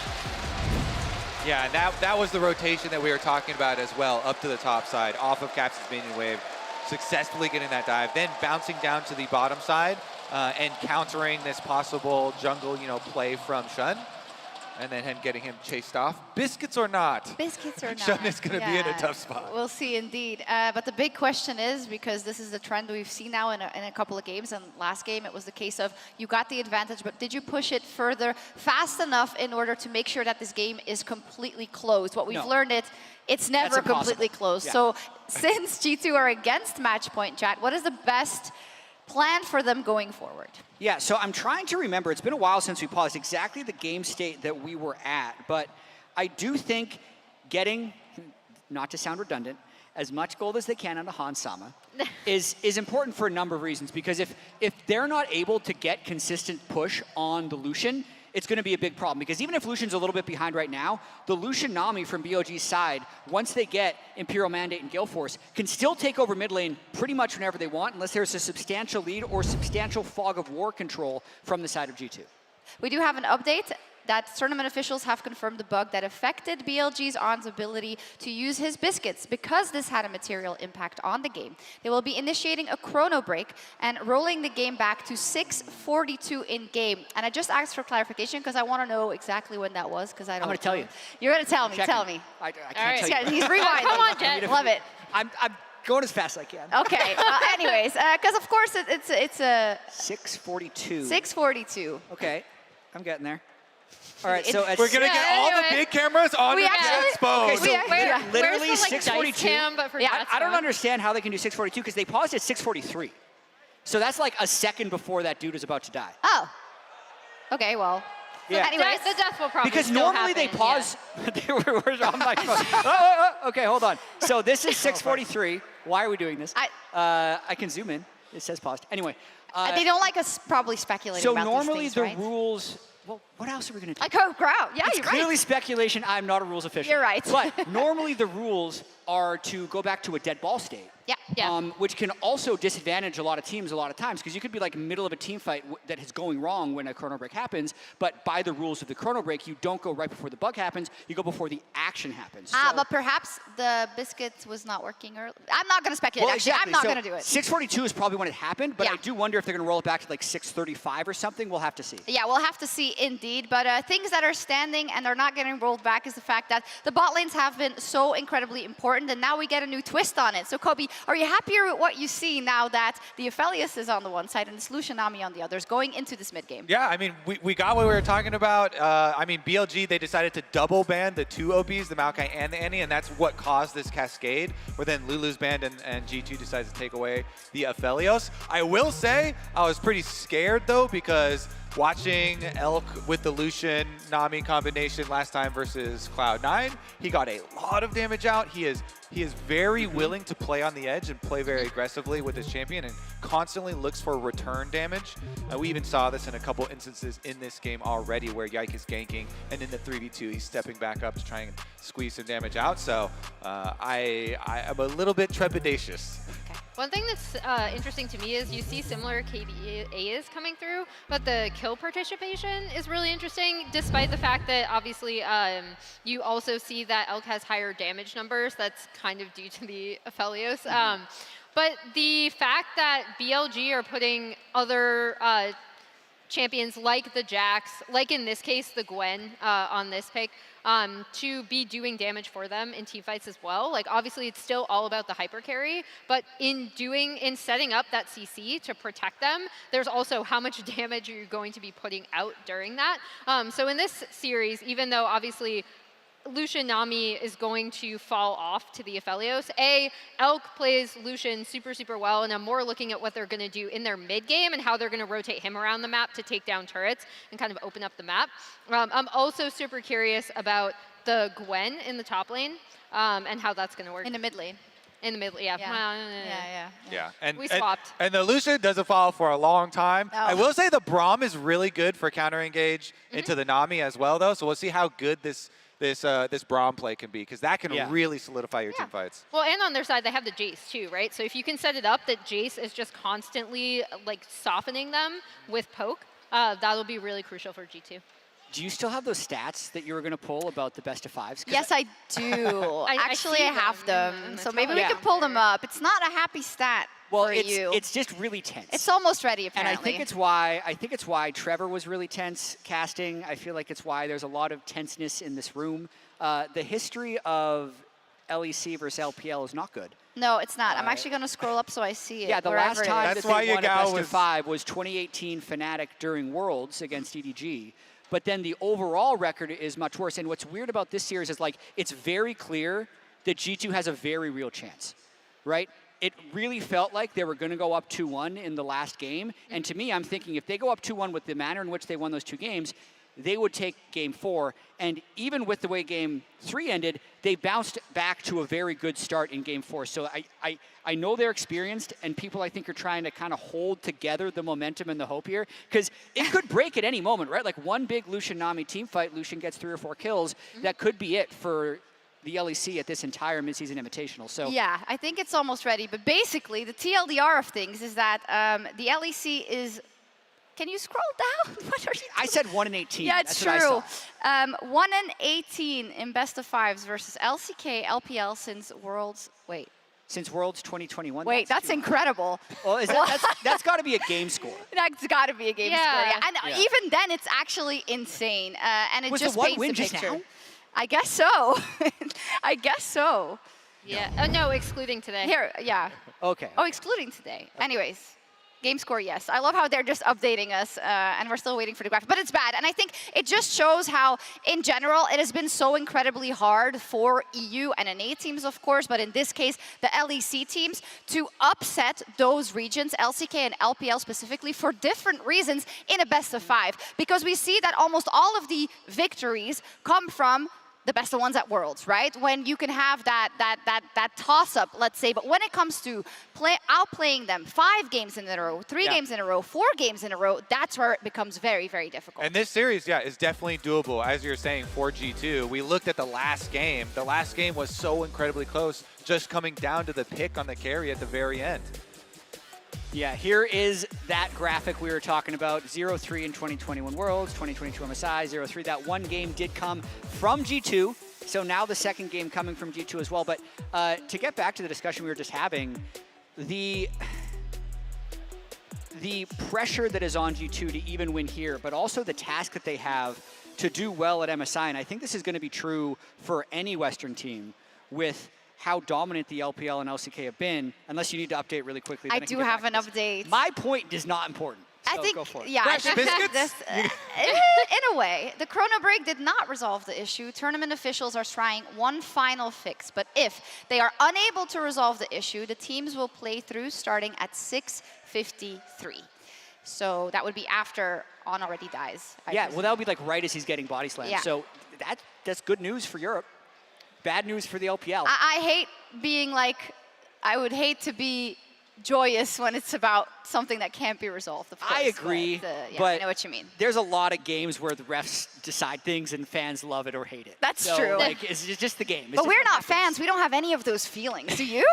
Honestly, I want to see the West do well. Okay. Like, I really I'm do. a robot for one. Yeah. I don't know about you, but I'm for sure a robot. At this point, we have something in parentheses. The original pause was at 6:40. However, 6:53 is the time where the teams tested off air if the issue was resolved. Okay. Cool. Anyway, the people on the computers can go back to the time. Yeah, absolutely. My phone's running out of batteries. Yeah. I'll get back to the point that I had before. Go. This new MSI format is a blessing and a curse. Because I feel like the previous MSI format, if you thought about the path for G2 or even 2016 CLG to have what they would consider a success at an international event, it was have a pretty good best-of-1 group stage, top 4 of 6, right? Where only one Korean and Chinese It's team actually existed. really hard to fail. Well, believe me, not that hard. I know. TSM made it look really hard. And then once you get to the best of 5 stage, you have to have that one big moment, right? For G2 in their MSI championship, they took down T1 and then they beat the NA team TL in the finals. But now, if we think about where G2 sits, they have to win the next 2 games here against BLG. They have to win 3 of 5 against C9, obviously, or Gen 3. Then they'll have to beat JDG and T1. In all successive best of 5s, they're still 10 wins away from an MSI championship. It is so much What's more the daunting. slogan? What's the slogan of MSI? Defy Yeah. expectation. Anyway. You're going to have to do it a lot. But it's a great point, and I think that is where, you know, a lot of people have been frustrated with the LEC and the LCS teams in general. But on the other hand, it just makes the class of the teams, like a JDG, a T1, I'm going to also include Genji in that conversation for now. In all of this is not good. They're not on stage anymore. Bathroom break. Yeah, bathroom break, which is important, but it's true. And I think if we look at the side of BLG as well, Emily, we set it up before, but they are still on match point. And when it comes down to those team fights, they have been very crisp. They have been very able to push those games home. And for them, it's the same hard road. But do you think if they close this out cleanly, if it is in this one, or maybe it's in the 5th one, how much growth potential do you think they can still have in this tournament? I mean, yeah, BLG are a really interesting team because, like I said, to go back to the first time they faced JDG, they actually almost won that series, which is why, like, every time they throw in game, I'm like, yeah, okay, like, we've seen a lot of this. Even in their playoff run, they're not a team that plays very cleanly.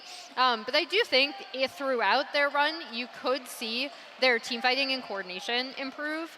They still don't always make the best decisions, I think, but when it comes to a lot of those team fight setups, that's where they have grown as a team. And I feel like you can see that here at MSI as well. Yes, you can. Players are allowed to go to the bathroom, but we will resume after. This is just a couple of minutes away. This fan has been here for many, many, many years. Always with the cowbell usually, but now it's with the, what do you call that, those thingies? Thunder sticks. Thunder sticks. I heard at least one of the cowbells was confiscated by security, which and then is very given back. sad. And then given and back. then returned. But now I don't see it. But back to BLG though, I completely agree, and I feel like the growth is what you want to focus on with this team, because in regular season in LPL, you know, the expectations for this team were not that high, and they've been able to overreach and surprise people and defy those expectations. Defy counter, 3. Amazing. There we see Romain, who, as always, is dressed the part, and what I can only assume is a stressed group backstage for both sides because the pressure is so immensely high. Last LEC representative in a tournament, and LPL teams always have it incredibly difficult in their domestic audience in terms of what they show on the international stage, thanks to their pedigree. Yeah, and Dylan Falco right there looked pretty relaxed. I feel like he's probably already done a lot of the Game 5 draft prepping. That is one thing about, like, coaches watching backstage in League of Legends, you're so damn powerless. Yeah. Like, because you can't call plays, you can't call timeouts. You're pretty much just like, well, I hope just the let go. champions work. Especially if this goes to Game 5. Like, when you walk off stage, you're like, well, time to just turn my brain off because they're too stressed. When you were a coach, though, would you have wanted the ability to call plays? Like, how would that happen? Like, because I think that's so much on the players in the game. Oh, I would love a timeout. Because occasionally during scrims you can call timeouts. It kind of pisses off the other team, but you just say it's a bug or something. Just to, like, 1 or 2 minutes, like, remind people what the focus is, because you can totally lose focus within a game. But you obviously can't do that in games like this. Yeah. I mean, if it's paused. I mean, only. Refocus. No communication from the coaches to the team, but the teams themselves and the veteran leadership, maybe from someone like Caps, could have a big influence. Yeah, it's interesting because it's been brought up a lot of times. If you could have someone, a 6th person, talking in real time to the teams, but it would completely That's totally different. It would completely change. And it is a huge discussion that we're not going to embark on right now because we're getting back into the game. Quick shot, finally. Thank you so much. Thank you very much. London, we are back in game. It's 7 minutes on the clock. If you have just joined us, thank you for your patience. Thank you for bearing with us. I will say as well, on behalf of me personally, I appreciate that boo when the pause came in was because there was a pause. We're all heated. We want the action to continue. Nobody in London would be booing BLG, right? Right? No, I'm not asking for it, you fools. I'm not asking for it. We're here to cheer and support to play good League of Legends. Importantly, the kill that was secured was not removed. And while we do not have the details right now, I want to emphasize, I want to make it clear. Players should and must always pause if they think a bug happens or something goes wrong. Is exactly what happened, and we're now back into the game. Right, let's take stock of this. Chronicler, it is still 2 kills to 0. 1 for Caps, 1 for Hans Sama, and it's still a small gold lead in favor of G2. And we are going to have to see BLG actually be able to fight back in some of these skirmishes. This have been mostly individual picks, combined with a nice play on the top side of the map. But this first Herald fight, pivotal for BLG. Let's see if they're going to be able to achieve much here. G2 already moving in. Mickey's there. Well, there's the engager. Gao goes with a glacial path forward. Ring of Frost goes down. Mickey's the first to fall. Kill secured by Shun's Viego.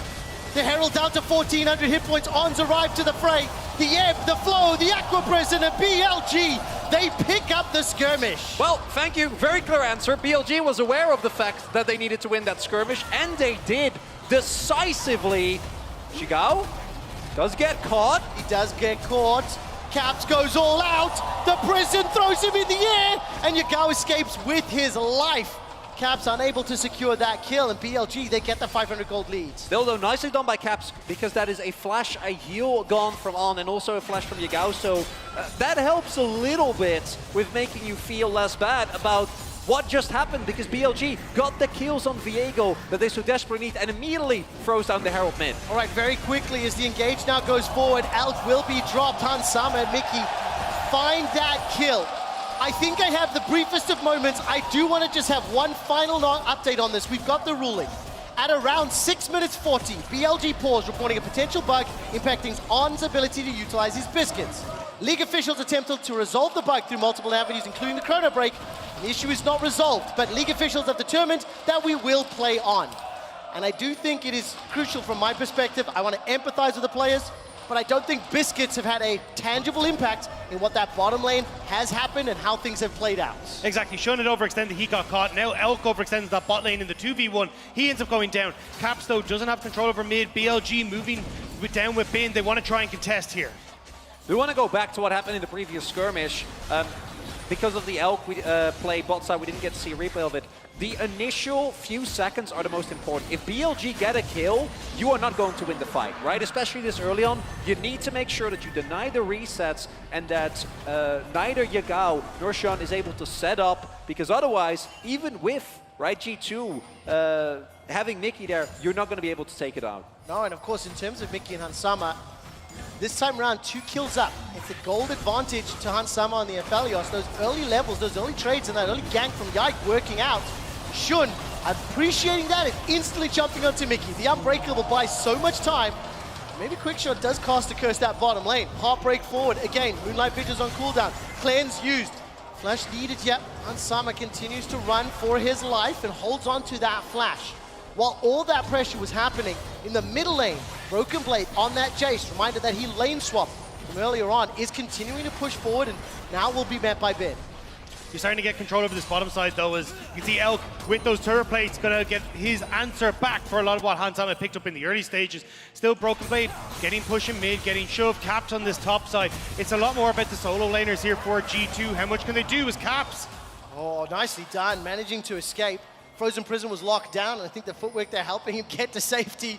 Manages to stay alive as the wave was cleared out. Caps looking pretty comfortable on this Consante and applying pressure to BLG.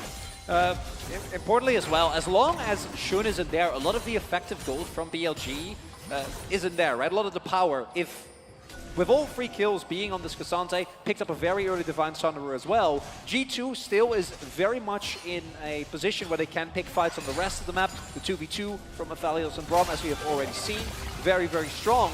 And I am very happy to see G2 keep the pressure here on BLG, because even though BLG won that one skirmish, you know, threw down a Herald, picked up a Drake, it's not enough. They need to, in my opinion, snowball more if they really want to take control of the game. And of course, will they be able to do it? That's the question. We're 3 minutes from that Drake, 2 minutes from the next Herald. Caps and Yagao have been trading in that top lane.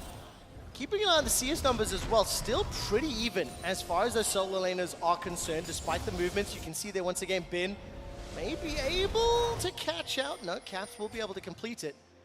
That means Broken Blade on that Jace continues to pressure forward. Teleport into this bottom lane.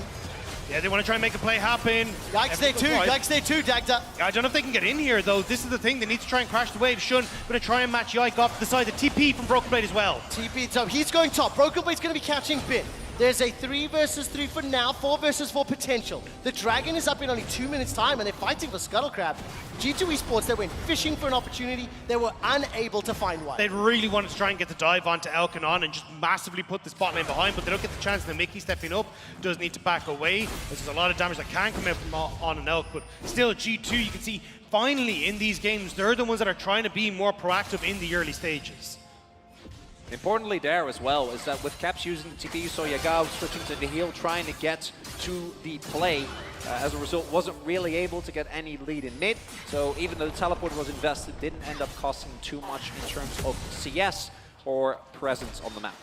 Well, listen, this game is definitely as close as it can be. In contrast to many of the previous games, Hansama and Mickey stealing away that Aphelios. The Braum is doing a lot of work. But you have to highlight the back timers. Mythic's already picked up here. Alk has got himself that Gale Force. Sitting on those free-ass boots. In comparison, Berserker Screeves Gale Force just picked up a couple seconds ago. So as far as combat power is concerned, a lot of benefits in favor of BLG, and it looks like they might be moving around. There's a lot of lane reassignments this game. I mean, they're looking at Rift Herald, right? You just picked up the strongest point for Elk and On, and the BLG want to make sure they can slam that home. Moving towards Broken Blade in this top side. Blade's the target. Will be caught inside the tomb. Vin continues to chase, fires out the needlework. One last frost shot will secure it. BLG run him down. Broken Blade took a long time to be killed, but that opens up the possibility of this bottom tower. This is a trade of power across the map. Yeah, with a Broken Blade actually wasting a decent amount of time and BLG needing a little bit more time to actually take him down, Caps is able to get down substantial damage to this turret as long as Yagao arrives in time to make sure that it stays alive. Still not too bad, but if Caps is able to get first turret blood before BLG can use the Herald to crack open the map, that's a really big win for them. He might be able to do so as well. Yagao just going to be here as the tower falls, so you're not going to be able to get it, but I wouldn't be surprised if he shouldn't take this and immediately try and move into the mid lane to get that middle turret down, make things a little bit easier, open up a long lane for Elk and On to start chasing members down in this mid lane. With that tower being secured now, may have even more opportunities to push into BLG jungle. The dragon is spawning. BLG 3 members stacking towards the middle lane. Rift Herald instantly dropped again. That's both of them pretty quickly thrown down and will allow the reposition. Caps is already in the river. Broken Blade used that teleport just a little bit ago. Red-White has just timed out before the dragon fight. Yike stepping forward, level 9, goes all out, thrown, Heartbreaker away, Shun stays alive, but it's Elk that finds Hansama. G2 Esports are so split up that Elk is able to cull him down. Now Caps in and amongst the fray. The explosive cast comes up, but there's no damage, there's no follow-up, there's no G2 to finish the fight. You can't fight on these spikes. All BLG want to do at this point in the game is fight you. Try and get a kill, try and start a skirmish. And G2 is saying, yeah, sure, throw everything onto Shun. He's able to flash an ultimate out. And Elk showcasing the lethality of this Lucianami. Oh, so much damage. The Unbreakable's buying time. Bin, however, is not done. Mercurial Hammer to the skies. Drops right down, but Broken Blade's the next target. We're playing on the Infernal Rift, and Hansama's been able to respawn, trying to find a target, but BLG, in the blink of an eye, find a 3,000 gold lead. And now BLG is up 2 Drakes, while having the chance for an Infernal Soul, which obviously, with the Gwen, with the Lucian, you're looking for. And again, everything here starts off with them trying, and if they actually kill Shun, then they might have been fine. But, like, even if they do, with Elk getting Hansama there, like, you're not going to win the fight. You need that damage. And dying up with Flash and Cleanse shouldn't happen. Not in a million years. I mean, Gale Force is into a really good ultimate coming through from On as well. Like, you basically are caught between a rock and a hard place. You got the wave one direction, you got a culling coming the other way. You were never going to win out on that. And G2, they take a fight where BLG are happy to have them that split up. And now, as you say, with Dragon in tow, plus this one as well, like, there's no way you're going to get that steal, but they still attempted, and now it's just another kill going over to Bin, who has that Riftmaker now completed. Yeah, but look at Elk's itemization deck. They're straight after that, rapid fire cannon already. But I think the culling and the Gale Force, just the fact that like the members of G2 split up, Elk was able to single out Hansama. This is the period of the game where this Viego, Lissandra, Lucian are going to be way more impactful. G2 have to play a little careful. If they get to the 3-4 items, then all of a sudden the scaling can play to their benefit. It goes back to the conversation we keep having, which is actually utilizing the tools that you have, right? And that's partially on Hans, that's partially on the rest of his team. But with Cassante and a Brom, your Aphelios should never die like that, right? So Illusion is taken down. Oh, I mean, look at this. Hansama's the target. The culling this time round is blocked by the Unbreakable. The tidal wave, however, sends Hans in the air. The needles are fired, waiting for the snip, snip, snip. Bin can't find him, but the Heartbreaker does. Instant reply, though, as Yike throws up the explosive casket to 1 for 2, and BLG maintain control. But G2 are taking these fights when BLG have the numbers advantage. Caps is pushing in the bot lane, so BLG feel comfortable to take it. And Yura Cassante, yes, he got demolished, but you're not really going to get much damage onto these side lane turrets. And Hansama is the one that's footing the bill for all this. The early laning phase is irrelevant, because once Elk and On have started to move around the map, 008, better than James Bond for that Nami, and 3-1-2, the moment that Gale Force was activated, Elk has found culling after culling and has made Hansama irrelevant in these fights. And it's not impossible for G2 to come back, particularly given how we've seen some of the games play out. But what it does mean, you are now reliant on BLG to mess up. Because with the amount of aggressive power that they have, plus a 2 Drake lead, getting back is going to be so hard. And look at the timing on these ultimates from James On. Every single time he's catching Hansama with it. And Mickey is also putting up this barrier earlier to try and block the culling. So they're kind of using this as a 1-2 punch to constantly keep G2 in check. Beautiful play from BLG. I mean, you can feel the pressure, you can feel the tension from Hansama. He and the rest of G2, they are behind, but they are not yet eliminated, as we've seen so many times. Hey, And 15 seconds to Baron. 15 seconds to Baron. They wouldn't rush it this quick, would they? More importantly for me, a minute and a half until Inferno. I actually wouldn't mind if they started, as long as they peel off. If they try to actually take the objective, that would not be what you want to do. I personally say if they... Baron's up, Chronicler. The chance is there. Okay, but if they peel off and fight them, like G2 are... That's not good, okay? They need to actually commit fully. Let's see if they do. BLG right now, happy and content to catch the waves. Teleport available for Bin, Broken Blade and Caps as well. Summoners, the Unsealed Spellbook rather. Here we go, currently sitting on Flash Cleanse. And we're a minute away from Dragon. It'll be Dragon number 3 here. Favor of BLG for G2 Esports. Push the middle wave, try to apply some pressure on the tower, and they're peeling towards Baron to get some vision set up. Yao on his back just finished the Zhonya stopwatch, so will have that available for the up-and-coming fight. Flash is available across the board as well here for BLG. No flash for Hans, and he needs to stay alive if they want to actually be able to take down BLG and fight for this Dragon. Oh, actually, Mickey might get caught here. Elk starting to push forward. Does have to slow, but didn't want to go overly aggressive without that vision in the top side. But as long as you're able to get constant control like this for BLG through mid lane and just start to spread that vision out, it becomes harder and harder for G2 to really get into a spot where they can threaten anything. You see they're trying to push sides and maybe move in, but BLG, they have firm control over this Dragon area now. And I mean, where the hell are G2? Well, that's the question. G2 currently recalling Broken Blade and Yike towards the top quadrant. Looking not to contest this Dragon. This is the third of the game in favor of BLG. Also itemization. You're talking 2 items for Yagawa, for Alk, and only still getting towards that second for Caps and Hansama.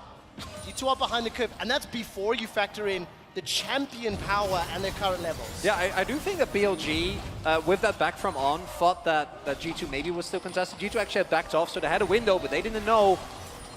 Gonna look towards that 5v5. Bin isn't here yet, but does have TP. All right, Caps takes a little bit of damage there from Alk, but that Tide Caller's blessing. Bin's making his way from the middle lane.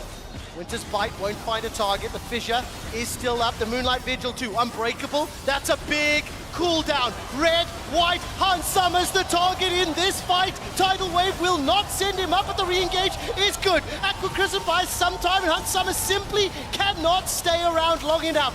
BLG have got 1, have got 2. They are looking for the 3rd, and they're not done yet. The Dragon was ignored and G2 were obliterated. BLG are too good at getting onto Hansama. They blow the early cleanse, and from that point forward, Yago still manages to get in to help Elk finish him off. Now, with Baron in their sights, BLG want to make sure that they are advancing forward. And this time around, G2 not really in a position. Yai can go for maybe a miracle steal, but look, Yagao marking him, but making sure that he can't get close. No ultimate, no flash, no body slam, no Baron left to play around. BLG have just accelerated this game to a point that may not be possible for G2 to come back. They still have scaling, they still have possibilities, but man, they are going to be relying on BLG being a little overeager, a little out of position. And the thing is, it is still possible, but it's so difficult for them now. Particularly because this is a Lucian, right? It's not the Aphelios where one misstep is the difference between life and death. Lucian has so much mobility innate in his kit, and especially when combined with an army, actually taking down Elk, who is monstrously fed, is an almost impossible task. Bin is on the top side of the map though, so G2 considering maybe we can make something happen. Yike maybe even look for the steal. Caps though, taking a ton of damage in the mid lane. Dragon below half HP. I mean, 3rd item completed already. That's the Infinity Edge. teleport being channeled here from Bin. That will at least get one of those cooldowns available. Caps the next target of Elk. 3 items completed, 4, 1, and 4. 0, 0, 11. That Nami behind him involved in 11 of the 13 kills. BLG now, once again, continuing the pressure. Captures the target, he's caught out, he's rooted in place. Blade of the Rune King comes out and Elk is unstoppable. Caps just gets punished for recalling around the corner. He should never have been there. You know the BLG want to try and use this Baron buff to take towers, and he just gets completely caught out. Even when you look at the bottom side, Broken Blade and Yike were there. No one was here to defend that, so Caps knew he was going to be out on his own, and they were already gifting the tower. That quicker reset was going to give him nothing.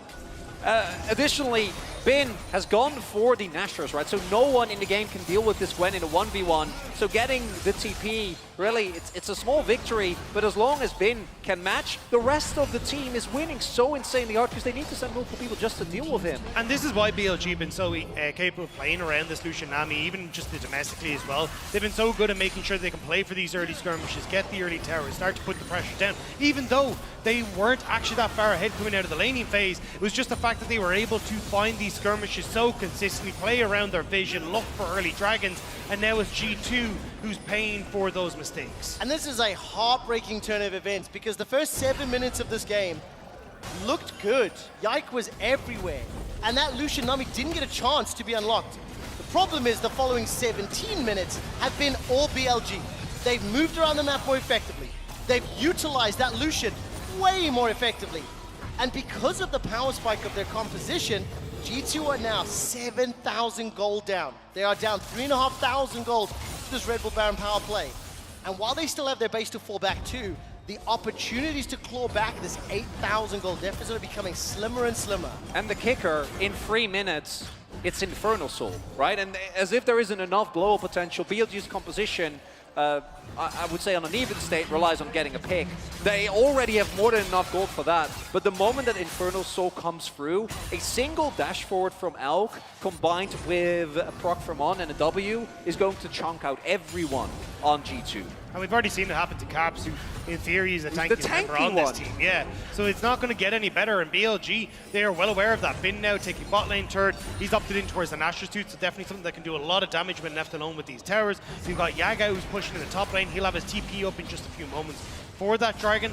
And G2, they're trying to group as this 3 to 4 man unit, see if they can maybe pick people off. Even Broken Blade and Yike trying to play towards one side, but BLG just aren't giving them that opportunity to come back into it. They're aware of what happened the last time G2 got that moment against Elk. And listen, it is going to be a big, big fight.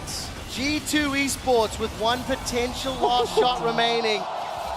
Elk is just dominating, 6, 1, and 14, 3.5 items completed. Caps will be the next target. Gets caught in place by that Ring of Frost, by the Glacial Tomb as well.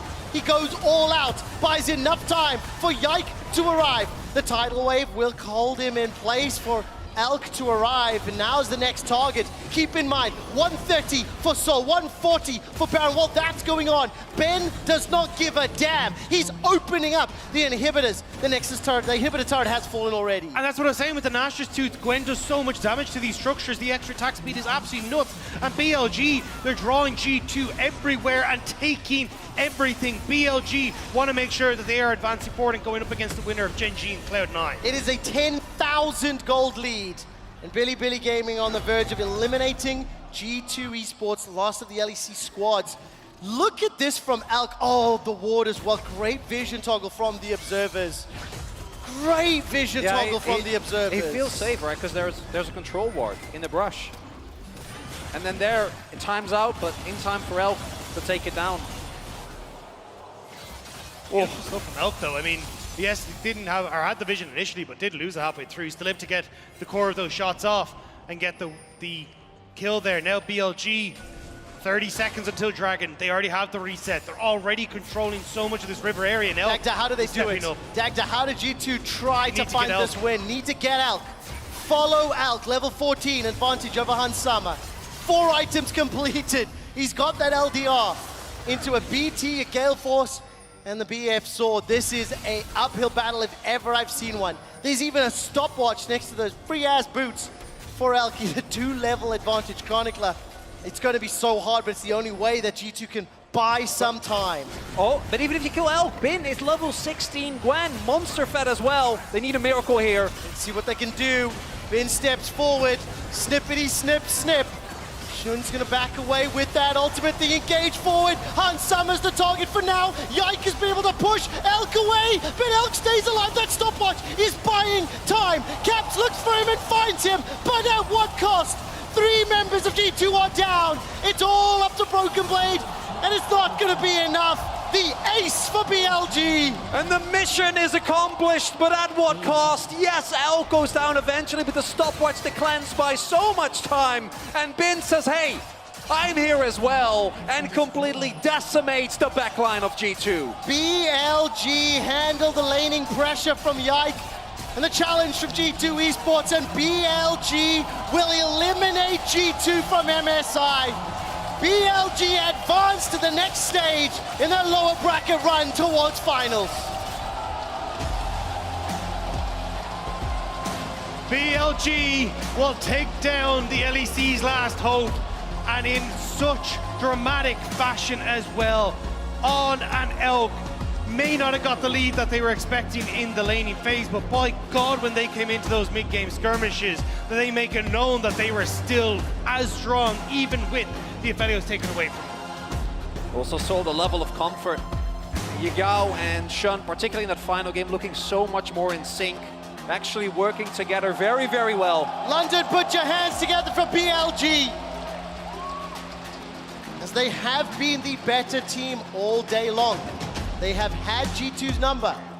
G2 also had the opportunity to win those games, but unfortunately they just got bullied, beaten up, I think at an individual level, outshone by their opponents, and those skirmishes is going the way of BLG in many of those games. I think especially in that bot lane, right? I think Elk and On just had the number of Pansama and Mickey the entire way through, but London give a shout out to G2 as they take the stage for the last time. A heartbreaking end to the tournament for G2 Esports. An even more difficult pill to swallow, because you could see that the potential was there for them to not only win the games, to win the series. They should have had the series score going into this one. You know, throwing that game, throwing the lead.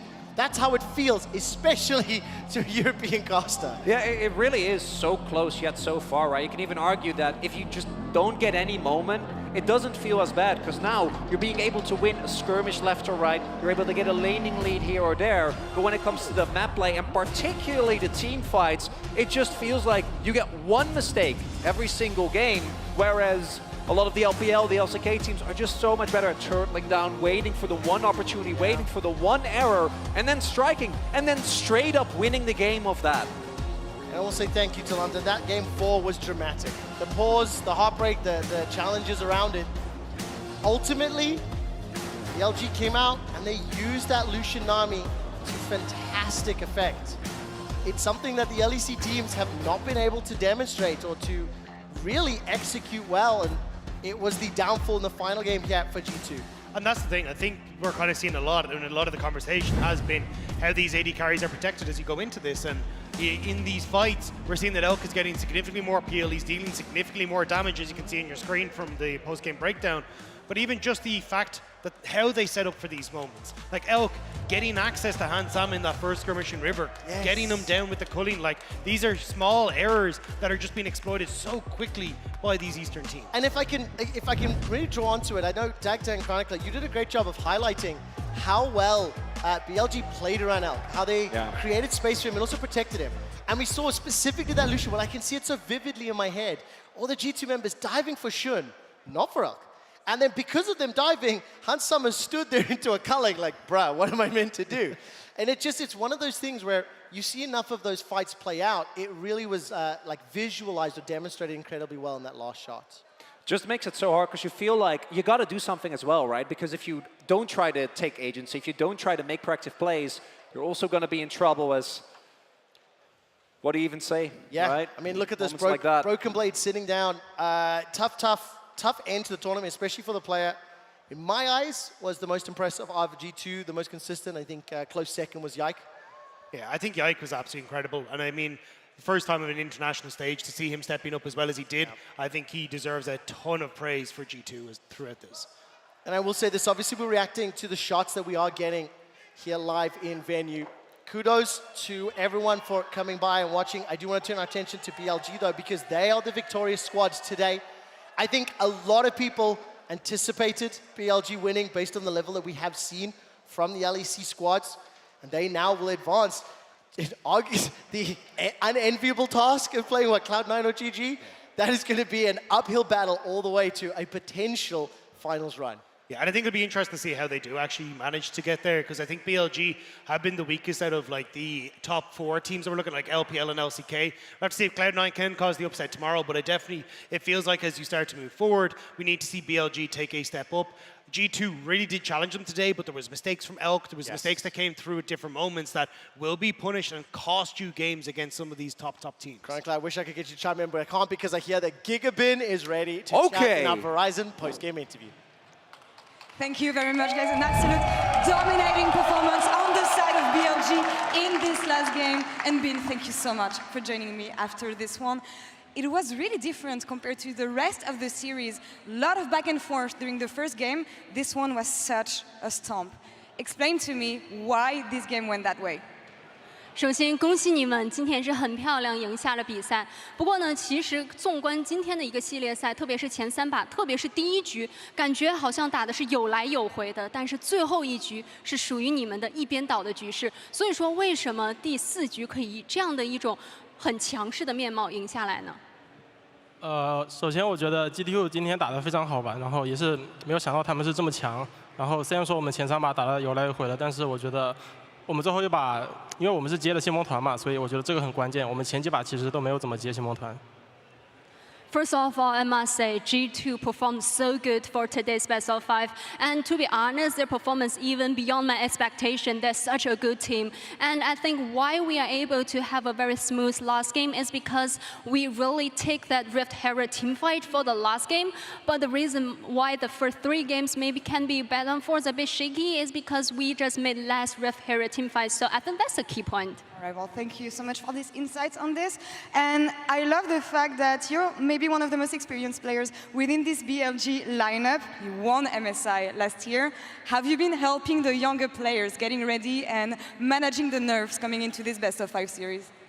那其实，在整个 BLG 当中，我们冰选手也是非常有经验的，而且你也是参与了去年的 MSI 嘛，所以说想问一下，可能特别是在这一场 BO5 开始之前，有没有和其他更为年轻的队友们稍微分享一些经验，然后帮他们缓解一下情绪呢？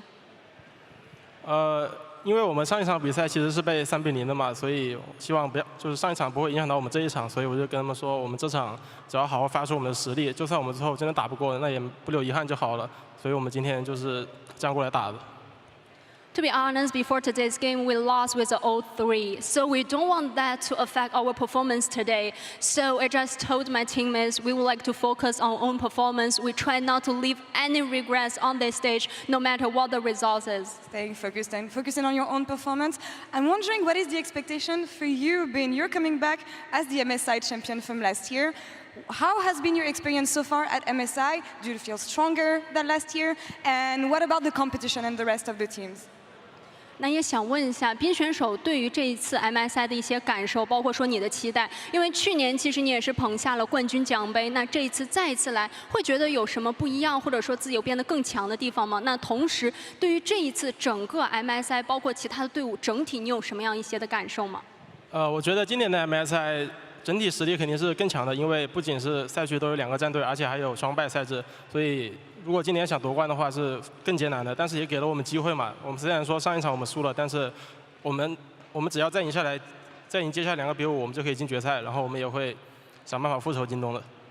Definitely, I must say for this year's MSI is much tougher because there are more strong teams joining into the MSI. Some regions we got 2 teams and we got the double elimination, the new format. But we just don't worry about that. We just would like to try our best. If we can just focus on own performance to win another 2 best of 5, we can still get into the final. Definitely less worries about after 2 days of series. Last question for you, Bing. I know that you said on social media that you wanted to try to say something in English. You did during the play-in stage, but there's way more people today at Copper Box Arena. Anything you want to say in English for your fans today? 其实呢，之前好像在社交媒体上，我们的斌就有说，哎，想秀一秀自己的英文。其实，在之前入围赛的采访当中，你也是秀了一下自己的英语实力。但是今天在现场来了更多支持你的粉丝朋友们，所以说有没有什么想用英语来说的呢？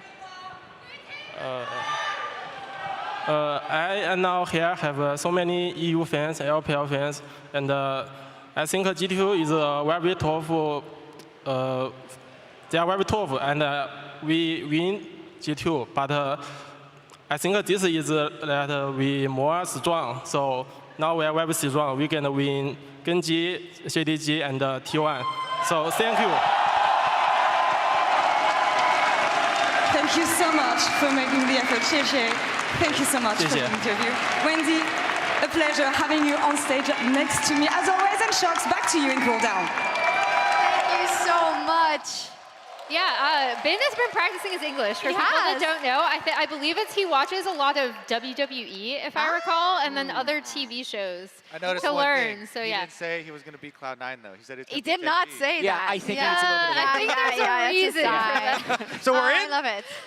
He's not just like a top player. He's a PR god as well. That was excellent, I gotta say. And big shout out to Ben and to BLG. They move on here at MSI, still in that lower bracket, but taking lessons from every game they play. And let's recap game 4 because I feel like it was obviously very up and down the whole way, but something that stayed consistent was that bot lane for BLG. Yeah, and even though this wasn't, hyper carry, Jinx, hyper carry, Aphelios, this is why they are so strong on the Lucian Nami, right? Like here you see Elk's Lucian. Boy. Yeah, Hans into the tidal wave. He wants to go swimming. What can I say? Swim back to Berlin. Not even a lane. No. It's okay. Please, chat. Keep talking. Lucian Nami's good. Yeah. It was a point I had before the series. It was banned by GDG in game 1 of the BLG JDG series. So it's probably his strongest thing. Like, on one hand, they forced G2 to push them off the Aphelios. On the other hand, that's exactly what they wanted. They wanted an easy angle to pick Lucian Nami. They got it and they won. Yeah, and it's really cool to see Elk pop off in these team fights. When I was talking about their Lucian Nami, Yike actually did a pretty good job trying to focus down on that bot side in the early game, but it was the mid game, right? It was, as Ben said in the interview, the Rift Herald fight. It was then all of the Drake stacking they were able to do. And they were able to just rotate Elk around either for skirmishes or to take turrets. And that is also the power of the Lucian in this game. Yeah, we see that, of course, G2 absolutely crushed. We saw Isma Romain and Broken Blade, who's probably, of course, taking this to heart very, very much. Because I feel, well, with everyone else, of course, but he probably felt with the picks that he was showing and with the play that he wanted to show, that he probably wanted to show just a little bit more, but they just ran into a very strong team fighting BLG. They did, and it's also going to be a little while until he wants to watch this series again because there's a lot of things that could have happened a little bit differently in this series that I think could have had G2 winning it. And I kind of, if I'm trying to see what Broken Blade is feeling in that moment, he's like, I could have done this one little thing. Hans could have flashed the charm in game 3, right? There's a couple of little things. And it's an elimination game, so it's even harder to then watch us be like, BLG did all these great things and Lucian Nami, and they're so good. He's like, that could have been us. Yeah. Right? Like, that absolutely could have been G2 with a few things being different. But the fact of the matter is, it's not a best of one. You actually have time to rectify your play, and if you can't get it done in a best of 5, you just don't deserve to go on, and that's the reality of our game. I did really like the respect that Ben was giving them, though, talking about G2 being a strong team and showing up here because, yeah, the Western teams have been considered underdogs the whole time, and this was a pretty strong showing. I mean, for a neutral, it was probably extremely fun to watch. And for Elk, it was probably fun to play, except for that oopsie, but it didn't matter in the end. Our 1+ player of the series is Elk, and continuously surprising people, I think, throughout this year's particularly, Emily. Yeah, just to remind people a little bit of Elk's story, he has tried to get to the international stage with Team WE for years. I think a lot of people kind of just thought he was washed as going on BLG. They were like, Elk, not really a player who's going to carry you to an international tournament. But at this tournament, we've seen him really step up. And again, I know the casters reiterate it. We've been reiterating it on the desk. It's how you play around that carry so they can perform doing damage from the backline. And that's what you saw from BLG today. Yep, they did that masterfully, and it was the expectation that it would be like that.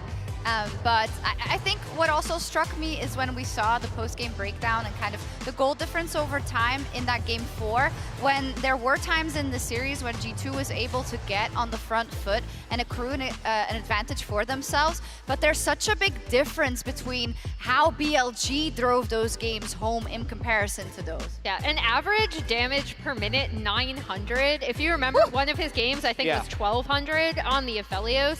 And he did end up just under 40% of his team's total damage. Yeah, and their whole draft is revolving around getting the bottom lane duo. You know, first the Aphelios Lulu, then the backup for the Lucian Nami. And he's really played with so much confidence. So much so that despite even the one Gale Force little bit of a throw one, he still gets the player of the series because that featured matchup between him and Hansama was what determined these games. Correctly featured. We were talking we about did it. Hans had some big moments. He had some blunders as well. It was so much about the AD carries. We were talking about, oh, maybe we do Bin versus Broken Blade. Maybe that's something we're like, should be something different. I think it was Emily Shiz. We always do top lane. I know it's interesting, but it's going to be about the bot laners. It was an interesting side story up there. Yeah, yeah, you were right. But yeah, I mean, and I think for all the players, of course, that get knocked out, there's all these little things. I think Caps will not be completely happy with what he was able to show in the entirety of MSI, just like the tapering off and domestically. Hansama, who has never played at an MSI, and I think who would getting back to G2 and finally getting his first title, also wanted to make sure that he could prove that on the international stage. And I think that on top, like compounded with everything, will be difficult. Yike had a great first international tournament, but you know, it's just like, it's sad. She says with the biggest smile that I've seen. Do you need some help? I got some cope for you. Okay, I'll huff that. I mean, why am I huffing it? They're out. Like, what? They're not going to come back. Caps will be back. Unfortunately. For tomorrow when you join on the Cloud9 train. Yeah, first though, as G2 Esports is eliminated from MSI 2023, let's hear it one last time from them with Lore and Dylan Falco in the Verizon post-game interview. And we're back here at MSI 2023 after the elimination of G2 Esports. Dylan, thank you so much for taking the time to talk to me today. How do you reflect on this series? I know that you were just mentioning that Game 3 maybe was the most difficult one because you say you should have won this, but yeah, any first impressions on today? Yeah, I think there were 2 games where there was, I guess, a pretty big throw from either side. Game 2 for them and then Game 3 for us. I think we came into the series today really feeling like we were favorites and have a very good chance of winning. I think that being at this tournament for the last 2 weeks, I've never felt playing these Asian teams so much that it was so doable. And I think that really makes this loss hurt a little bit. I can imagine, and also I was just with Ben on stage and he had so much respect for you guys, so much respect for what you achieved, and not that he underestimated you guys, but he was actually surprised that G2 showed that much today. Tell me about the preparation coming into this series, because I know that during trainings things were going well. This is a team that you knew, so what didn't come quite together today, and how did you prep for this series mostly? Yeah, actually we played against BLG quite a bit in the past few weeks, so I think both teams knew a lot about each other's playstyle. I think that we did a very good job of creating some like team comps that kind of countered a lot of the champs Bin likes to play, for example. I think in like the first 3 games, I think we got that off pretty well. And if the games were reasonable, I think we had a good chance. I think they definitely had a good idea on picking Lucian Nami in the last game. Just the way the bans were, just like so many of the champions that can actually threaten Lucian Nami were all eliminated. So they saw the opportunity to just pick it really early. And I think that definitely caught us off guard a bit. Any reflections on that run and learnings that are going to help you perform in the LEC? That is starting soon, actually. I actually think we learned so much at this tournament. I think the first thing we learned is that we're actually a very strong team and we can take games off of any team in the world. We did it right in both of our best of 5s, and I think we played a lot of very close games. I think we also learned a lot about where our mid game was kind of cracking under pressure. Just little things where if you move the wrong way, macro-wise, these teams will just take a lot on the map. and maybe we're not as decisive. I think we learned a lot about Baron as well. We threw some games at Baron in the first set. We won some Baron situations in this set as well. And actually seeing how these teams play these situations, you can actually take and learn a lot. So, yeah. Well, I want to say thank you for a great run on the audience perspective. It didn't quite come close the way you expected today, but yeah, thank you on behalf of EU fans and Western fans, Dylan, and looking forward to seeing you guys again in summer. Thank you. And Shox, back to you. Thank you so much. And the hope, of course, is that with the fact that they played many more international best-ofs and they have a lot of experience, that they can take them back. And you might say it's cope, but this roster in this iteration has only played together for a few months, and Yike is a rookie. And you know what? That's good. I'm proud of them. Defy the expectations. I'm proud of them. But they're still out, and it's BLG that moves along. So let's pull up the bracket to see, because they do get a day respite. Tomorrow is C9 versus Gen G, also in that lower bracket. So let's start with that, Jat. I think that it is unlikely that C9 wins, but that doesn't mean they won't. So just looking at it, Gen G, they had such a close matchup against T1, who now many people are considering to be the favorite in this series. They have a huge amount of skill. Cloud9 still, to me, hasn't looked necessarily that calm on stage. I hope that the stability that they found in their series against Golden Guardians can be carried through to their Gen G series. But even talking to Blabber, he knows and he acknowledges that these teams are just better mechanically and macro-wise than any team they play at home. So they really have to be at their very best and then also probably get a little lucky. I think their best shot is simply trying to copy the T1 blueprint. Yes, that's hard. Of course, you know, you're setting a very high bar there, but that is a very good blueprint with how much effort T1 put into getting their bottom lane ahead. You know, going as far as to have 5 people down there, going for these red side invades, going for these tower dives, doing everything they can to try and lift up Berserker to have a similar effect. You know, that's kind of your hope. Of course, it's going to be incredibly difficult, especially the Chovy versus MNS matchup in the mid lane. That is going to be rough. Hey, crazier things have happened. Not recently. That's what I like to hear. Not recently. That's what I like to hear. It's really good. Emily, final notes. BLG still in the lower bracket. Will go up against the winner, of course, of Gen G and Cloud9. I've asked you this when we were in the pause as well, but I feel like every time they go up against an opponent, people are like, oh, this is going to be closer than people think, or this is like winnable. But it seems like they are taking everything from every single series they play and should not be underestimated. Yeah, I mean, I think the thing for BLG is I would still like to tighten up some of the mistakes, because obviously they fight, right? And not every fight they choose is going to be advantageous for them. And sometimes they get away with it, and then at other times they're punished. We saw that in the JD series. We saw that in today's series. So if there's one thing that they should look at, and I'm sure they are, like going forward, it's, okay, when are we actually taking these team fights, right? And like, how are we setting up for them? Not just posturing around mid and then, you know, Gale forcing it into die. You know, like they had some small moments where they did not have to take some of these fights. They could have backed off, set up more advantageously for themselves. And not just in the series, it's something we've seen from this team over time. So going forward, that's going to be a big thing for them. I did at least like their drafting better today than I did in the C9 series. I'll say that. And they have experience of rising up through the lower brackets. So we'll see how they do with their information. And then losing to JD. Yeah, I know.